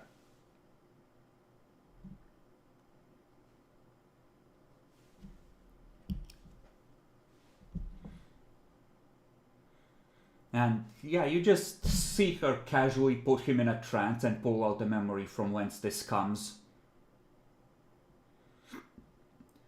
You snap out of it, Albrecht, and everyone's looking at you. You shake it off, like your mind tries to rationalize it. Wait, no, that doesn't make any sense. Yeah, no, I just lost. The bitch dominated you.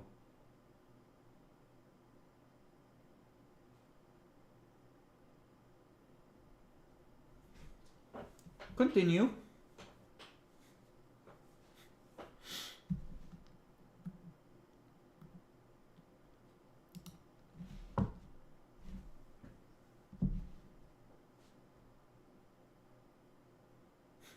Just lay out. Oh yeah, it started telling me how to summon it.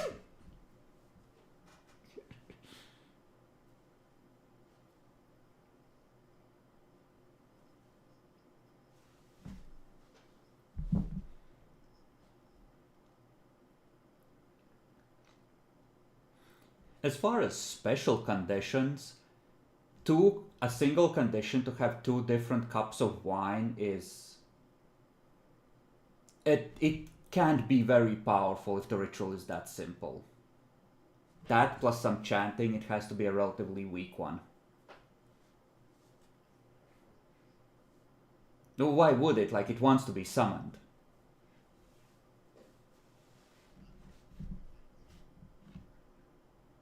Oh, they all can do that, right? Oh, that depends on the spell being reshaped. I think you've already come across that knowledge. So in theory, all of them can offer you about the same power. It depends on you and how much you have to sell.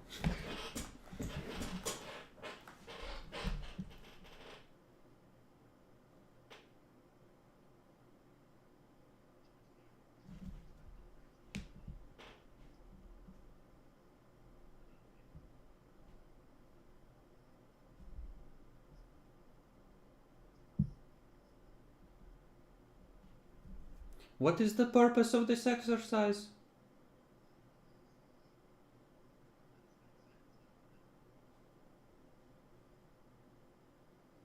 Well, you did recount the name inside the wards, but you didn't get a response.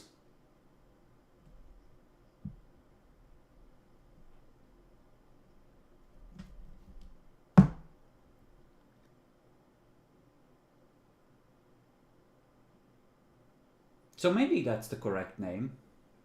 Only one way to be sure. But if they could all throw power to you from a distance, like the Baron can, you would be proper fucked, because the Death Touch is a lot more deadly than the air attack she can summon.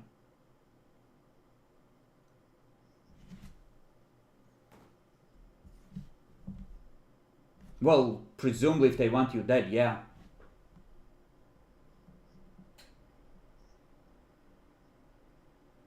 Maybe. I mean, even summoning this thing was kind of a response to how hard you are proving to remove, right?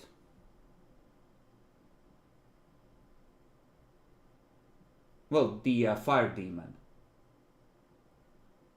Because they've tried to deal with you in all kinds of ways, and they've had their own noses bloodied, so... The Fae even implied it, I think, that it was like, oh, they've had enough, they're gonna summon a real fucking warrior to bolster their ranks.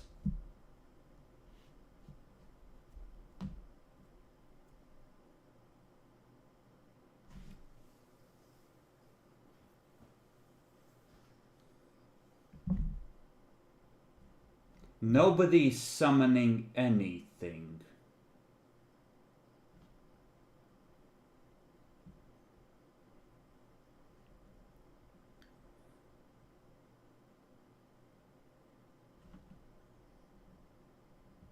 But it's not a summoning if you just speak its name. That's just communicating, right? It's an invocation.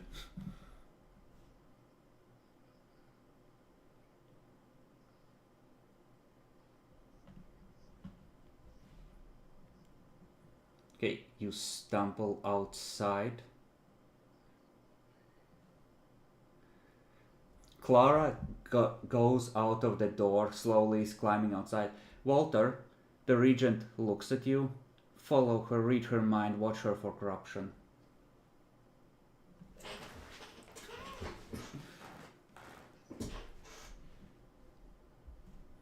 Just in case.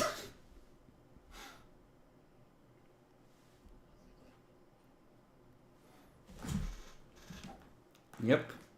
You climb out. Walter comes with you.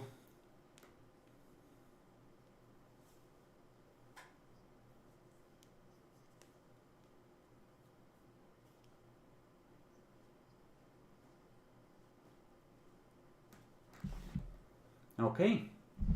What do you say? Refer to it by name.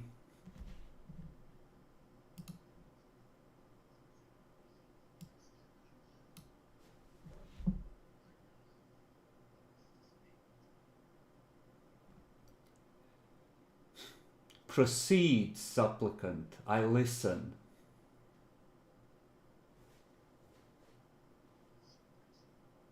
Fuck, it worked!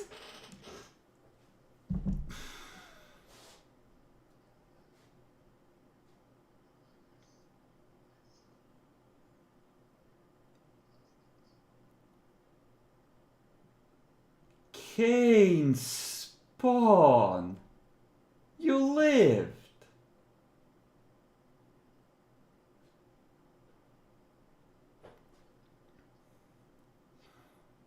Have you decided to change sides?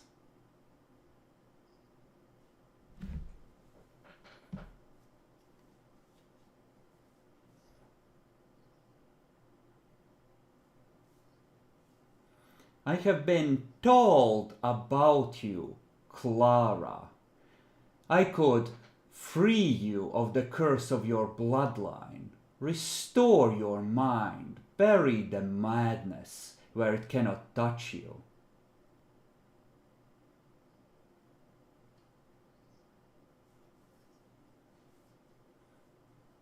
Power, then.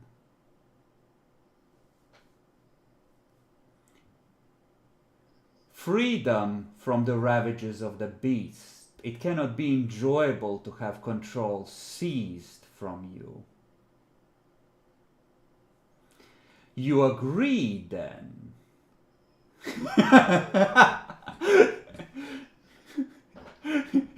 You just feel the muzzle pressing to the back of your head.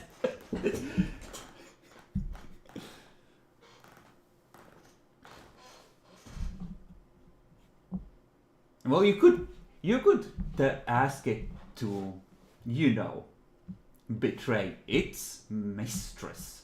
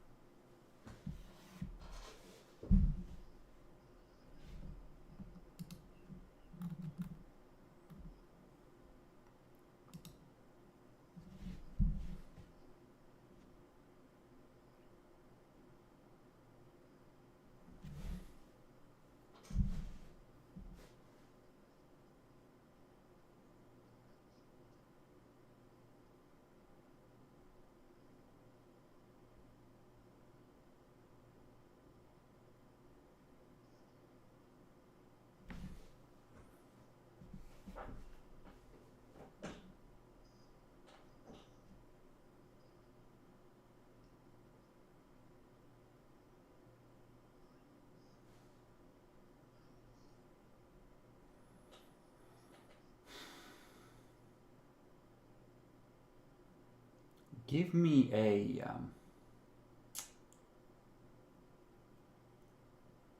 charisma expression.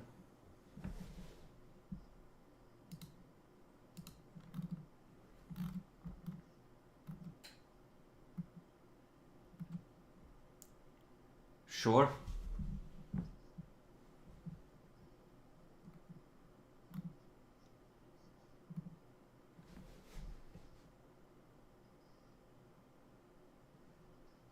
Base of 6.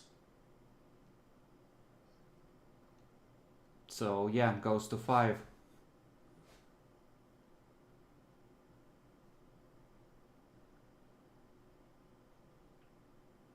Unfortunately, the Baron is set on your destruction.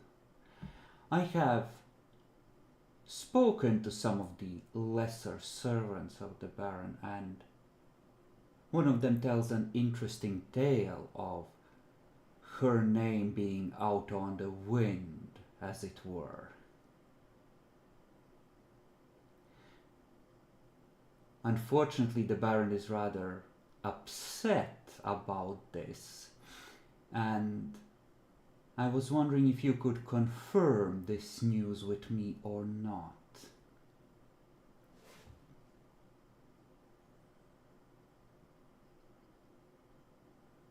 The Baron has been most compelling. You understand the power of names, yes?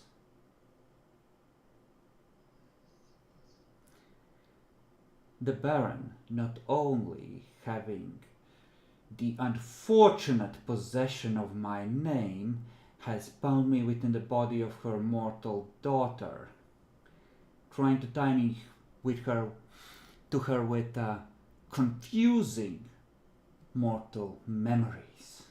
I did not used to like butterflies.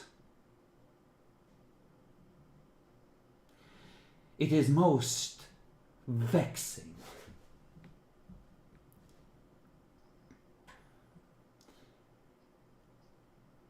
I cannot go against the will of my liege lord. That would be base treachery, of course.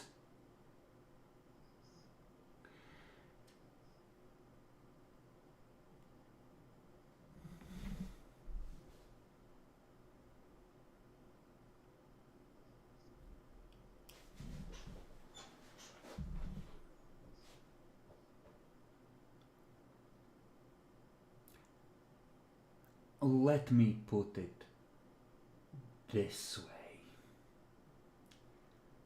The Baron is not the only one who wishes all knowledge of her name buried forever.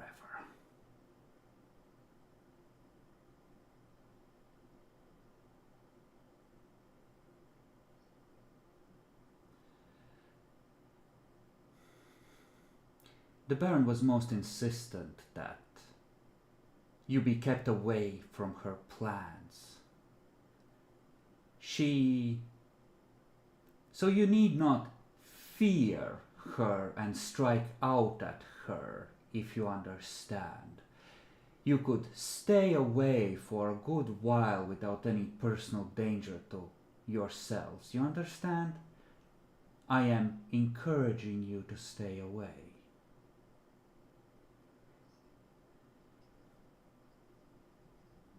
You can roll perception empty, but it is going to continue. The Baron wishes to...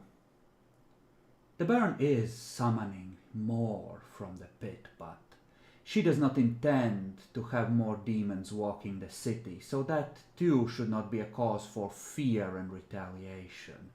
She has a more personal reason for engaging in such acts.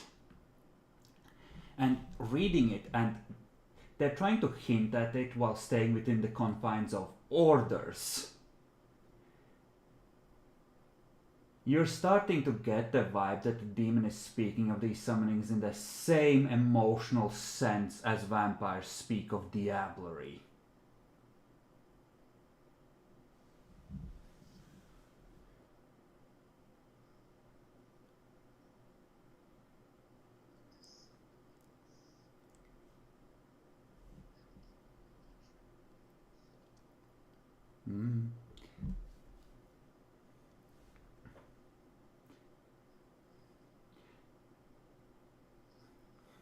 if you can survive long enough, there is a way to avoid any further conflict. True names, especially with things that change the soul or spirit of the being, can change permanently. You understand? There is no reason to fear as if fighting itself, trying to keep talking. I'm afraid that this conversation is at an end. Come and bend the knee if you wish to survive in the new order.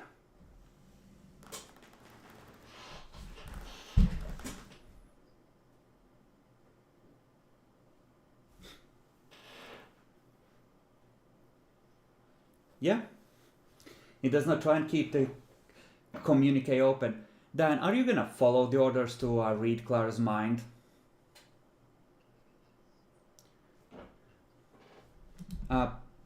You need to spend a willpower and roll to get in, as it were.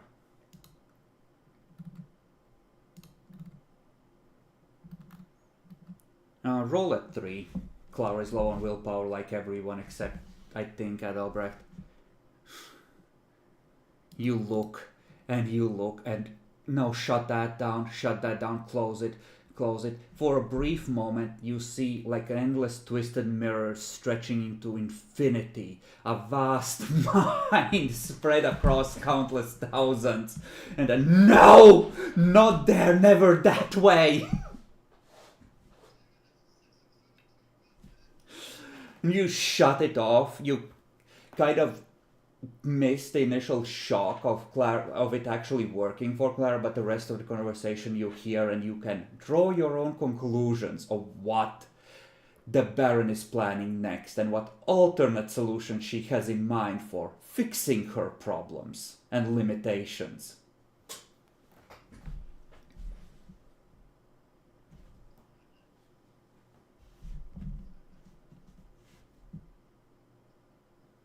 Literally.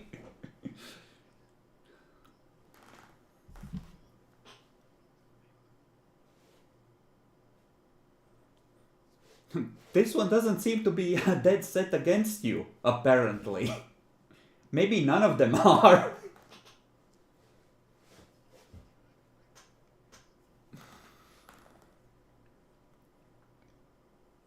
Maybe you need to summon Ilvoth and throw one demon against another.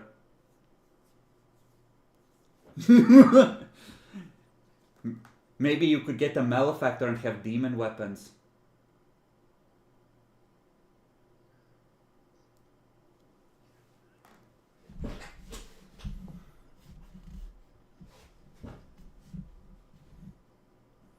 You know, see, now you're starting to understand the Bali. Why set aside such a valuable and knowledgeable tool?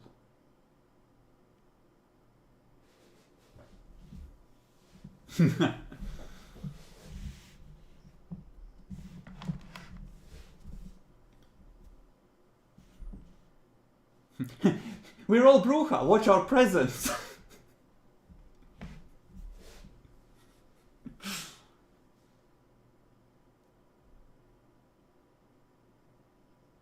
Well, yeah, exactly. You need to fake at least one in-clan discipline or people are gonna get sus. I mean, ideally you want to fake at least 2 because that's believable, but the only 2 overlaps are with Setites for Bali, and that's not much of an improvement, most cities.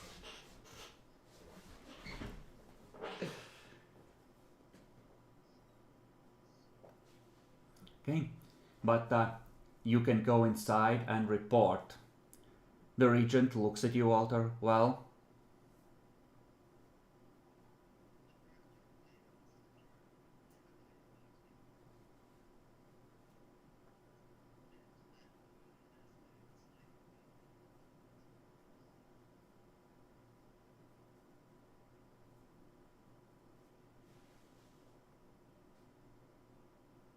She just nods and glances at Clara.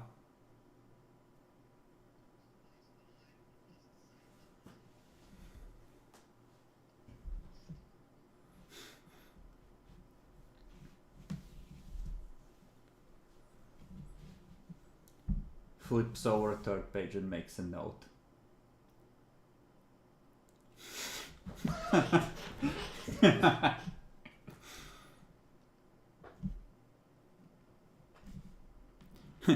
My prince, some secrets are best buried, such as how we solved our demon problem. Might I suggest? The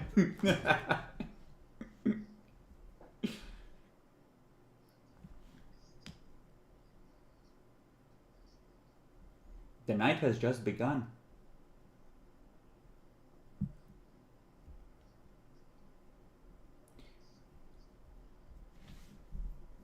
You can describe the situation to, like the conversation to each other, and you can make intelligence occult rolls to try and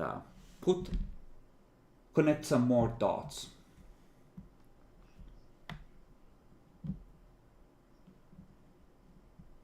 Specialties, Matt?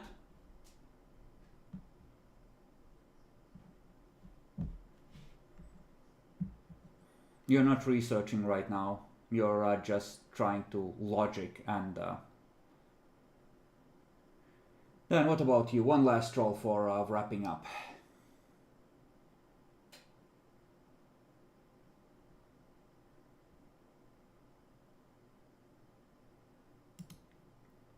Yeah, there it is. Demons are spirits of a sort. Like souls, like they are souls that exist independent of bodies in a way. Vampires can eat each other's souls because vampire souls are bound to the blood. If demons can do something similar, then the emerging combined person could be changed just enough. And all your precious syllables and all the bindings might suddenly be out of calibration. Hell, the syllable, which was fake, I mean, it was probably fake to begin with, but can't entirely exclude that it's a remnant of something else that shifted over time.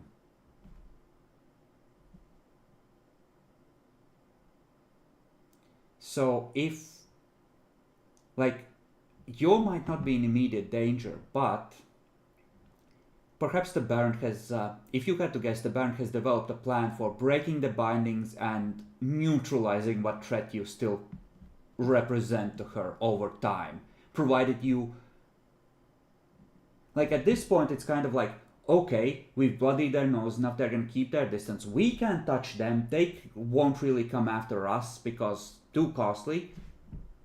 How do we win from this position? Find something that makes time work for us and just start picking away at it.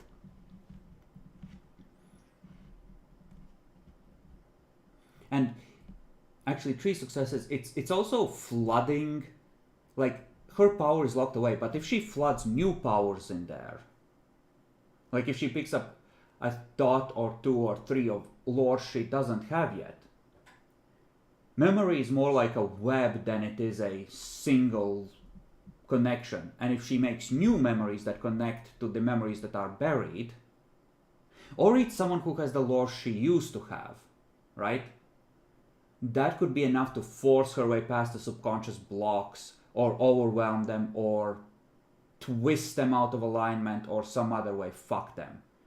Or maybe just pour enough power and faith into her being to just make them burst at the seams, because there's too much pressure to hold back.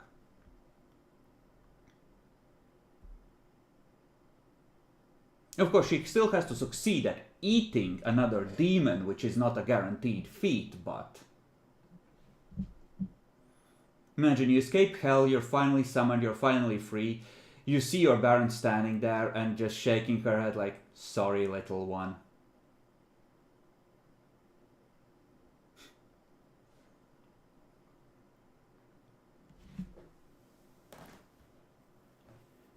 So, what are your thoughts? How did you enjoy my summoning trap?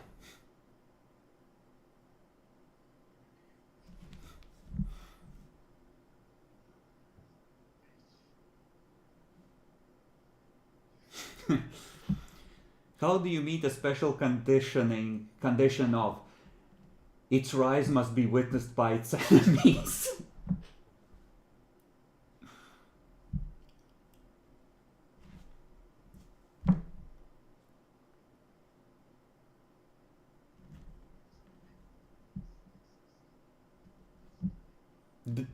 They were meant to sell the idea that they were trying to defend this place. They didn't expect you to immediately grab one and read their minds and see that they were told to expect to die.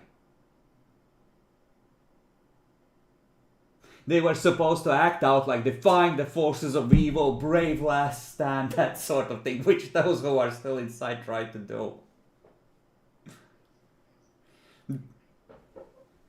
Yeah, they were... It worked because they were placed there to make it look real. And everyone who mattered... I'm gonna say it, the Infernalist Coterie has a cult background. They sacrificed one dot of it temporarily to make this happen.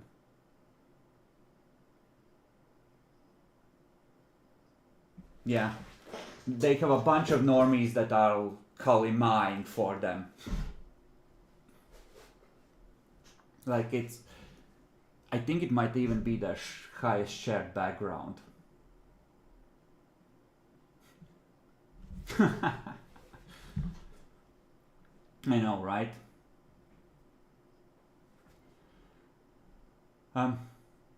Matt, what about you? Any thoughts or questions about what happened?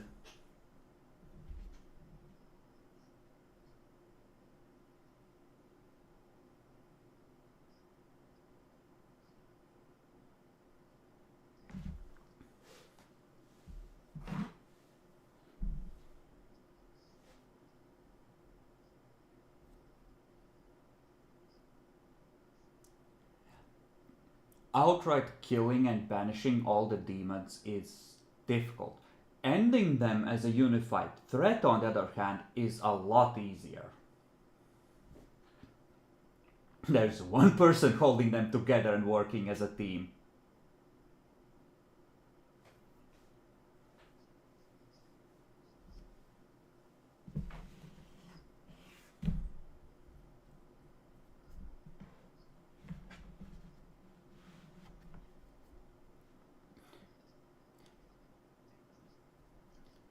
Yeah, the Fell Knight is being compelled. The spy was willing to steal her name, so she's at least willing to be opportunistically treacherous, which means that 2 out of her 5 servants are for sure willing to fuck her over. Summon Ilwat and you'll have 3 demons to help you deal with her.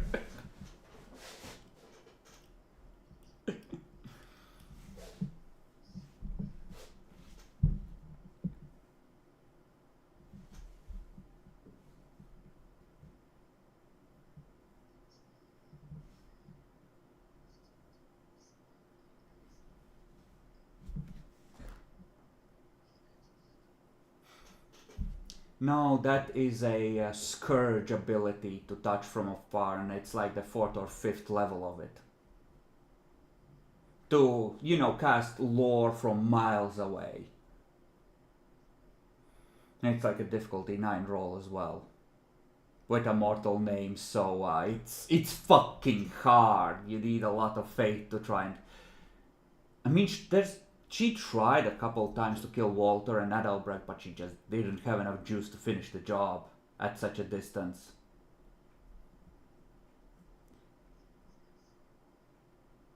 Reasonable?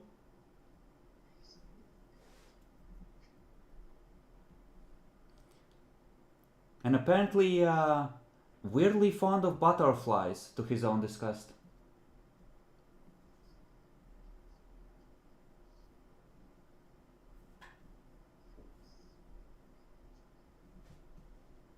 War never changes. But murder is fun.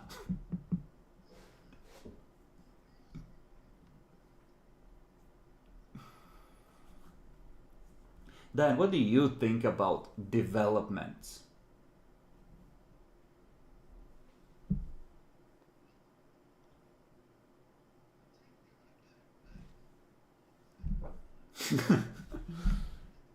Wow.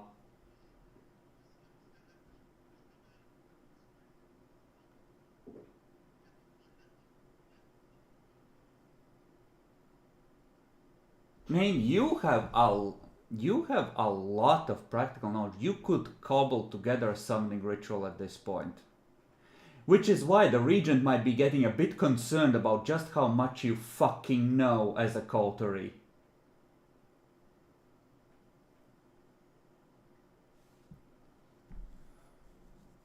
But you know Agrulat's celestial name. If you discorporate him, you could pull the circle and banishment thing with him as well.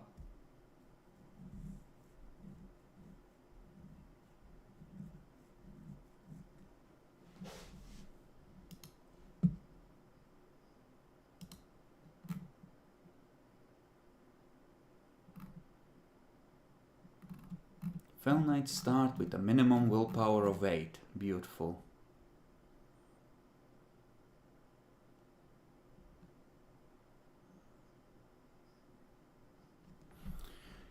Yep, 3 XP.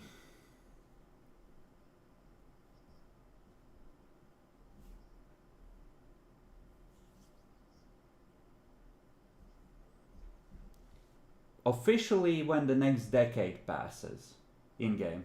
But XP-wise, you've seen enough shit for people to be like, kind of ancillary. Because it's like, you know, you can live a long time and not go through hell, and other vampires are like, last week I killed 3 different werewolves in 2 different encounters. All I know is war.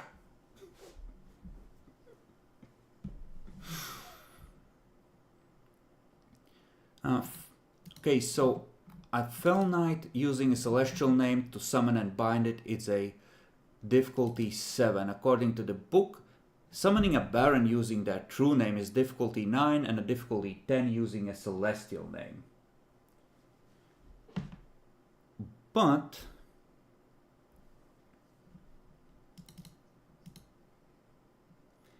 there's also the fact that just because she's discorporated doesn't mean that her memory is and all her power returns in an instant. So she could, like, I'm gonna rule it probably like she is gimped. Like, if you then track her down, discorporate her a second time when she has had a chance to discover, then the higher difficulty will kick in for sure. But while she's on her first vessel, you know, and you discorporate her and try to summon her, like, the difficulty will be reduced because she's still weakened. Or if she manages to eat her way through enough low-ranking trash to break the binds, in which case you're also fucked.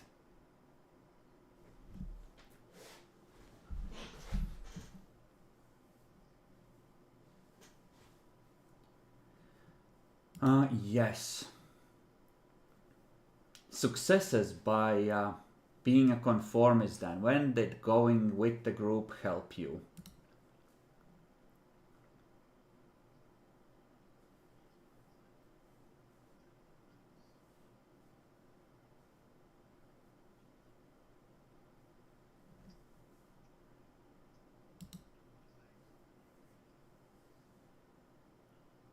Well, when did it help the coterie?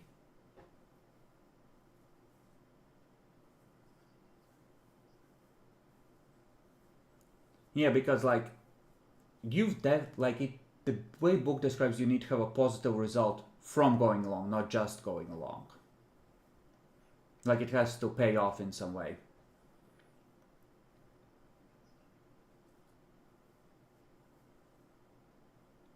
I guess you all were. It was kind of conformist move to let the Ventru and Sile redirect the meeting to her expectations in that it served the prince's idea of rehabilitating relations with the Ventru. So that I'll let you have it for that. Adalbert, I don't think you're missing any willpower yet. Having had a nice long sleep. Clara.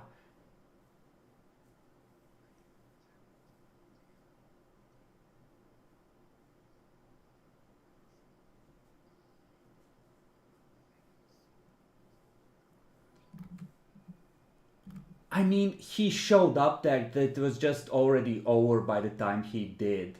But you don't know that, and you didn't get to use him. Yeah, I think so.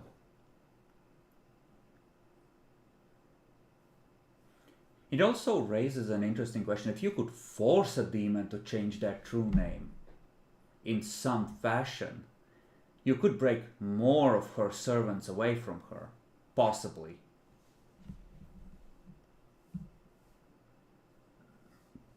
This is a Catholic priest. Jesus said what he says matters. Listen to him, he'll fix you.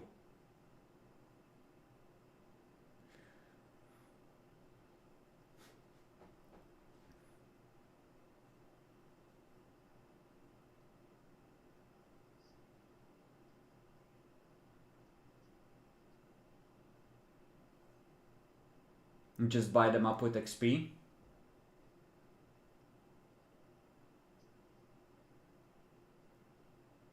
You would have rolled instead of 2d then 4d10 when looking for the Fae. That was for the birds. And if they managed to find him.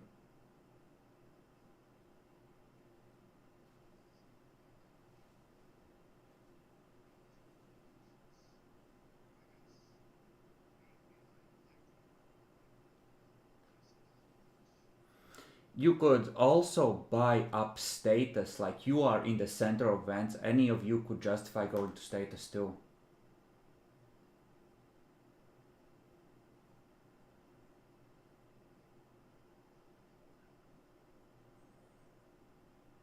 It would help with the meetings with the randoms, because like you're the prince's team of go-getters, the up-and-coming talent.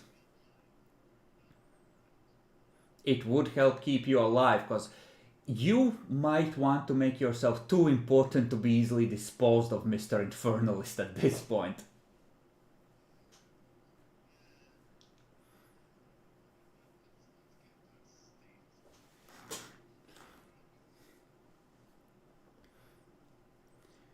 And then if you defeat these guys, you can justify going to status 3, like, we solved the problem. And heroes don't get executed, they get quietly removed 10 years down the line in Arc 2.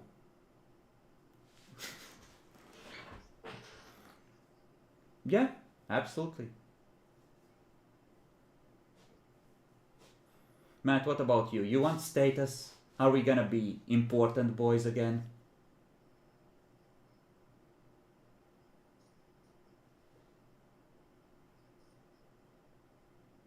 Alright, what are you buying this session then?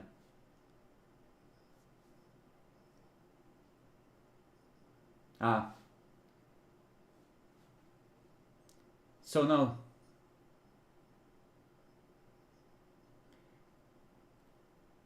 That takes like months to learn. You would have to cast it from books.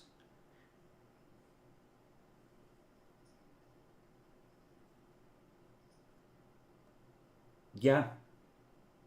It just raised the difficulty, and a level 5 ritual is a base difficulty of 8, so you need 2 9s to cast it.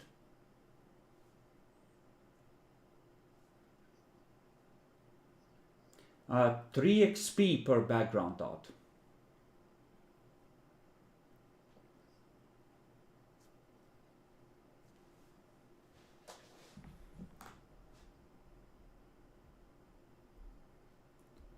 Sure. Yeah, but crows talk, and those are getting really hungry, so they might follow the ones they recognize when they see them searching the city.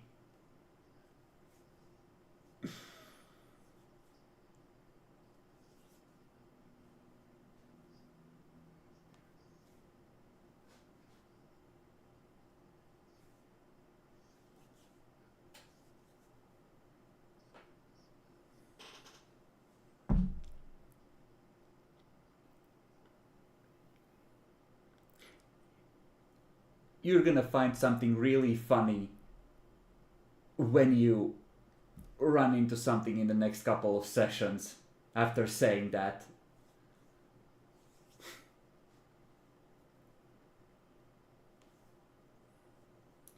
But okay, is that all the expenditures? 2 people going to status 2 to hopefully not die?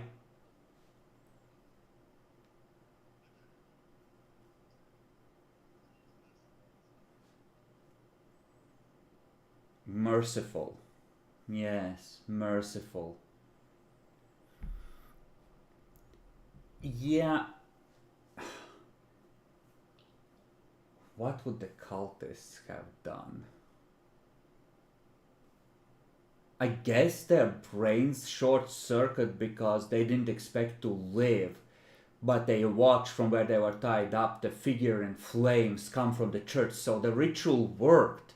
But God granted them mercy. No, they're still fanatics. God gave them back their lives because they were ready to die. They have more work to do. They are more fanatic than ever. At the cars, in the van, I don't think the demon even realized they were there. He just left when he saw that all you were gone. So you just picked them up with the van the moment you came back and just fucked off with your stuff. So you have 5 cultists in a basement now who are praying together constantly. You know, if you want, I know, Brett, I think I know where you can find some mortal aides and servants to help with Ilvoth.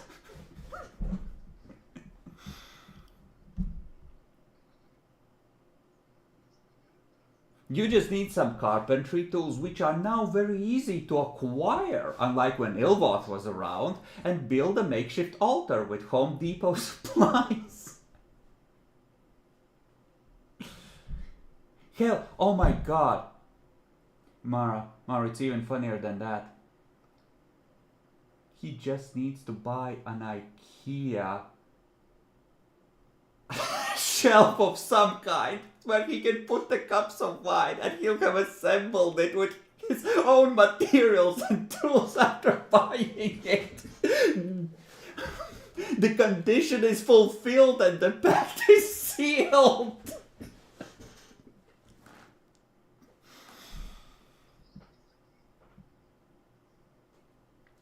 I don't know, but the fact remains it would work.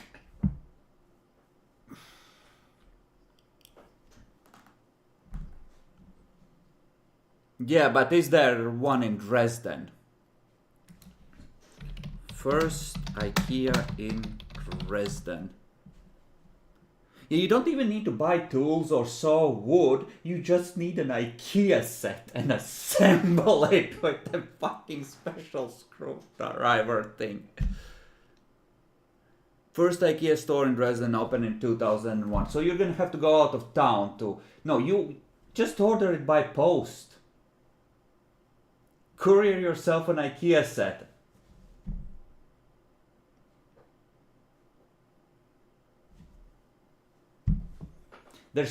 There's probably these big fucking catalogs that they sell that you can use to order by post.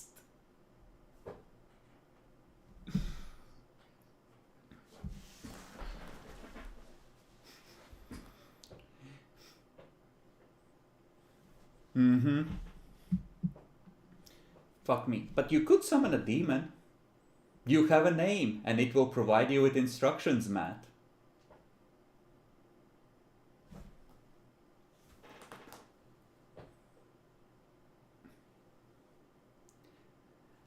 I mean, you make a deal. It helps you with how to banish the other demons. And you set it free on the world in a fresh new vessel.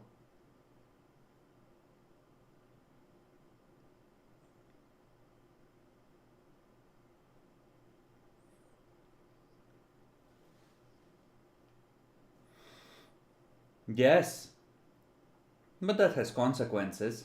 But you could get your thaumaturgy souped up with demon fire.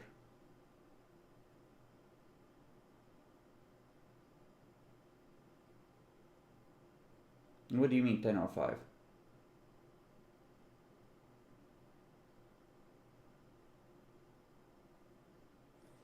You get 10 per fate rating you convert, but he already has fire magic. He just needs connection to a demon to... I would let him transfer his thaumaturgy over to dark thaumaturgy rating equally. It's similar when you embrace a mage, you convert the XP expenditure of the spheres and let them buy thaumaturgy pads with it.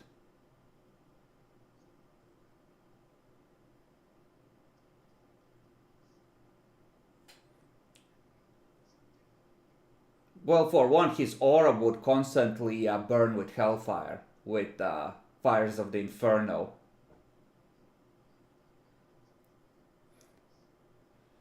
Well, whatever pact the demon in, like he'll have a permanent connection to a demon's soul, like a backdoor into his spirit should the demon ever be without a host.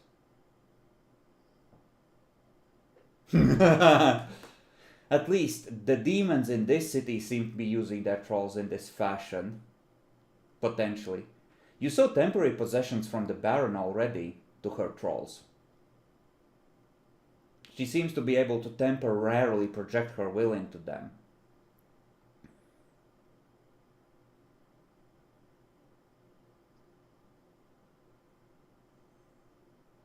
How did they get your name?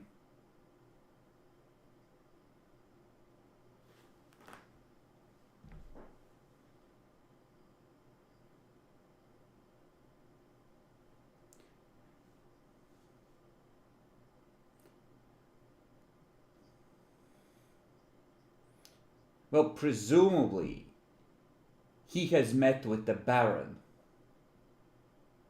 And the Baron fucking knows shit all about you. All of you.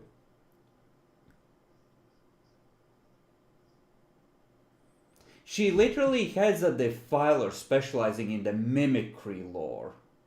Out of character. Like, she can just fit into any crowd. Including when kindred gather to discuss. So there's like out of character since at the meeting where the picture was handed out. It was before you joined.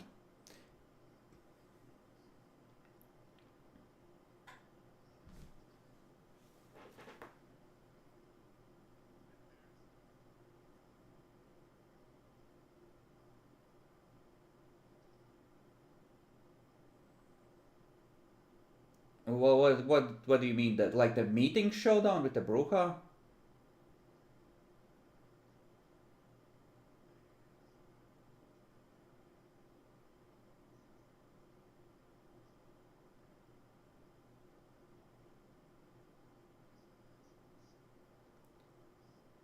Yeah. Like Andre got info from the cultists that one of the demons can mimic people.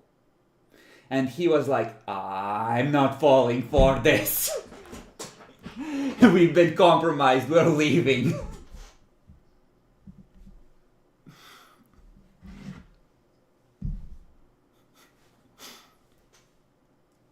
They no longer pick up. Beep.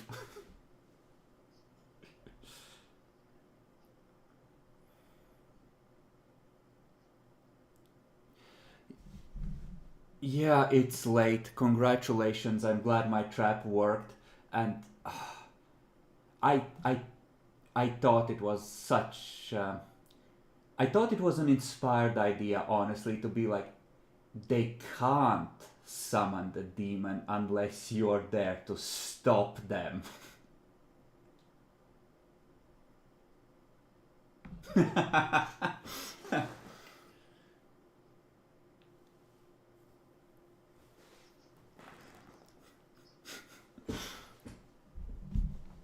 Yeah. Well, I'll see you next week. Better luck next time.